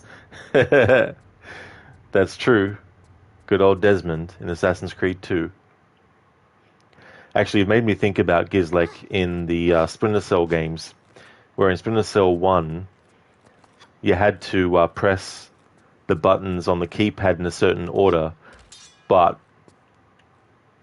the game wanted you to use heat vision to be able to actually see which buttons had been pressed, and you had to determine based on the color of the buttons which ones were actually pressed in what order. The pumpkin, if you're not mistaken, that's because of epigenetics. Epigenetics? Never heard of that before.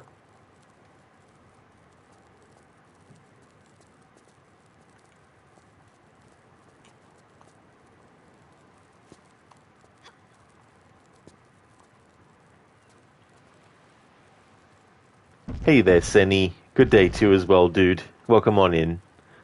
Tomb Raider's going pretty good. Been showcasing more differences between graphics. There were these tridents that you have to actually collect. And in the old graphics, you'd be mistaken for thinking that it was a statue of a torch with some flames coming out of the top of it. But in the new graphics, you can tell from the get-go that it's supposed to be the top of a trident. We're up to the Cleopatra palaces, essentially. But I've had to reload an earlier save, which isn't really too far away from where I currently are in the level, because there's some dialogue I want to check for. There's this character who's a friend of Lara's named Jean, and I want to see if the next bit of dialogue that you have with him is actually available earlier than when I actually saved it last. But yeah, it's going well. How about yourself, dude? Because, like, if you recall correctly, if you take too long, the mission just fails. Now, that's something I never even tested, Gizlek. I should test that the next time I play it. Stan Desmond, as in Mrs. Disraeli's dog. I don't know any other Desmond. You don't? I also know a Desmond who is a character in the movie The Adventures of Baron Munchausen, who is a stagehand with a theatre company, but Baron Munchausen thinks it's his friend Berthold, which, to be fair, is understandable because Eric Idle, the actor who plays Berthold, also plays this stagehand named Desmond. And the Baron, who's senile and mistaking him for his old friend Berthold, keeps on calling him Berthold. And then there's a part where the guy who looks like Berthold but isn't Berthold but is played by Eric Idle, who plays Berthold and plays this guy named Desmond, he gets frustrated with the Baron and he's like, "The name's Desmond, mate." That's the other Desmond that I know of.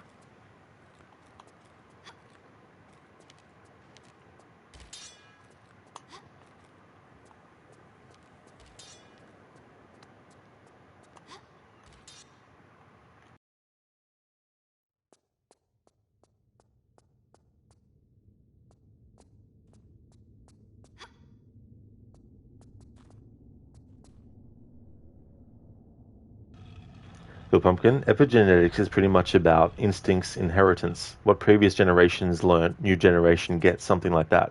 They did some experiments with this. That's really cool, Little Pumpkin, because in Assassin's Creed 1, Desmond is having a conversation with Warren Vidickhead.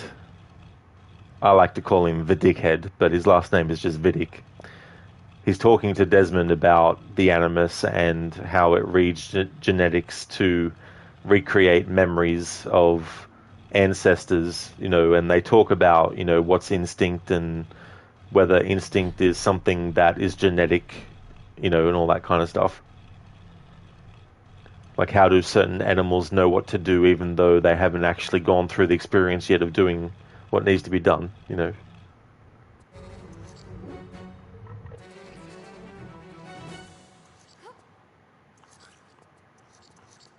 I'll get rid of this floating thing.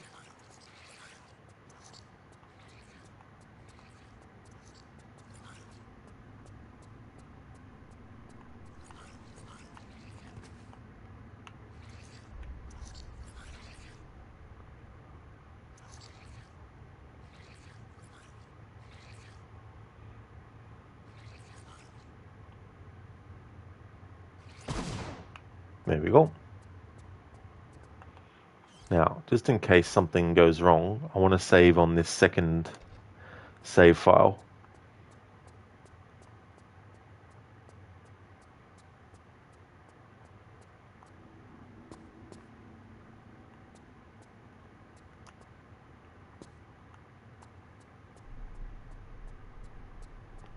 Crooked, glad to hear it's going well.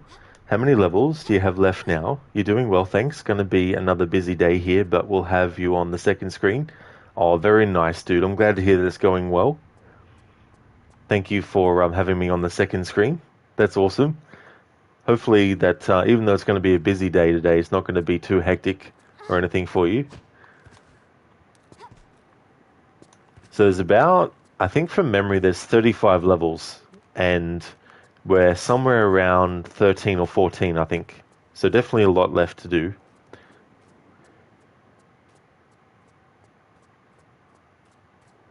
I'm actually interested to see how many streams worth this will end up being.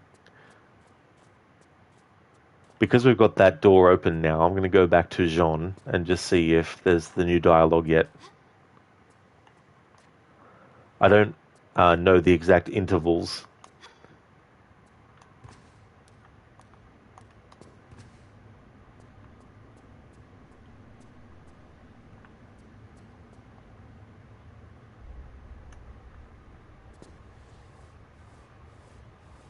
How's it going, Stan? There was a little kid in Origins, Dez. Oh, was there? Named Dez?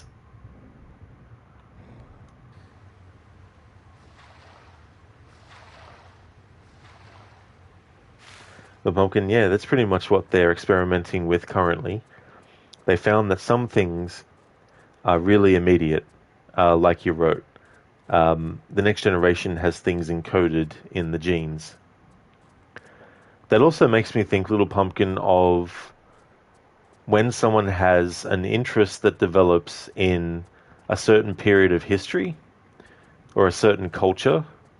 It makes me wonder if, I mean, obviously there'd be examples of it being like an ancestral thing, but what I'm more talking about is maybe someone in that person's family before them had an interest in that too, and that interest was a genetic thing that when they came across what was related to that interest themselves, it made something click where they were like, oh, I really like this sort of thing.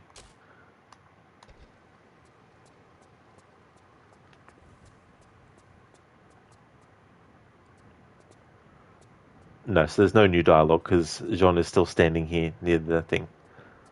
Alright, cool. Now to load the other save file, which is where we're currently up to. There we go.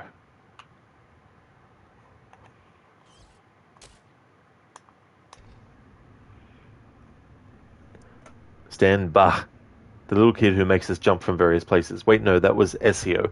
That's right, Stan. Yeah, I was thinking, oh, maybe there's a character that I forgot the name of that was Dez in one of the side quests or something. But yeah, Ezio.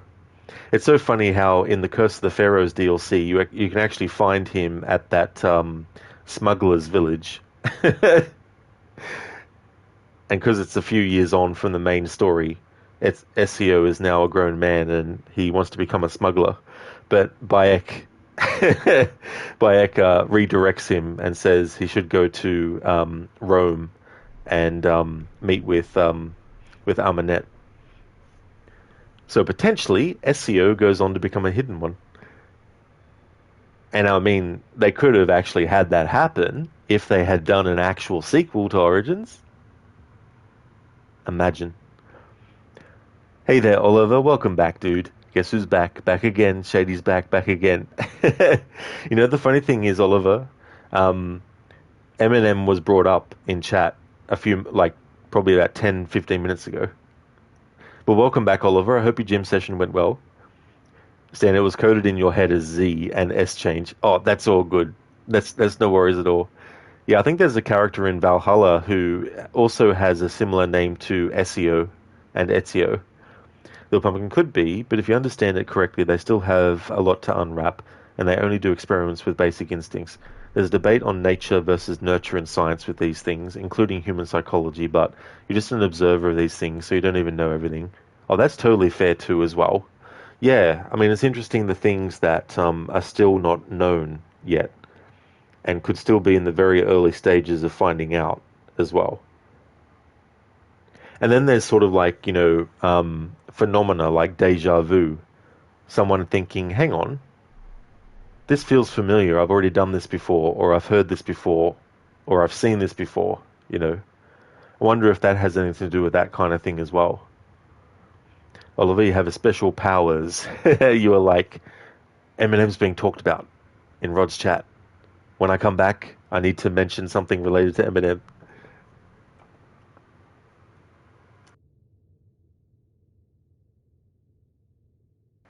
Speaking of M&Ms, I've got some that I bought, so I might have a bite of some of those in a second. So be right back.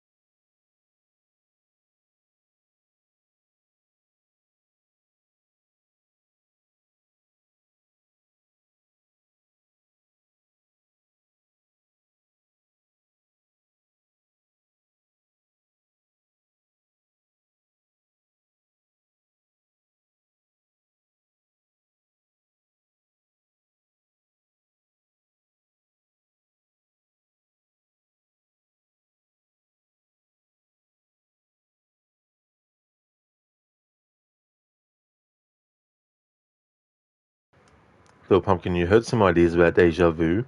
You forgot what exactly they were. Some glitches in the brain, basically.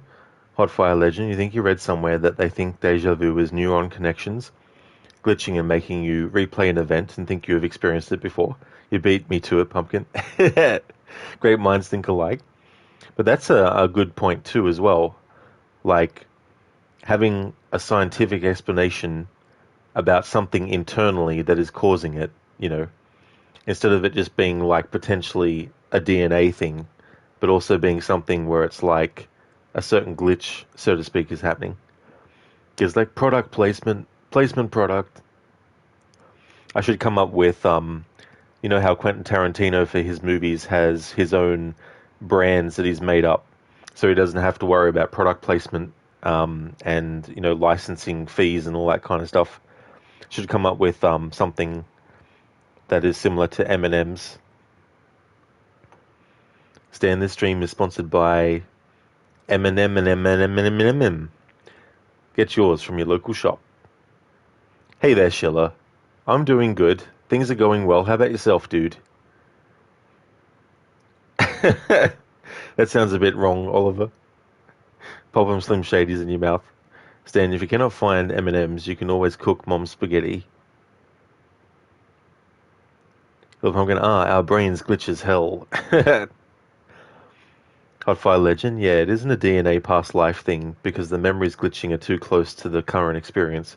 A past life you would not have held a sprite while talking to this person at this specific location. Oh, instead of, oh yeah, so added thing and life isn't a DNA past life thing. Past life you would not have held a sprite while talking to this person at this specific location. Yeah, and that's definitely a good way to put it too, as well. Sailcat, thank you so very much for your generosity. Thank you for cheering the 300 bits. I really do appreciate that a lot. That's awesome of you, dude. Thank you. Although if you think about the brain named itself, the B-Rain, or the Bra-In. Sheila, you doing good? You almost done with work? Hell yeah, dude. That's really good. Glad to hear that.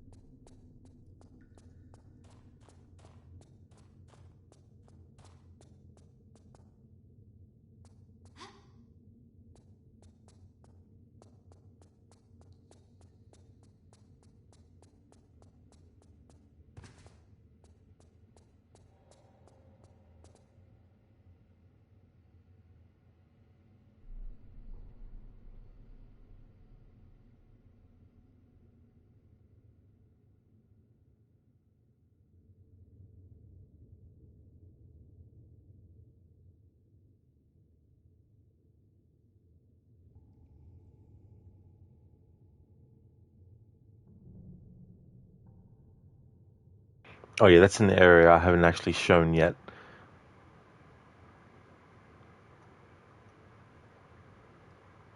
Salcat, no problem. Thanks again, dude. That's really cool. Gizlek, the Broin. The Broin? The Brian?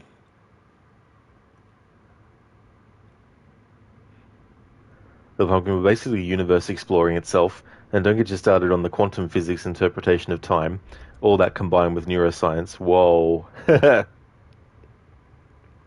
I must say the theories about, time travel and all that kind of stuff are very interesting, and I've thought about, like, mini experiments that you can do where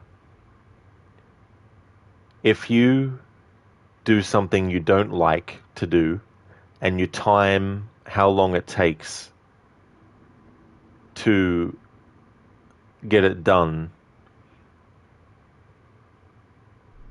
and you say to yourself, I'm not allowed to look at the time for, let's say, 10 minutes of doing that thing that you don't like, versus doing something that you do like and saying to yourself, right, I'm going to do this thing I like for 10 minutes and I'm not going to look at the time. And the experiment is, if you're doing something you don't like for 10 minutes and you try not to look at the time, it could make it feel even longer than 10 minutes, versus if you like doing something and you don't look at the time, time feels like it flies by fast because you're enjoying what you're doing.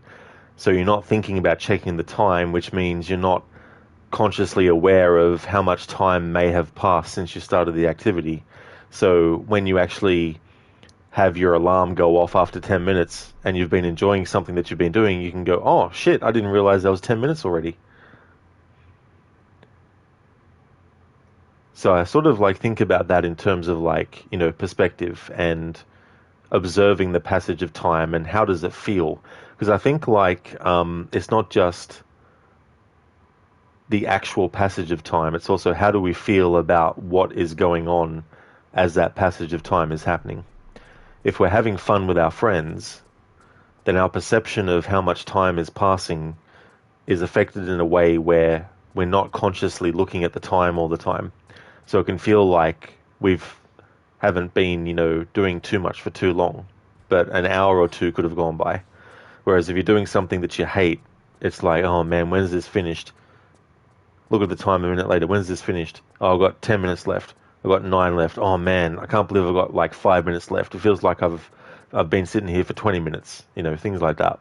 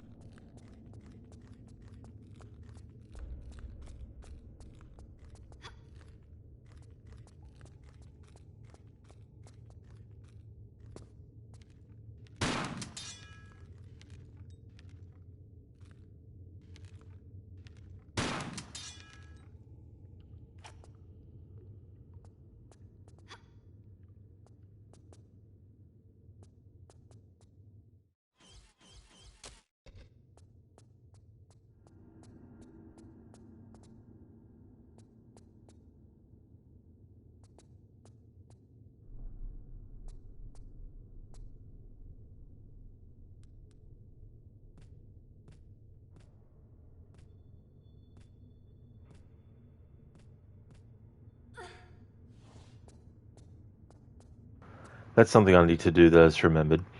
I need to change the type of shotgun ammo that I'm using at this point.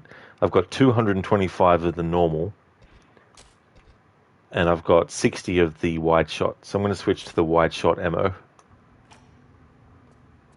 Make use of that for a bit.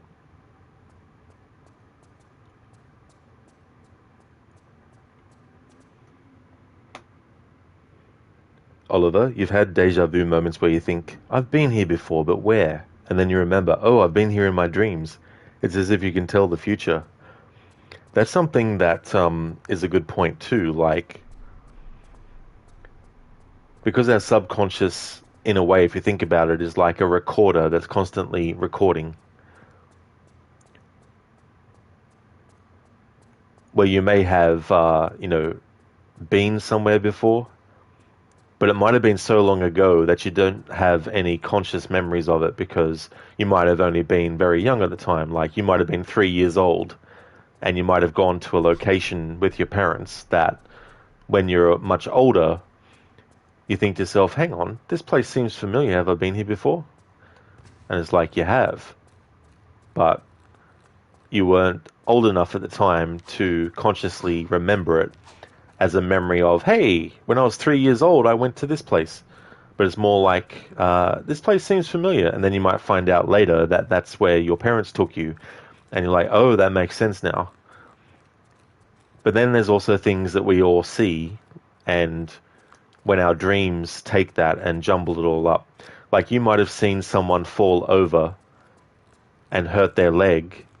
So you'll have a dream about you hurting your leg, even though you didn't actually hurt it, but you observe someone hurting their leg. So your subconscious is like, damn, what if that happened to me? And then you have your dream, and then in the dream, you get injured, your leg gets injured, and your dream self is like, fuck, why did this happen?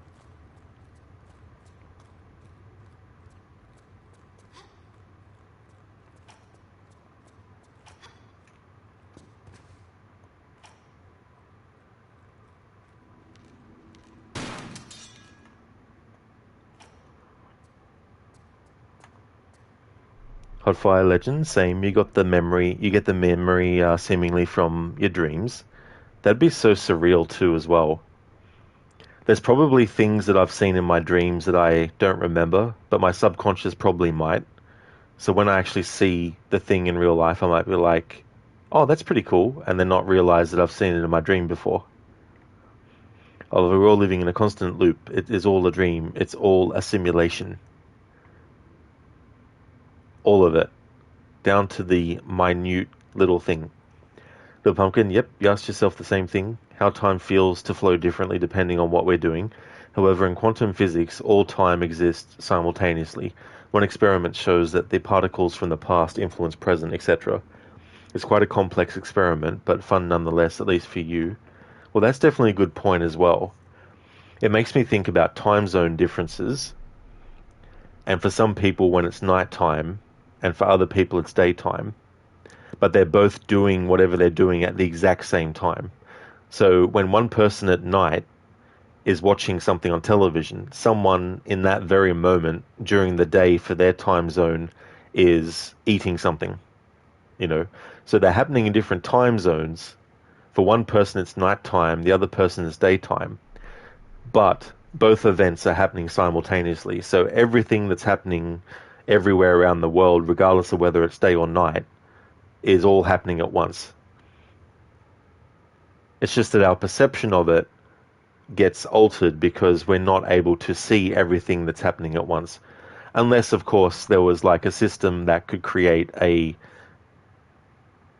recording of everything happening, you know what I mean? Like you had like 1,000 screens with multiple things happening, but there's so much stuff that's happening in the world from second to second, and we're all experiencing different things.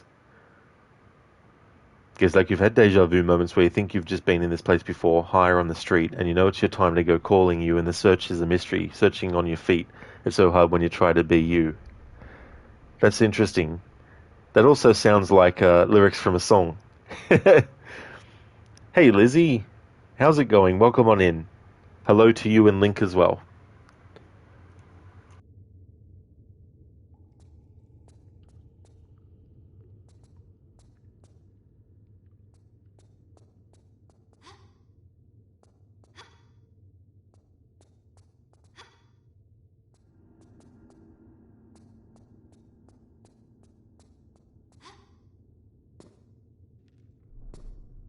Aha, that's what I wanted to show. Oh shit. I didn't save it after that first part. Whoops.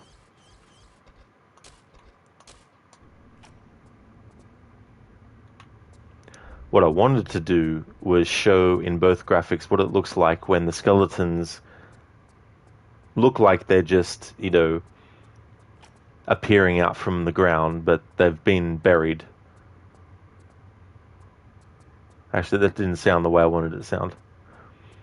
It might look like they're just appearing from thin air with some special effects around them, but they're actually coming out of the ground itself.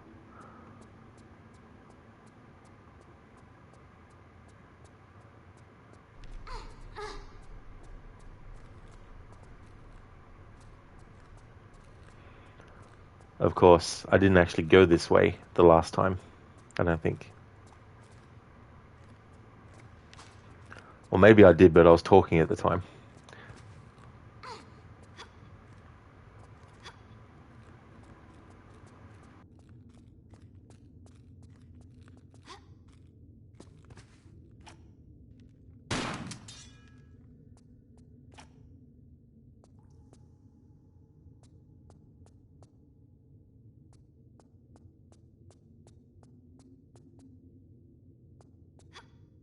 The pumpkin quantum physics is bizarre. Sounds complex for sure. No worries, little pumpkin. See you when you get back. The stream's going well, Lizzie. It's been good. It's been good to show the differences between the new graphics and the old, especially for certain things like there's an animatronic of this man wearing a turban, and you find a coin and you put it in the coin slot, and the animatronic starts playing the flute, and a rope inside a basket in front of him actually starts rising up so you can climb it. In the old graphics, the face that they've put on it, they've digitized someone's real face and they've put it onto it, and the face is smiling, so it looks like a really happy face. But when you actually switch it over to the new graphics, because it's an animatronic, it has the separation between the joints that an animatronic would have, and the face looks like a demonic a demonic doll come to life. So it's been interesting to see those differences from one graphics version to the other as well.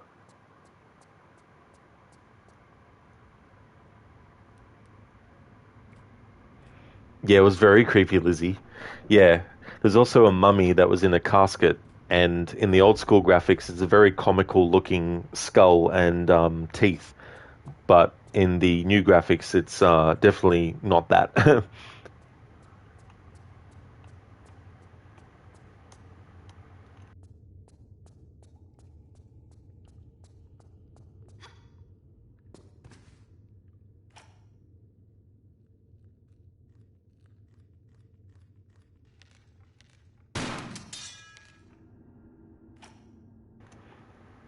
Oliver can't sleep anymore after seeing that. It's like, can't sleep. Animatronic thing will eat me. Now I'm back to here. Let's make a save. Switch back to old graphics, and I want to show what it looks like when the skeletons rise up out of the ground.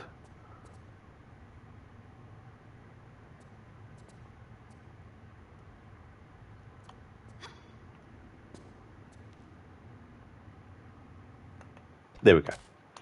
Now to show it in new graphics.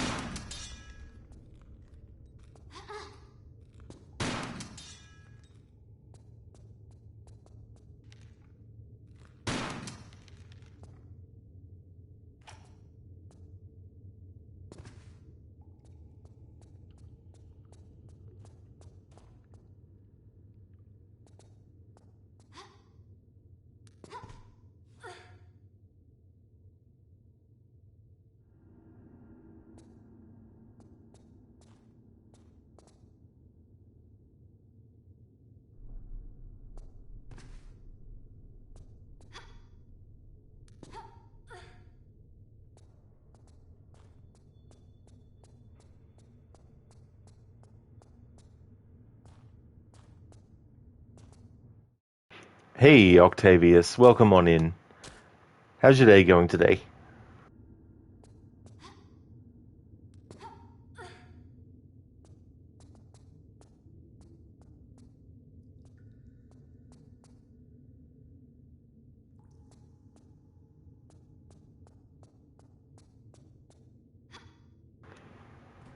Oliver, okay, acrobat Lara.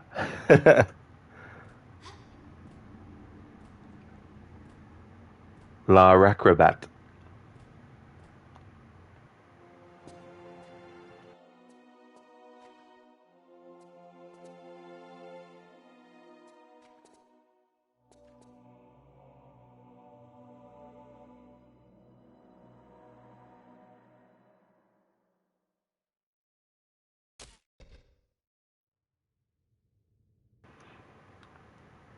And there we go.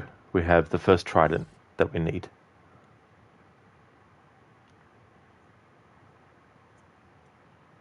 Yeah, Oliver, l'acrobat.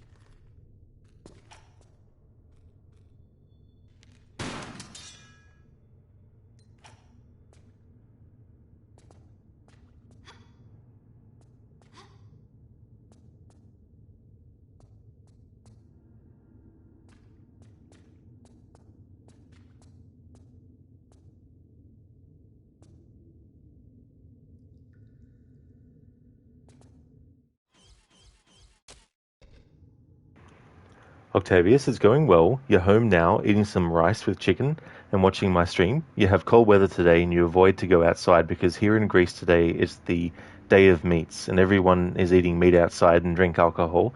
But the majority of the people drink and drive and you do not want to risk it. I do not blame you one bit, Octavius. Yeah, that's the thing too.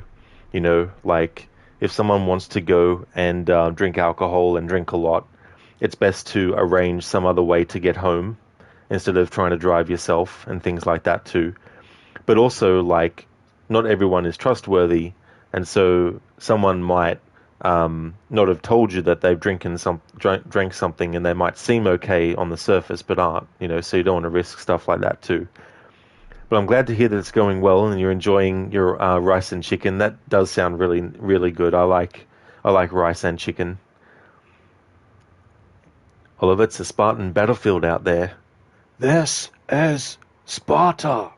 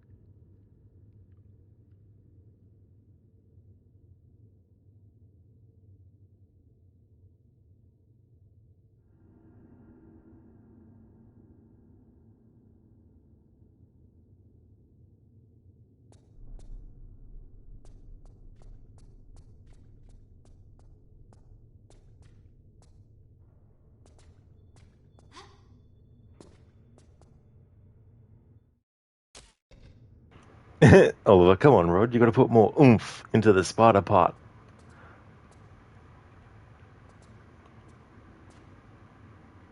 This is Sparta.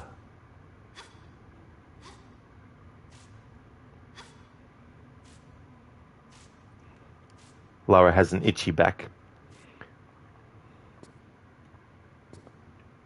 Whoops.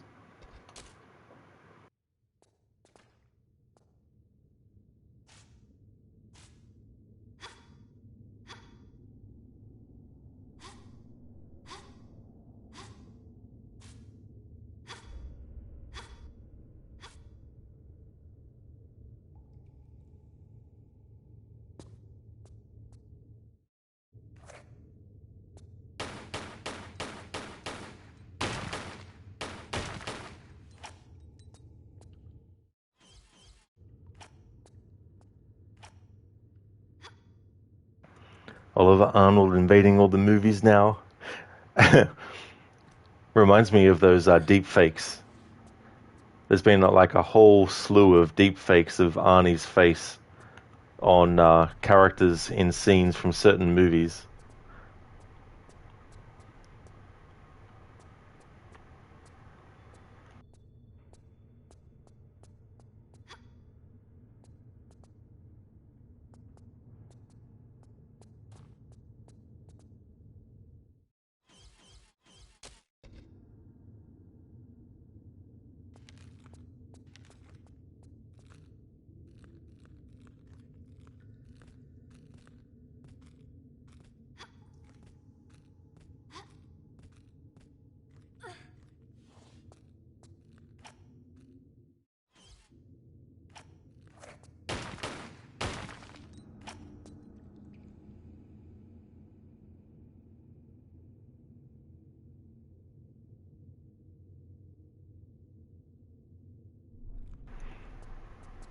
Alright, so I want to test to see if Jean has any new dialogue.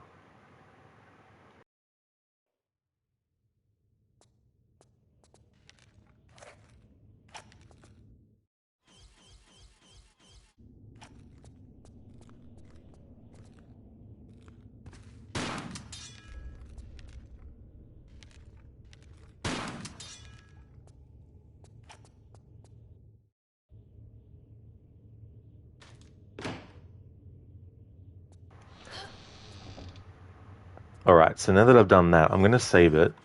And just in case there isn't actually any more dialogue with Jean yet, because I need to go a fair distance to get back to where he is, if it ends up being no more dialogue yet, then I'll just reload that save to make it quicker.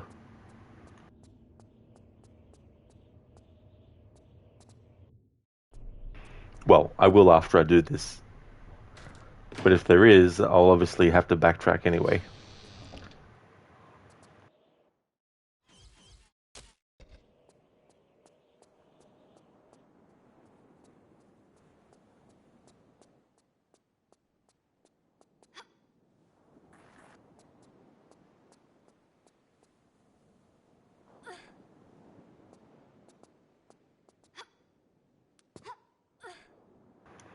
Oliver, like that scene from Titanic where Jack paints girl Arnie. Paint me like one of your French girls. Yeah.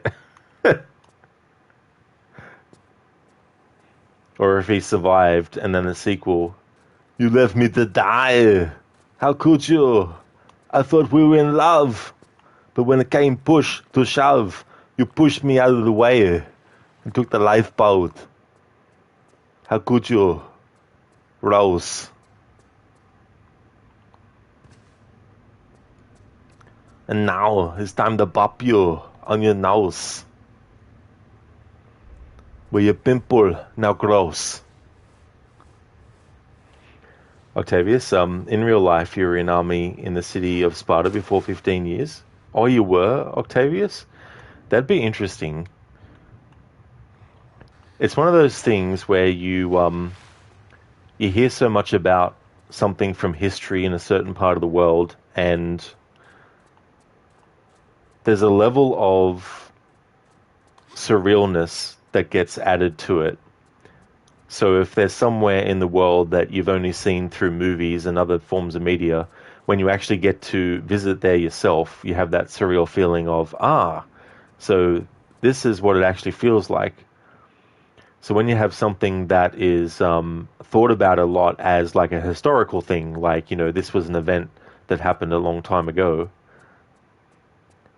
when you think about it in modern times, it's cool that these places still exist, these days as well, that they can be visited.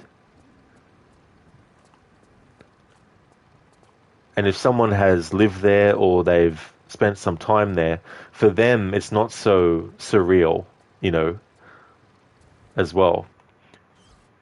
Actually, I better not save. Actually, I can save on the second save file.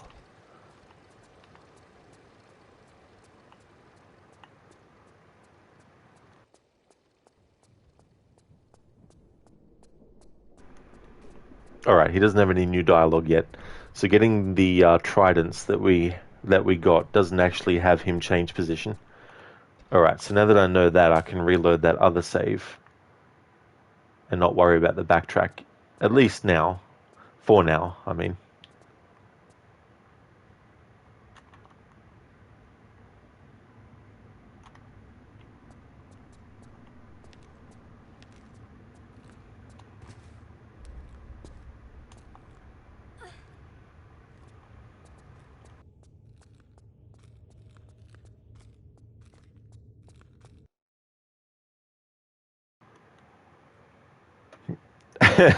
Oliver. Yeah, that'd be how it would go down. Octavia, Sparta is just a countryside city, nothing special really.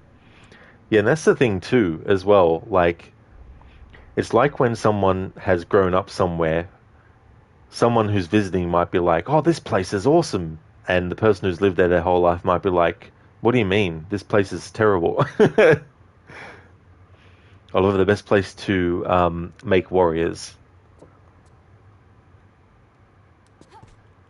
Welcome back, little pumpkin. Gizlek, time to finish Syndicate main. Have fun. Thank you for being here, Gizlek. I really hope that you have a great stream of Assassin's Creed Syndicate. Going from watching someone play a game with one British female character to another game that has another British female character with Syndicate. Hope you have a great time. Would like to highly recommend people check out Gizlek's channel if you haven't before. He's doing a playthrough of Assassin's Creed Syndicate, so he's definitely a fan of that franchise. He's also playing games like Myth Wukong, Black Myth Wukong, Black Myth Wukong. He's a great streamer and also has a lot of knowledge about certain topics, especially to do with culture like Japanese culture and that. So he also plays games like Rise of the Ronin as well, and also talks about some of the sort of like historical stuff and that kind of thing. But yeah, definitely recommend checking out Gizlek's channel if you haven't before. I hope you have a great start to your stream as well, dude.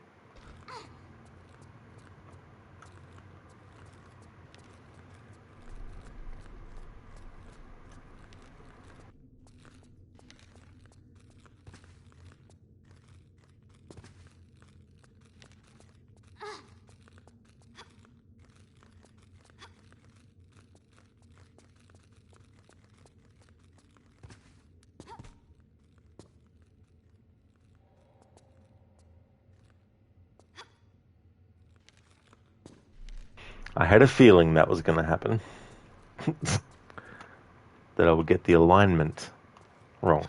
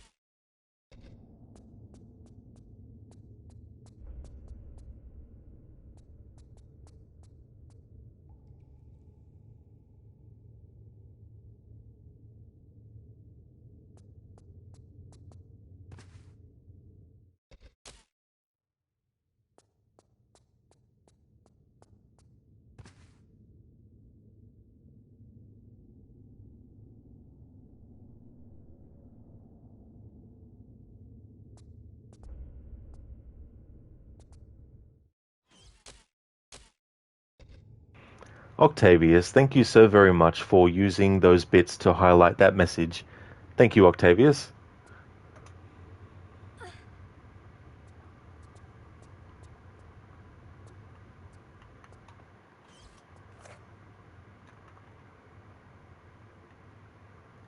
I think I went through here with photo mode.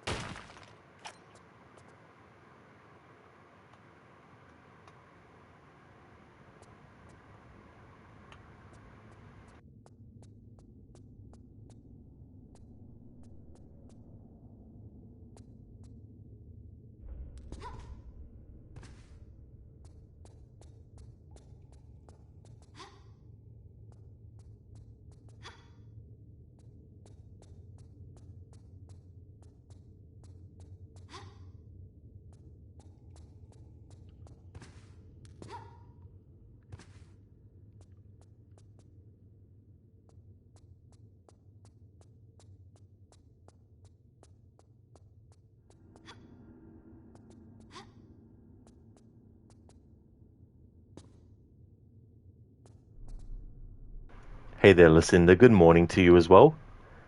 Tomb Raider is going really good. Exploring more areas. There's 4 tridents we need to collect where I'm up to right now, and I've got 2 out of the 4. There's a character, a friend of Lara's named Jean. He's the amulet guy. If you go back to where he is at certain points during this part of the game, you'll get some extra dialogue with him. So I've been showing those bits of dialogue in both graphics as well. But yeah, it's been going really good. How's things going with you today? Amulet. It's funny when he says, instead of saying legendary, is like legendary. A legendary artifact.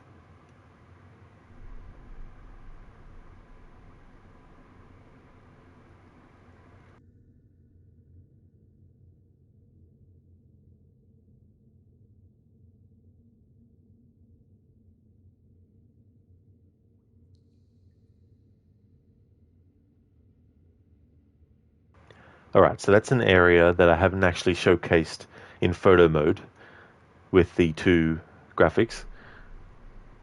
But before I go ahead to that, I just want to backtrack with the camera over this way.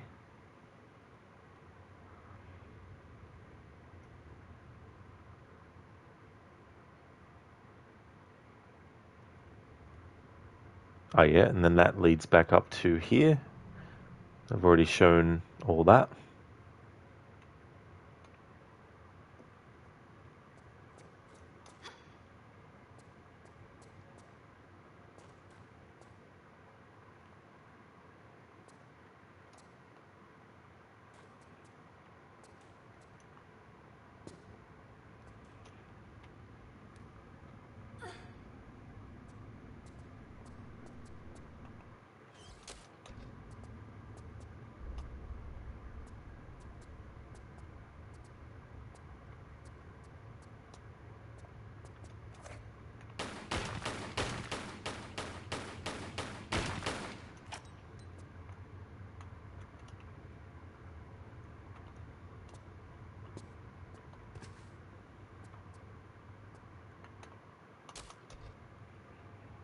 Listen, are you doing all right? You had a chill day yesterday, hoping it will be chill the rest of the week. 2 more work days until the weekend. So glad to hear that's how it went down for you, Lucinda. That's really good.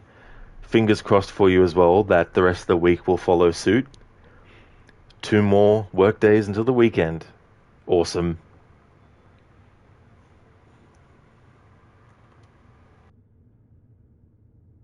Oh, there's some ammo over there.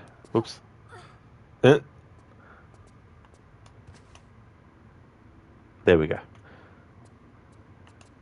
It's so funny because I'm making a lot of saves because just due to the nature of showing various things in both graphics. This will probably end up being the most I've saved in a playthrough of this game. Currently, I've saved 349 times on this playthrough alone.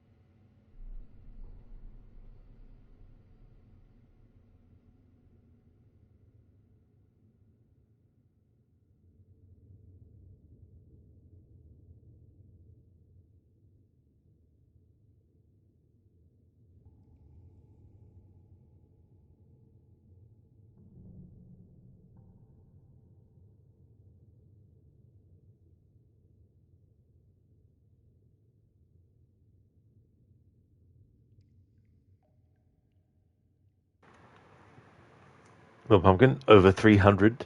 That's right, over 300. Imagine if it gets to 900 before the playthrough is finished. I don't think it will, but it'll probably get closer to 600 than getting closer to 900. Yeah, although only 300. That's all right. Just 300. Not many saves. That's just like a couple. Yeah, listen, it's so funny. Like, there'll be two firsts for this playthrough of The Last Revelation for me. Number one is taking almost 3 hours to do the first two tutorial levels that are flashbacks to 1984 when Lara is on that expedition with Von Croy to show the graphics comparisons, but also to show the two different outcomes with dialogue you can get based on whether you win the race with him or not in both graphics. And then how many saves I actually have to do. Hey there, Mita. How's it going, dude? Yeah, Mita is everywhere. Like, he's even right behind you now. No, just kidding. How's it going, dude? I hope you're having a good day today.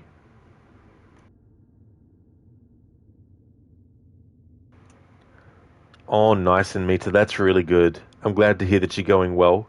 Definitely awesome to have your day off too. I hope it goes really slow for you. As for me, dude, things are going well.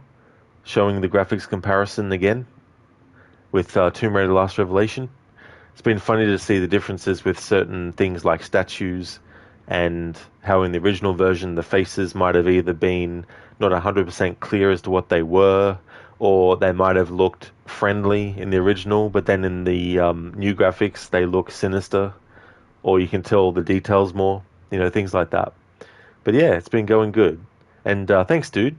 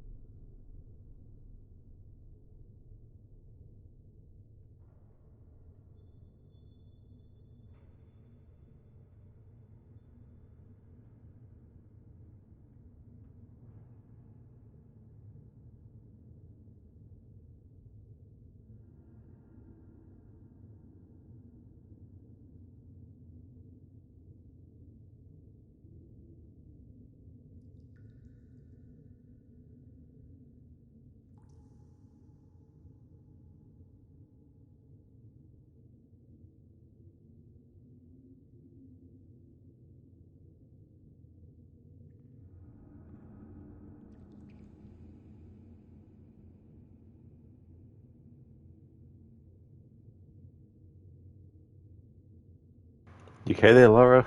Glitching out a bit, I think. Need to get out of the tomb air and get into the fresh air. Emita, that's quite an improvement. It really is. Oh yeah. It's been really cool too because you get used to the game looking one way for so many, years and playing through it. And then when you actually get a remaster like this, it's like playing the game for the first time again, being able to see all these things that are so familiar, but see them in such a fresh and new way.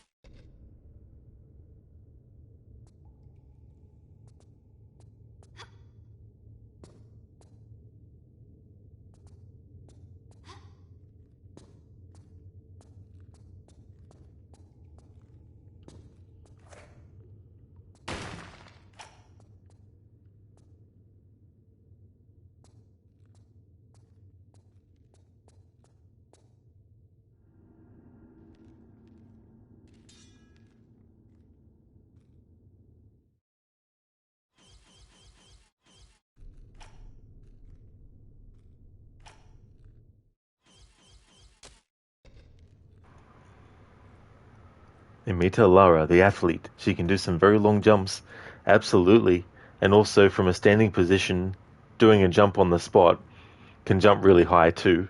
Lara has springs in those legs. Hotfire Legend, you can jump probably half of that distance, lol. Yeah.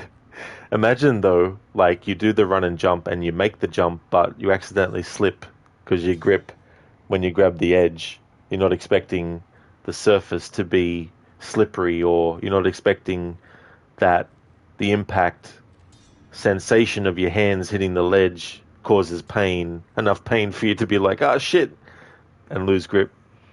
Oliver, at the same time, and Mita can barely jump out of his bed. Shots fired at Mita. Poor Mita comes into chat and gets, jumped on straight away by Oliver. Oliver's like, he's in chat now. Get him.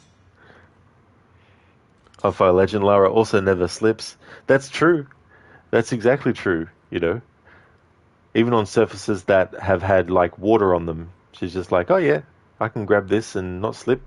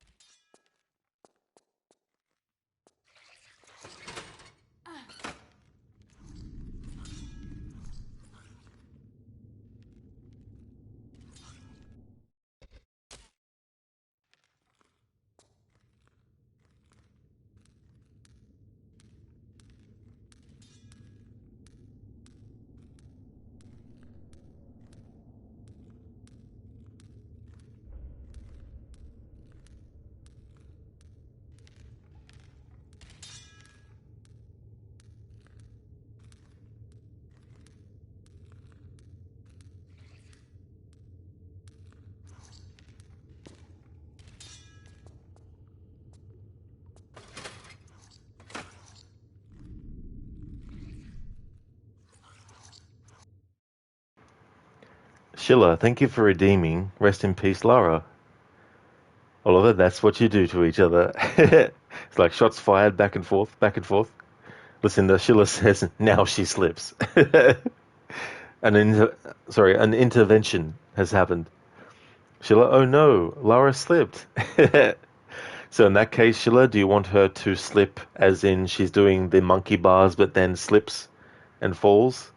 Because there's nothing that's really high enough, unfortunately, to do that. But she can die from those skeletons. Let me see. Could also die from drowning. Could also die from the white ghost thing as well. What would you like it to be? Oliver, death. It's a trap. It sure is.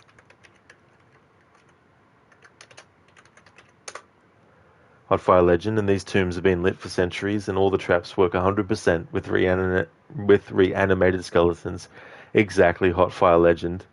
All these bits of logic that these Tomb Raider games have, where it's like, yeah, I don't think that would be the case in real life.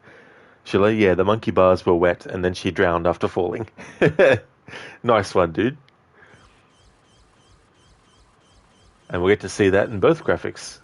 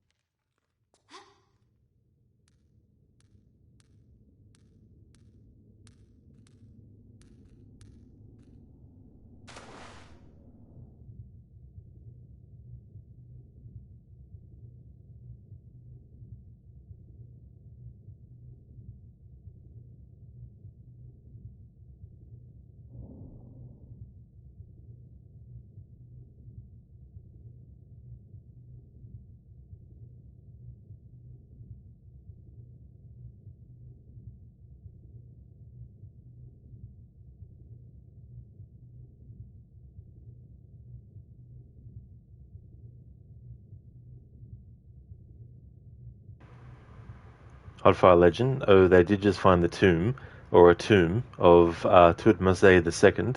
It was significantly less dramatic and trapped compared to this one. Oh, was it? Might not have had enough riches to make it otherwise. Oh no, Lara, you slipped, and then you forgot how to swim. So unfortunate.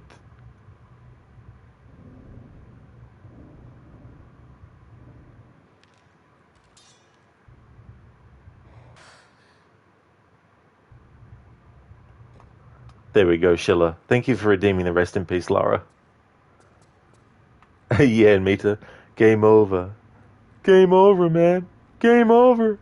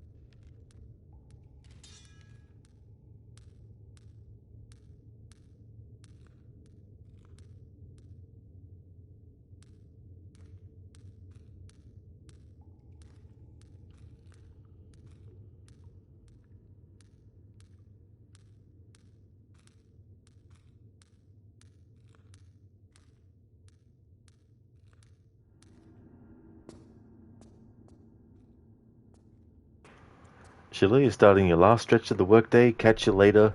No worries, Sheila. I hope that it goes well. Thank you for being here. I really appreciate that a lot, dude. Would definitely like to recommend people check out Shillerlock's channel. He's doing a playthrough of Dishonored 2. He's also a fan of the Assassin's Creed series. He's also doing a playthrough of the Mafia series, up to Mafia 2 at the moment. He's a big fan of the Dead by Daylight franchise, as well as the Dark Pictures series of horror games by Supermassive, Man of Medan, Little Hope, House of Ashes, The Devil in Me, and this year is coming out Directive 8020, the next entry. He's a great streamer, very chill vibe as well. So if you're looking for a stream that you can also just lurk in and relax, Shillerlock is definitely the channel to check out too as well. No worries at all for the shout out and for the stream as well, dude. Thank you for being here, and I hope that the rest of your day goes well, and definitely catch you around soon.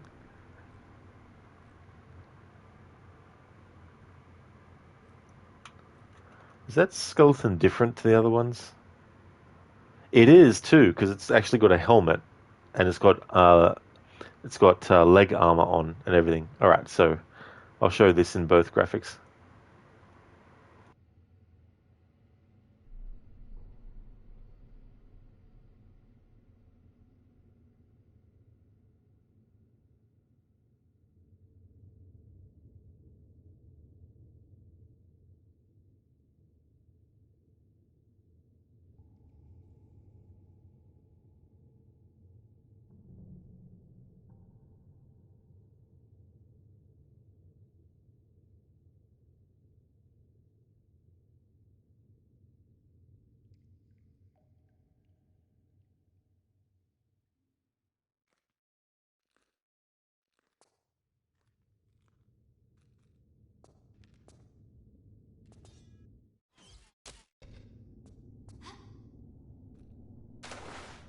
That is so deceptive. Huh.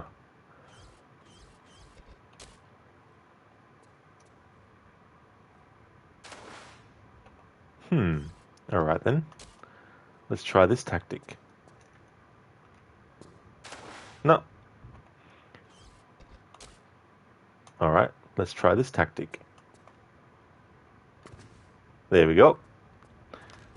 Got a few tricks up my sleeve.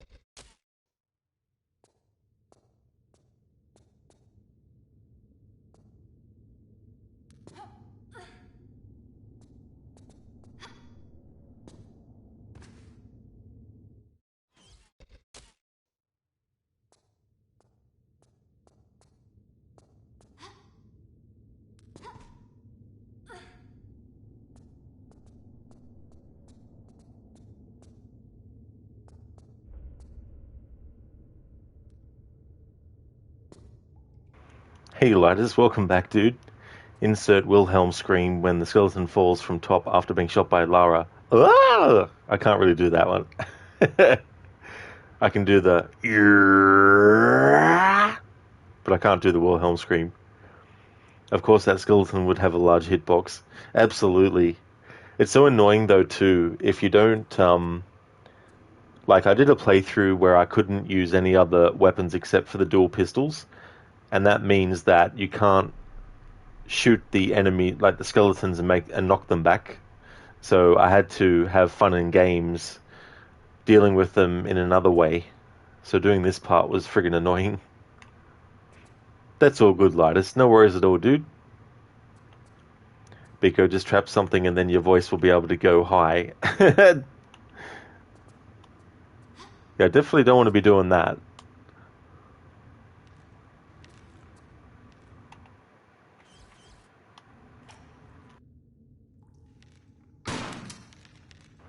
Oh, that timing. Both Lara and the enemy fall at the same speed and land at the same time. Synchronized dying.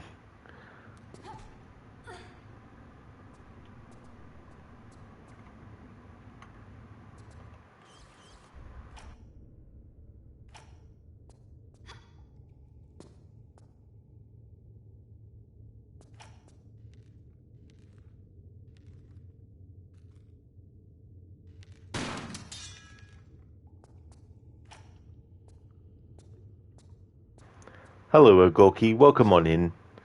How's your day going today?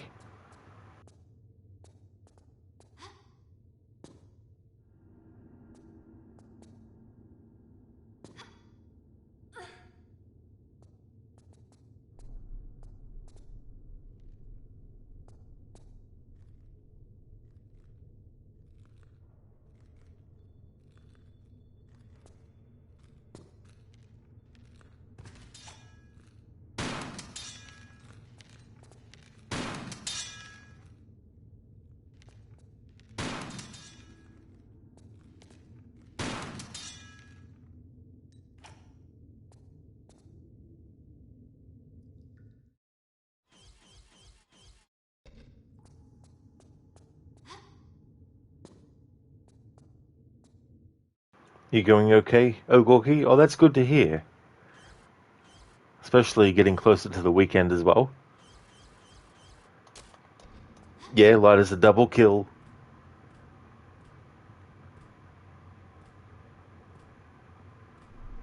I like in games when you can do that. Like in shooting games where you can use like a powerful gun to shoot through two targets' head at the same time if they're lined up right.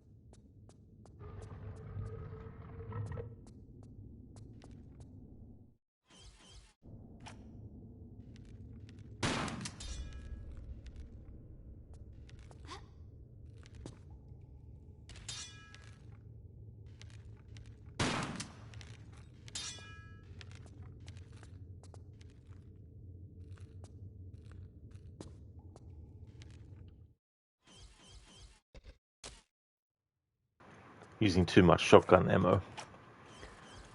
I know I have like 67 of the wide shot, but I don't want to have less than that. Way too less than that. Especially since we can do a one-shot kill on this enemy.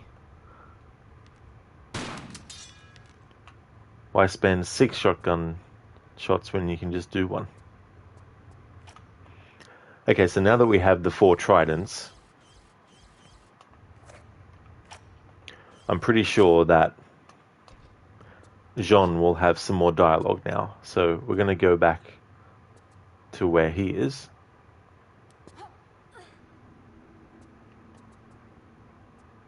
If we get there and he's changed where he was before, when we saw him last, he was standing near one of his bookshelves, looking over some books. So if he's still there, then I know that we don't have any more dialogue with him yet. But if he's moved to a different spot, there should be some more dialogue. And so we'll get both graphics version of that as well. But backtracking to him, it's entirely optional. You don't have to do it at all if you don't want to. In fact, there's some playthroughs where I don't bother with it, but for this graphics comparison playthrough, I definitely wanted to show all those conversations in both graphics. Lara, will I waste time and bullets? No.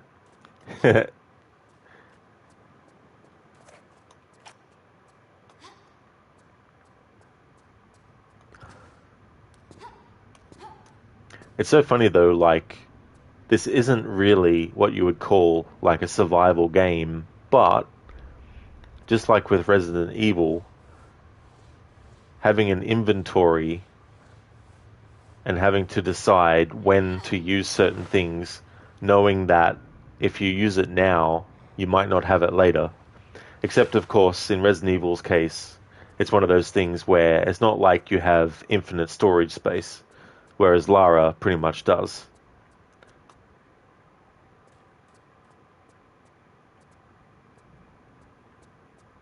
But I do believe in having more of something later in a game than having way less of something later in a game when you really need it.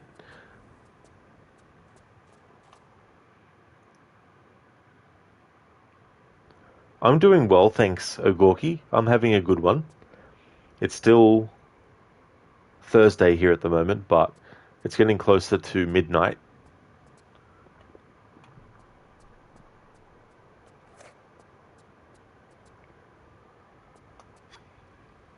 I don't know where I'll end the stream at, but we've almost gone through the part where we had to explore a lot of Cleopatra's palaces. Just need to put these trident pieces into their statues.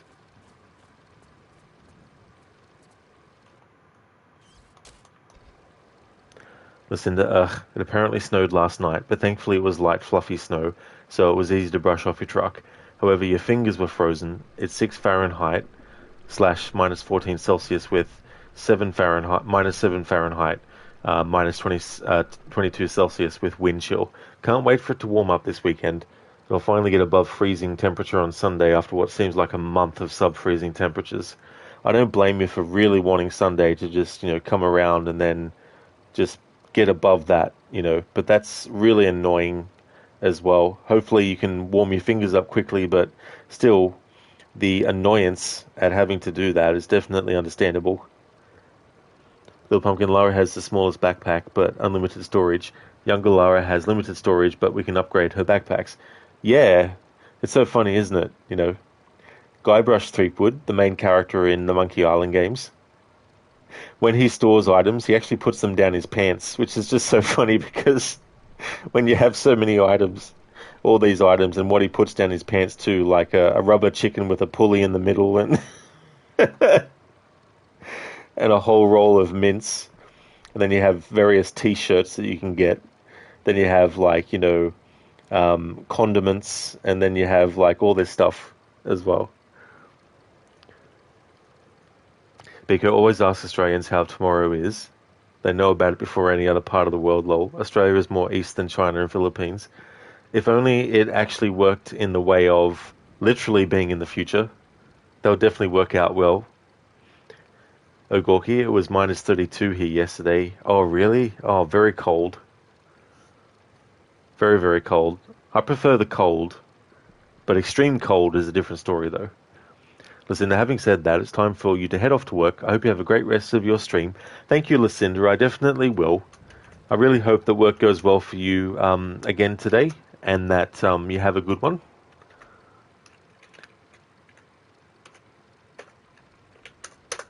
Would definitely like to recommend people check out Lucinda's channel. Lucinda is doing a Resident Evil marathon at the moment, currently on Resident Evil Revelations 1. Also has a Thief playthrough going on at the moment. Sometimes we'll also do streams of games like Diablo 4 as well as Fallout. Also a fan of the Dead Island and not Dead Rising, sorry, Dead Island and Dying Light series. So a big fan of like horror stuff, but also a fan of stealth stuff like the Dishonored series as well. And that's no worries at all for the shout out, Lucinda. Always more than happy to give you one. Really hope you have a good one today. Hope you can stay nice and warm as well.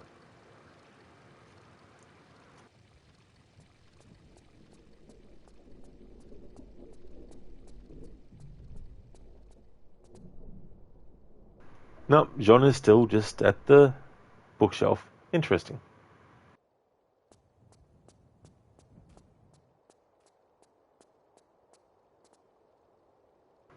Well, that's that then.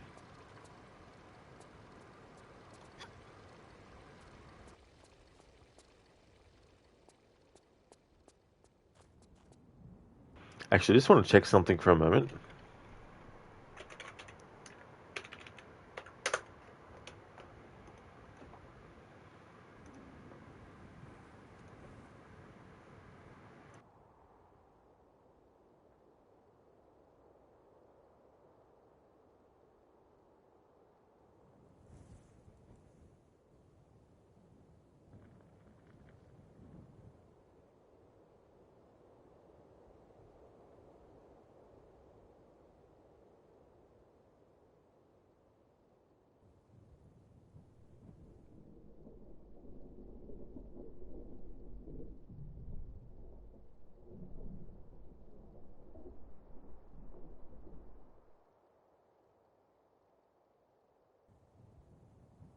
Oh my friggin' god, I can't believe. Damn it. There's an interaction with Jean that I actually completely overlooked, and the fucked up thing is that I can't get it.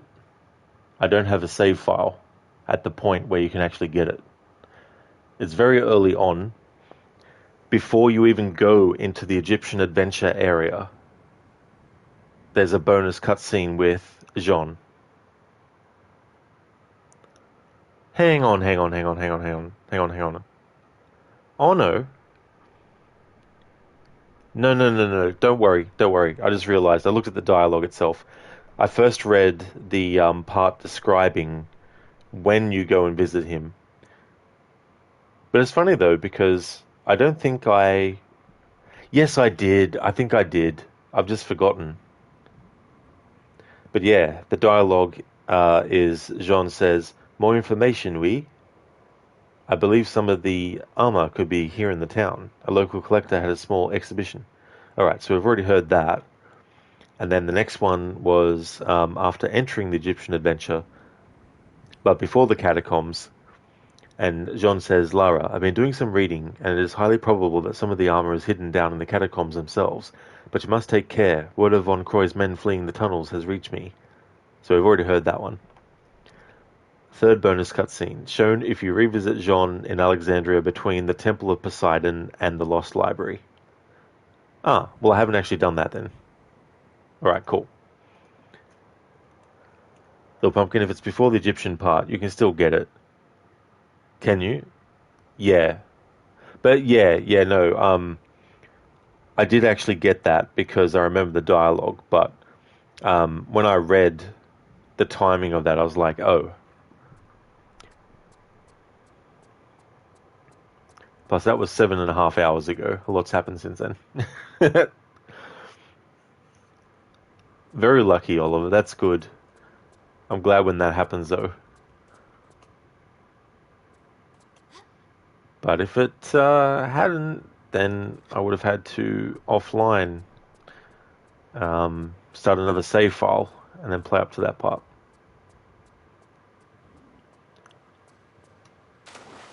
The pumpkin went back to him after the library. You thinking you got it, but don't believe you. Yeah, so that one I definitely haven't gotten yet. But yeah, they said that as long as you get it, it's between the Temple of Poseidon and the Lost thingo.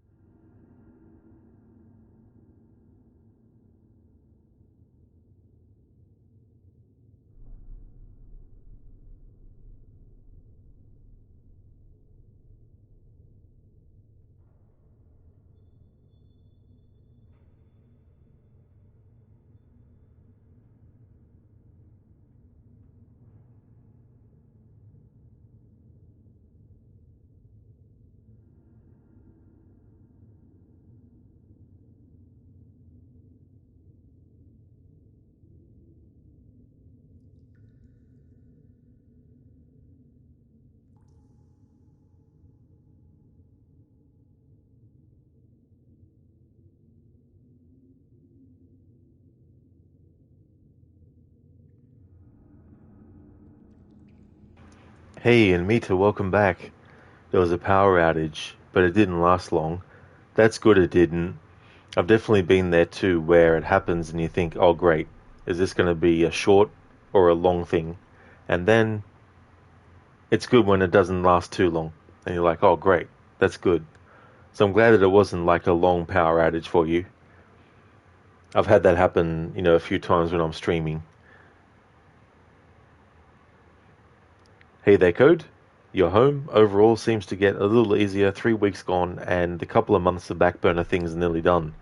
Well, that's got to be a good feeling, knowing that you're getting closer and closer to getting all of those things sorted as well. It's crazy to think that 3 weeks have gone. Like, sometimes time just seems to fly so quickly.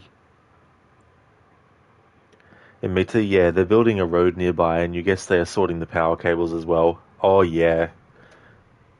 That's the other thing, too, depending on what it can be something that's, being done as part of maintenance or something that's been done for whatever reason on purpose. Or it can also be the weather is like, hey, that's some nice power you got there. Be a shame if someone was to, make it not be power there for a bit.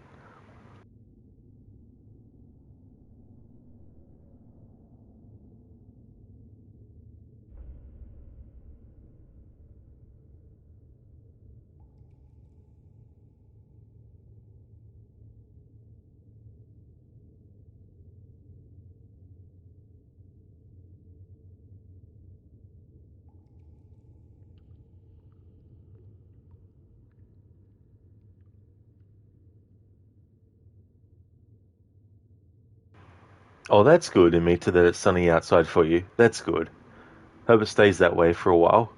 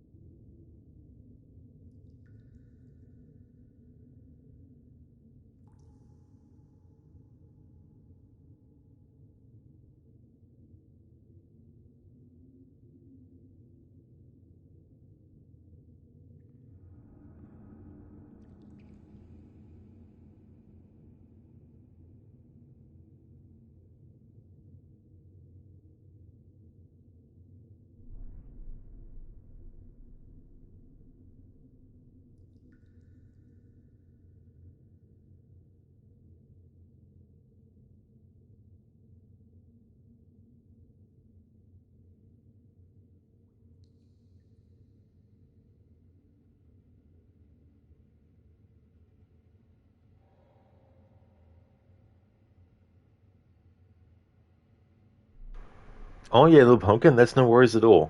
I definitely will have fun. I hope that you have a good one. Thanks for being here and chatting.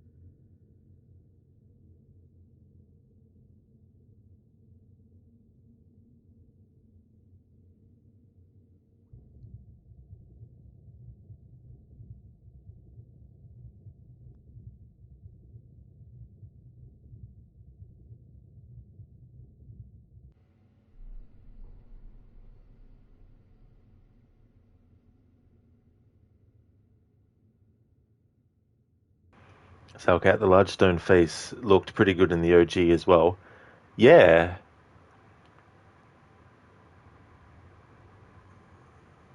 like you look at the detail on it, instead of just having like the facial features and not having anything to show texturing on like the hair part, for example, instead of just not worrying about that in the OG graphics, they still put that effort in to add those little details as well.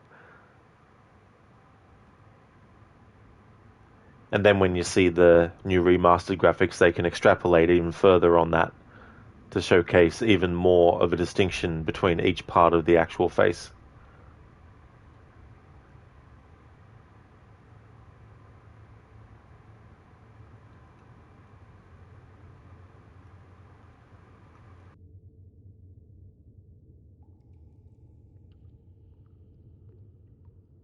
Yeah, Crook, it's so rude with the tongue. It's so funny because there's some faces of statues in the Legend of Zelda franchise that can be similar as well.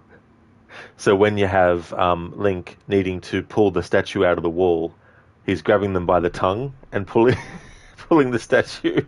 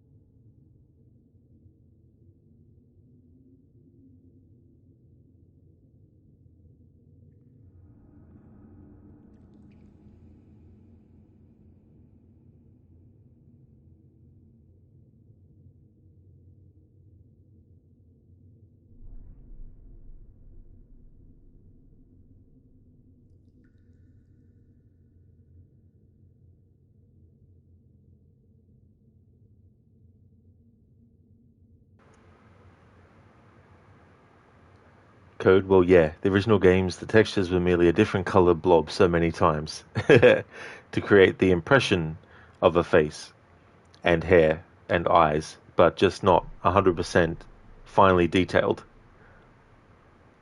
That is a deep hole, Oliver. that emote,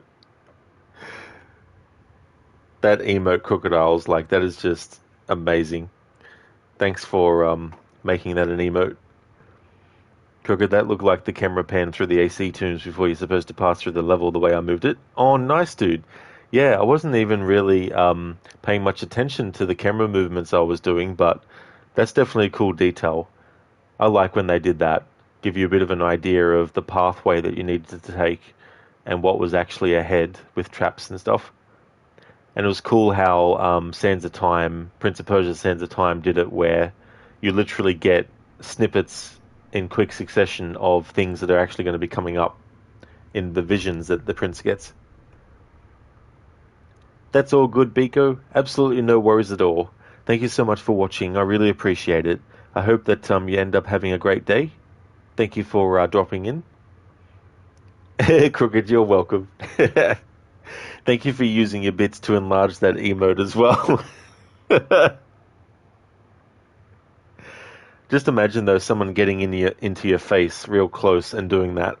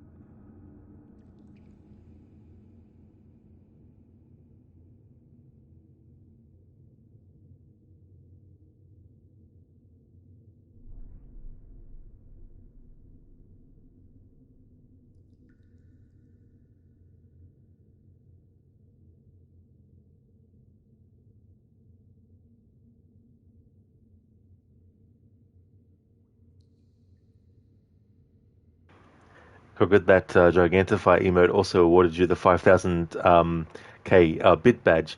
Oh, very nice, Crooked. GG's on reaching that. Thank you so much as well. That's awesome, dude.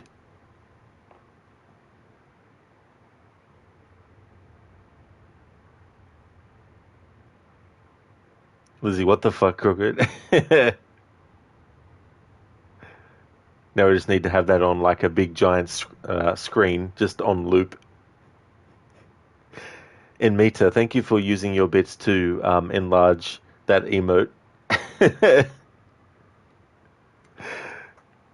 It's so funny. I wish that Twitch actually allowed more frames for animations because cutting that down to 60 frames, there's definitely a lot of parts to the entire bit where it was doing that head shake, which is just so funny, but I had to be very sort of like specific with what to actually choose out of it.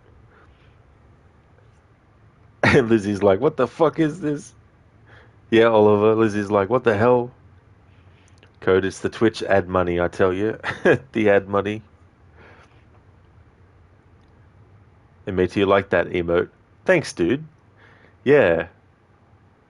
Sometimes it's difficult too because like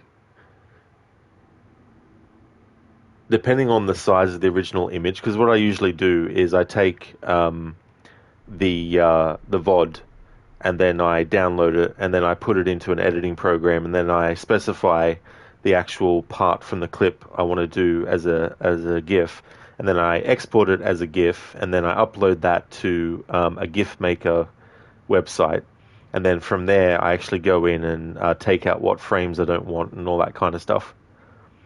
But yeah, with Twitch's limitations, you need to have whatever animated emote, it needs to be square shaped. and it needs to be 60 frames, and it needs to be under a megabyte, or it needs to be on a megabyte in size at the most.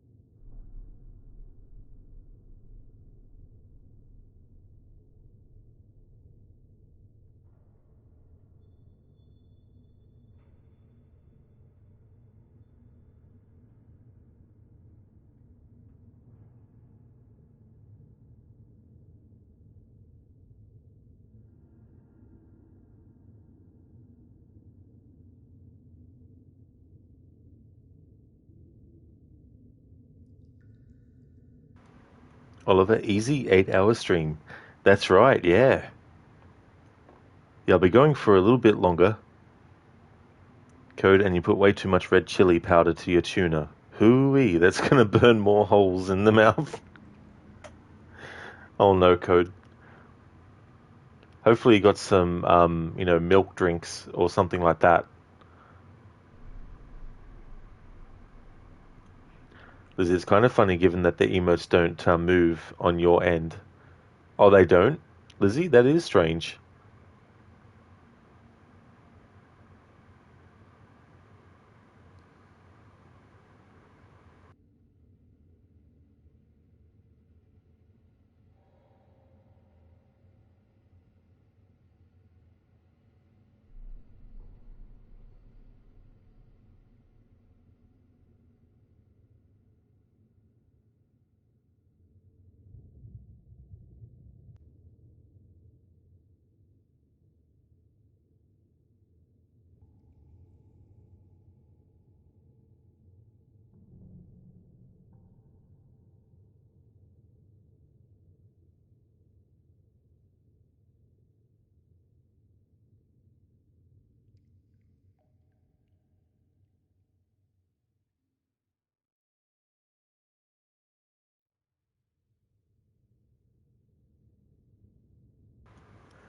Code, on the other hand, the current viruses might think a moment longer before they enter.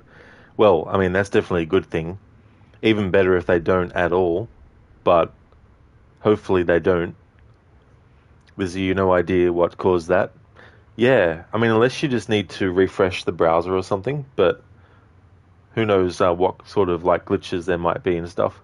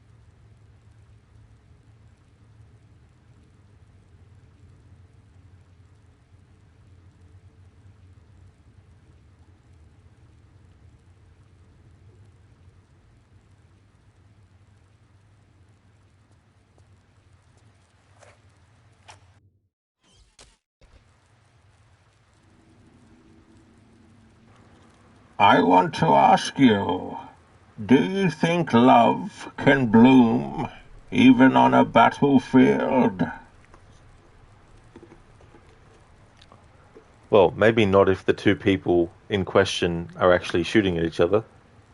I don't think love will bloom out of that. What's that from, Dr. Darling? I don't recognize it. You have exactly 56 minutes until you have to leave again. Maybe 55 minutes now, since the time you posted that. Well, that's fair enough as well. I hope work has been going good. That's from Metal Gear Solid 1. Ah, nice. Another game that I haven't played for decades.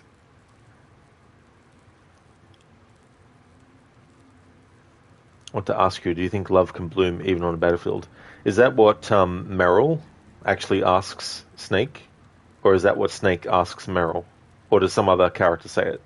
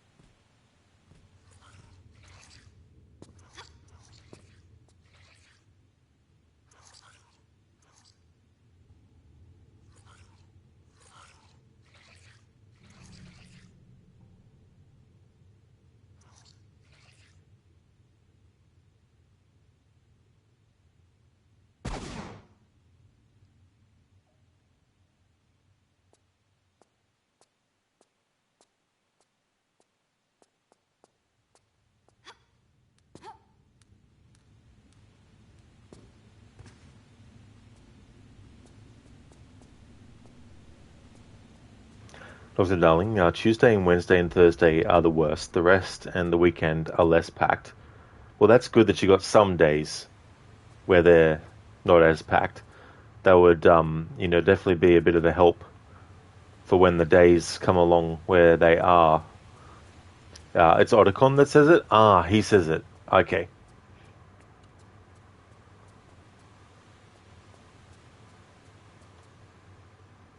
I think there's that Pat Benatar song with the lyrics "Love is the battlefield."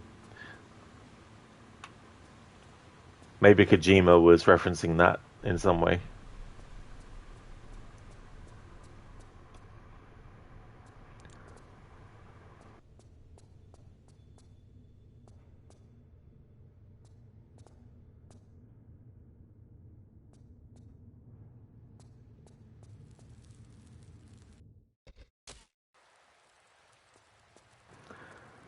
Should have fucking saved it.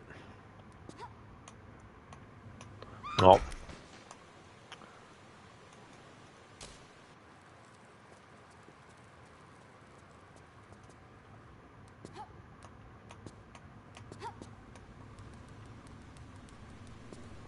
I want to do that again.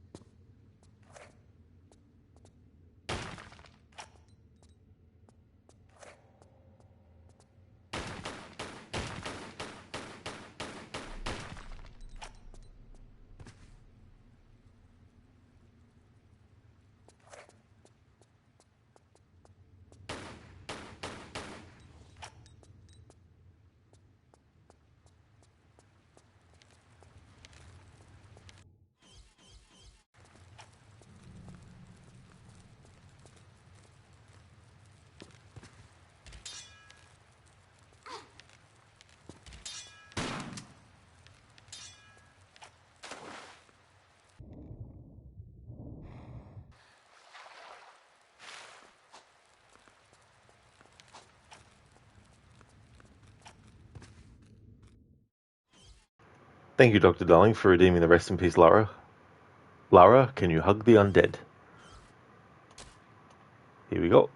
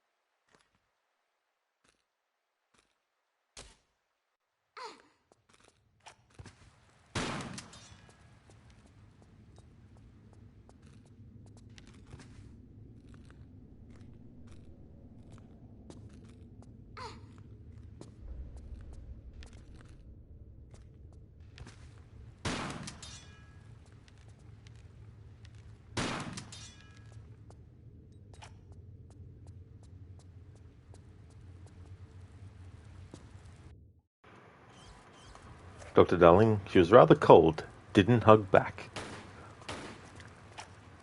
The skeleton was like, damn it.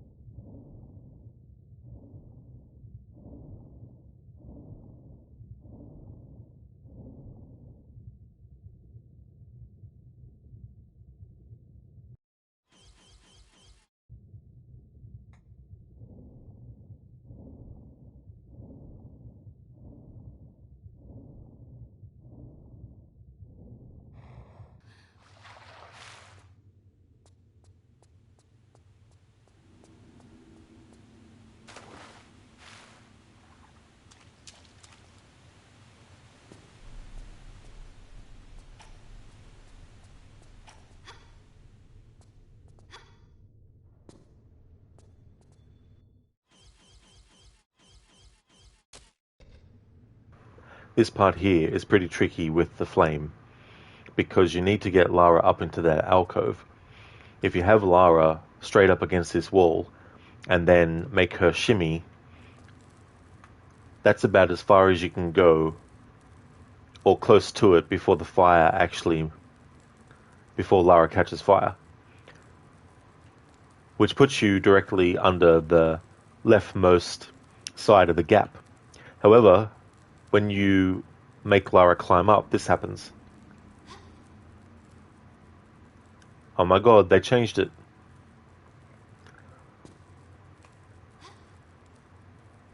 At least I think they have, because I could swear that in previous playthroughs, if Lara was where I had her and then tried to jump up, she'd catch fire. So they must have fixed that. Cool. I mean, if they haven't, maybe I was slightly a bit too close to it before. Might have been this. Yeah. If you're this close and then try it. No? Okay, they must have fixed it then. Okay, so she'll catch fire by dropping there, but let's see. What if we stay close to the wall and shimmy all the way? No. Alright.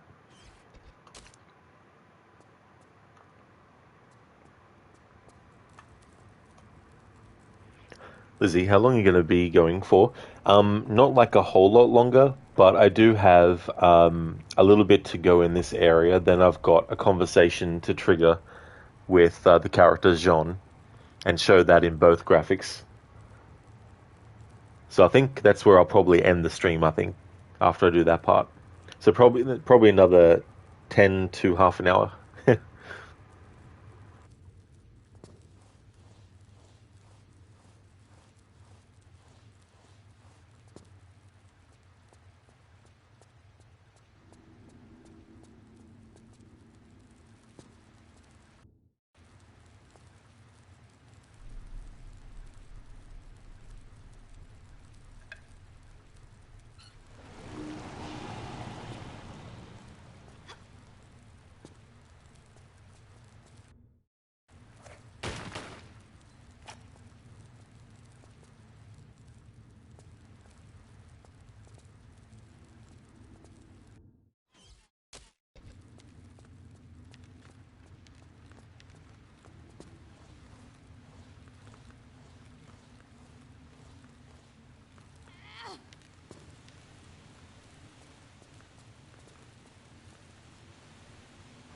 Excellent. So there we go. In the original version, because Lara can't do that roll out of the alcove, it means that if you want to get out of there, you have to turn Lara all the way around and then make her lower herself. In the meantime, the skeletons are attacking you and hitting you, and you're losing health while you're doing that. So it's good that you can do that on an angle and do the rollout in this version, and then you'll make it past the flame. Cool. That's one of the things I was wondering before this remaster came out.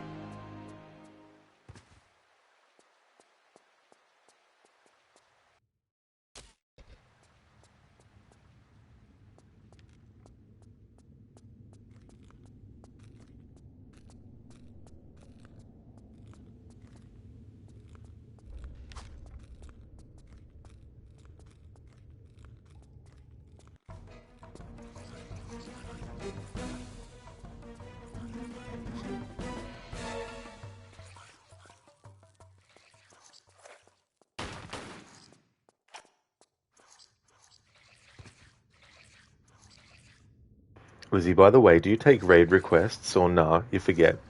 Oh, I don't mind raid suggestions. But usually what I like to do first is see who is actually streaming when I'm about ready to actually end, and then make a decision then.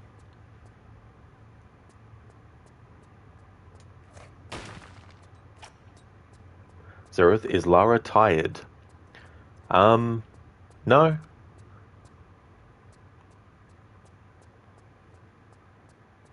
Not that I know of.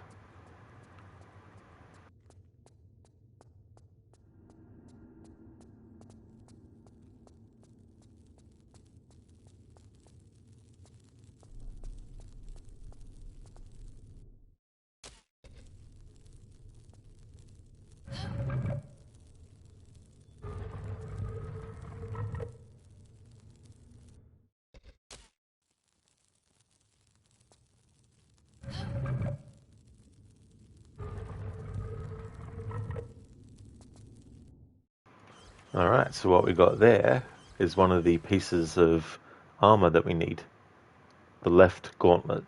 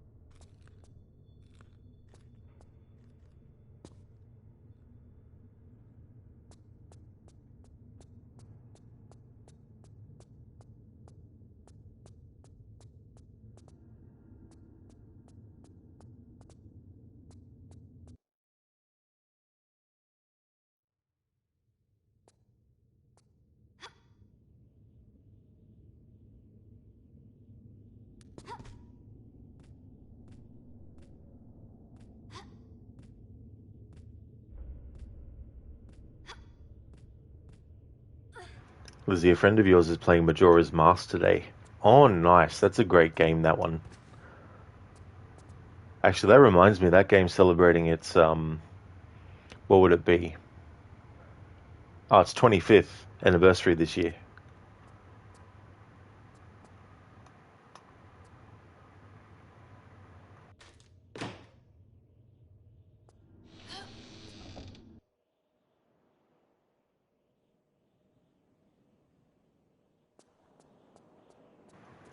Okay, so now we've reached the point in the game where we have the final optional dialogue with Lara and Jean. So we'll trigger that. And then that should do me for today's stream.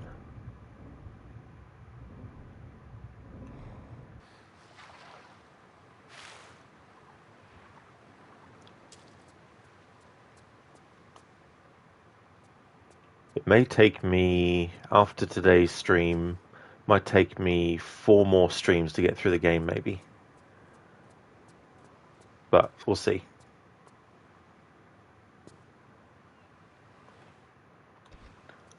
Actually, what I should do is I should make a save close to where I need to go. So I'll make it about here. And that way, I won't have to backtrack all the way back to here after speaking to Jean, because this is the last optional dialogue you can get from him.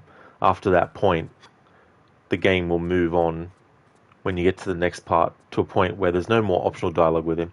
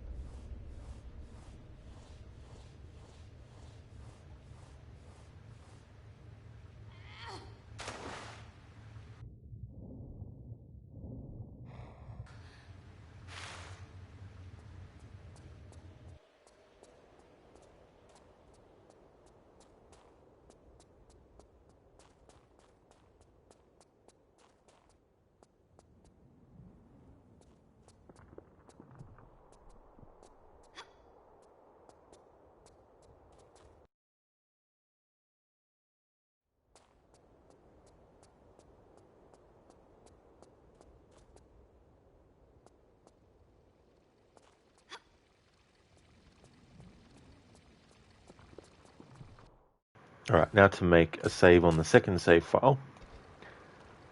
So I can just reload that to show the new graphics in this upcoming dialogue scene.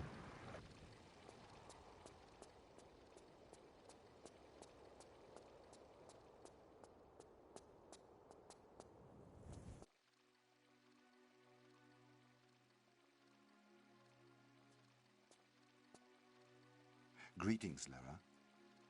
Remember, somewhere in the library will be the means to guide you to the location of Cleopatra's palaces.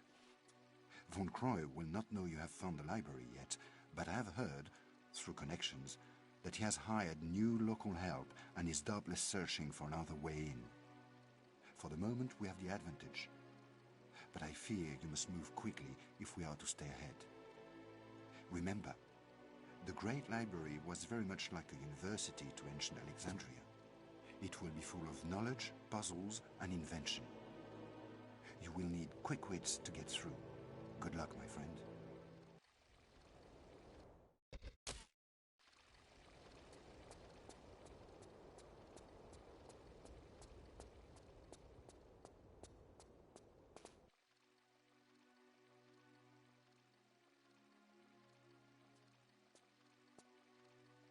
Greetings, Lara. Remember, somewhere in the library will be the means to guide you to the location of Cleopatra's palaces. Von Croy will not know you have found the library yet, but I have heard, through connections, that he has hired new local help and is doubtless searching for another way in. For the moment, we have the advantage, but I fear you must move quickly if we are to stay ahead. Remember, the Great Library was very much like a university to ancient Alexandria. It will be full of knowledge, puzzles, and invention. You will need quick wits to get through. Good luck, my friend. As a wise character once said,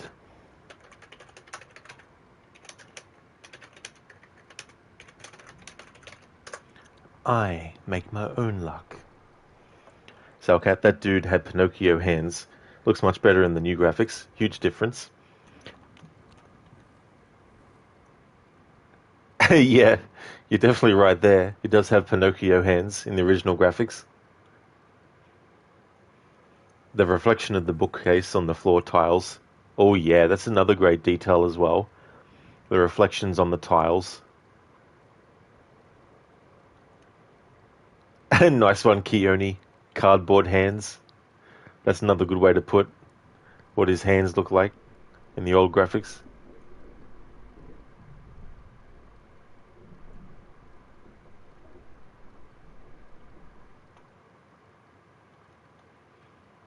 Alright, so we've gotten that last optional dialogue with Jean. Showed it in both graphics. Now I'm going to reload that other save I made so we don't have to actually spend time backtracking all the way there. And then I'll just save over it again. So that becomes the save file that automatically it'll be selected to load.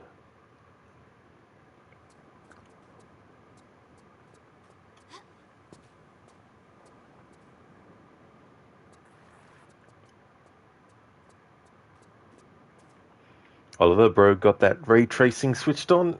Yeah, he's got it switched on. Like, quick, John, put it on. Yeah, I do. I think at any time, any place, people can fall in love with each other. But if you love someone, you have to be able to protect them.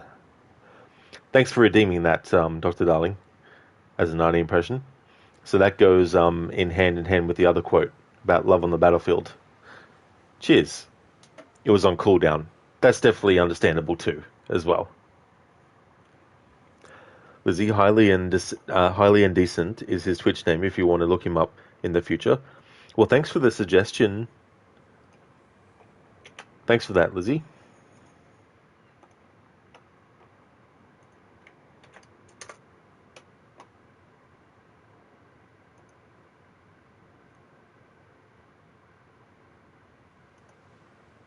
Going to set up a photo mode shot to end the stream out with, and also so I can take a screen grab of it later to use as the image when I post my go live for tomorrow's stream.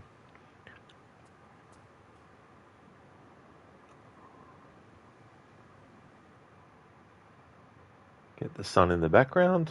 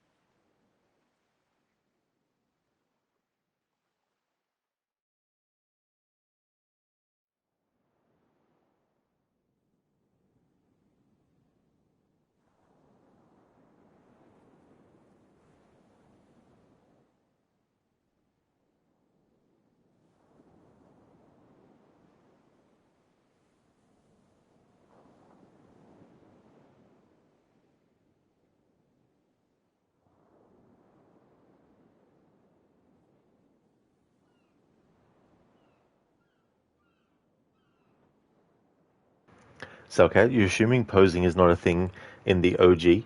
I think it is, yeah. Yeah, I think you can have Lara pose in the OG graphics. The only thing, she won't have different facial expressions in the old graphics if you actually switch. Oliver, did Lara just pose on her side in mid-air? I think so. Yeah, there's quite a few. I think there's like 43 different poses in this remaster collection of 4, 5, and 6. Alrighty then, so this is where I'm going to call it a stream for today. Before I end the stream though, I want to give some shout outs.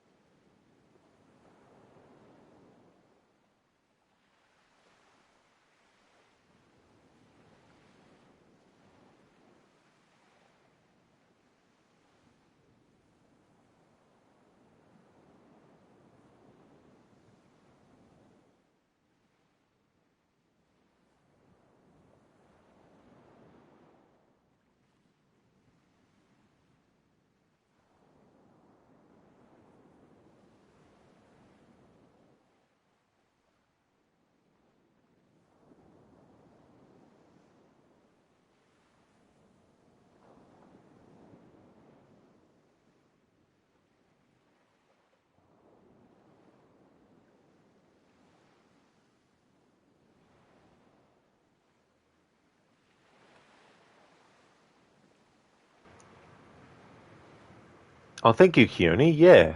Yeah, I wanted to have a different pose. I had her doing the sort of like ready to fight pose at the end of yesterday's stream and used that for my go live message for today's stream. Would like to highly recommend people check out the following streamers: in Mita, who's doing a playthrough of Resident Evil Village; Gizlek, who's doing a playthrough of Assassin's Creed Syndicate; Crocodiles is doing a playthrough of Mirror's Edge Catalyst; and next up for him will be A Plague Tale Innocence. Lidus is a lot of retro games these streams. He's a big fan especially of Mortal Kombat. Lucinda is doing a playthrough of games like Thief, but also a Resident Evil marathon, and the current game in that marathon that she's doing is Resident Evil Revelations 1. Mr. Gote is a streamer of games like Banish's Ghost in New Eden. Salcat is doing games like the Dark Pictures anthology House of Ashes. Schiller is doing a playthrough of Dishonored 2 and Mafia 2. And Shaky is doing Far Cry 6. So definitely recommend checking out those streamers if you haven't before.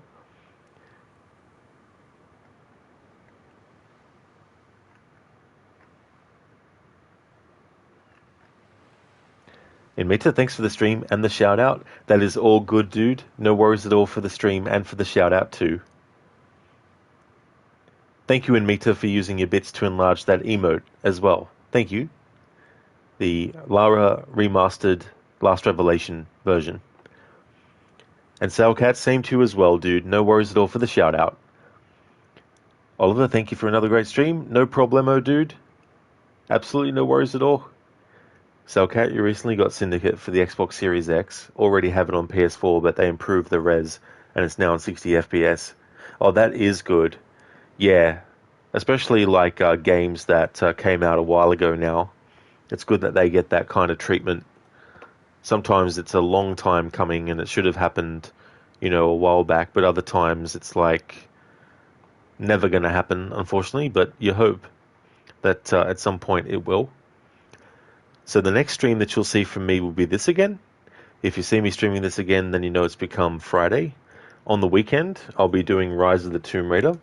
It was a playthrough that I started a few weeks ago, but due to schedule with the remastered trilogy of 4 to 6 coming out, I had to sort of like put it on hold. But that'll be this weekend that I'll be getting back to Rise of the Tomb Raider. I'm doing a 100% playthrough as part of Phase 1 of celebrating the game's 10th anniversary. So I put them into phases because it means that I'm doing multiple different types of playthroughs with that one game. But it won't be back-to-back, though. So I'll be doing another phase of Rise of the Tomb Raider's 10th anniversary at a later date. But that's the current one, Phase 1, 100%. On Monday, I'll be doing Assassin's Creed Black Flag. And then on Tuesday, I'll be doing Call of Cthulhu and finishing that game off as well. I started a playthrough of that Tuesday just gone. So that's the current schedule for the channel. Just want to thank everyone once again for watching the stream. I really appreciate it. I hope that everyone has a great rest of your day or night, whichever it might be. Selcat, can you do the shocked face for Lara?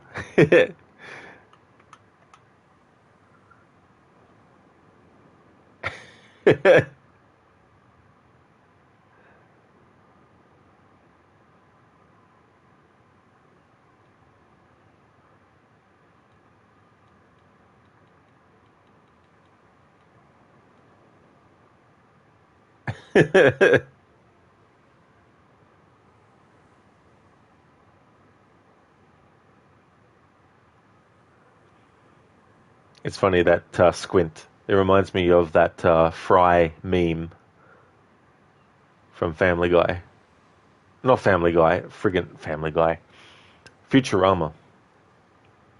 I was close. It started with F.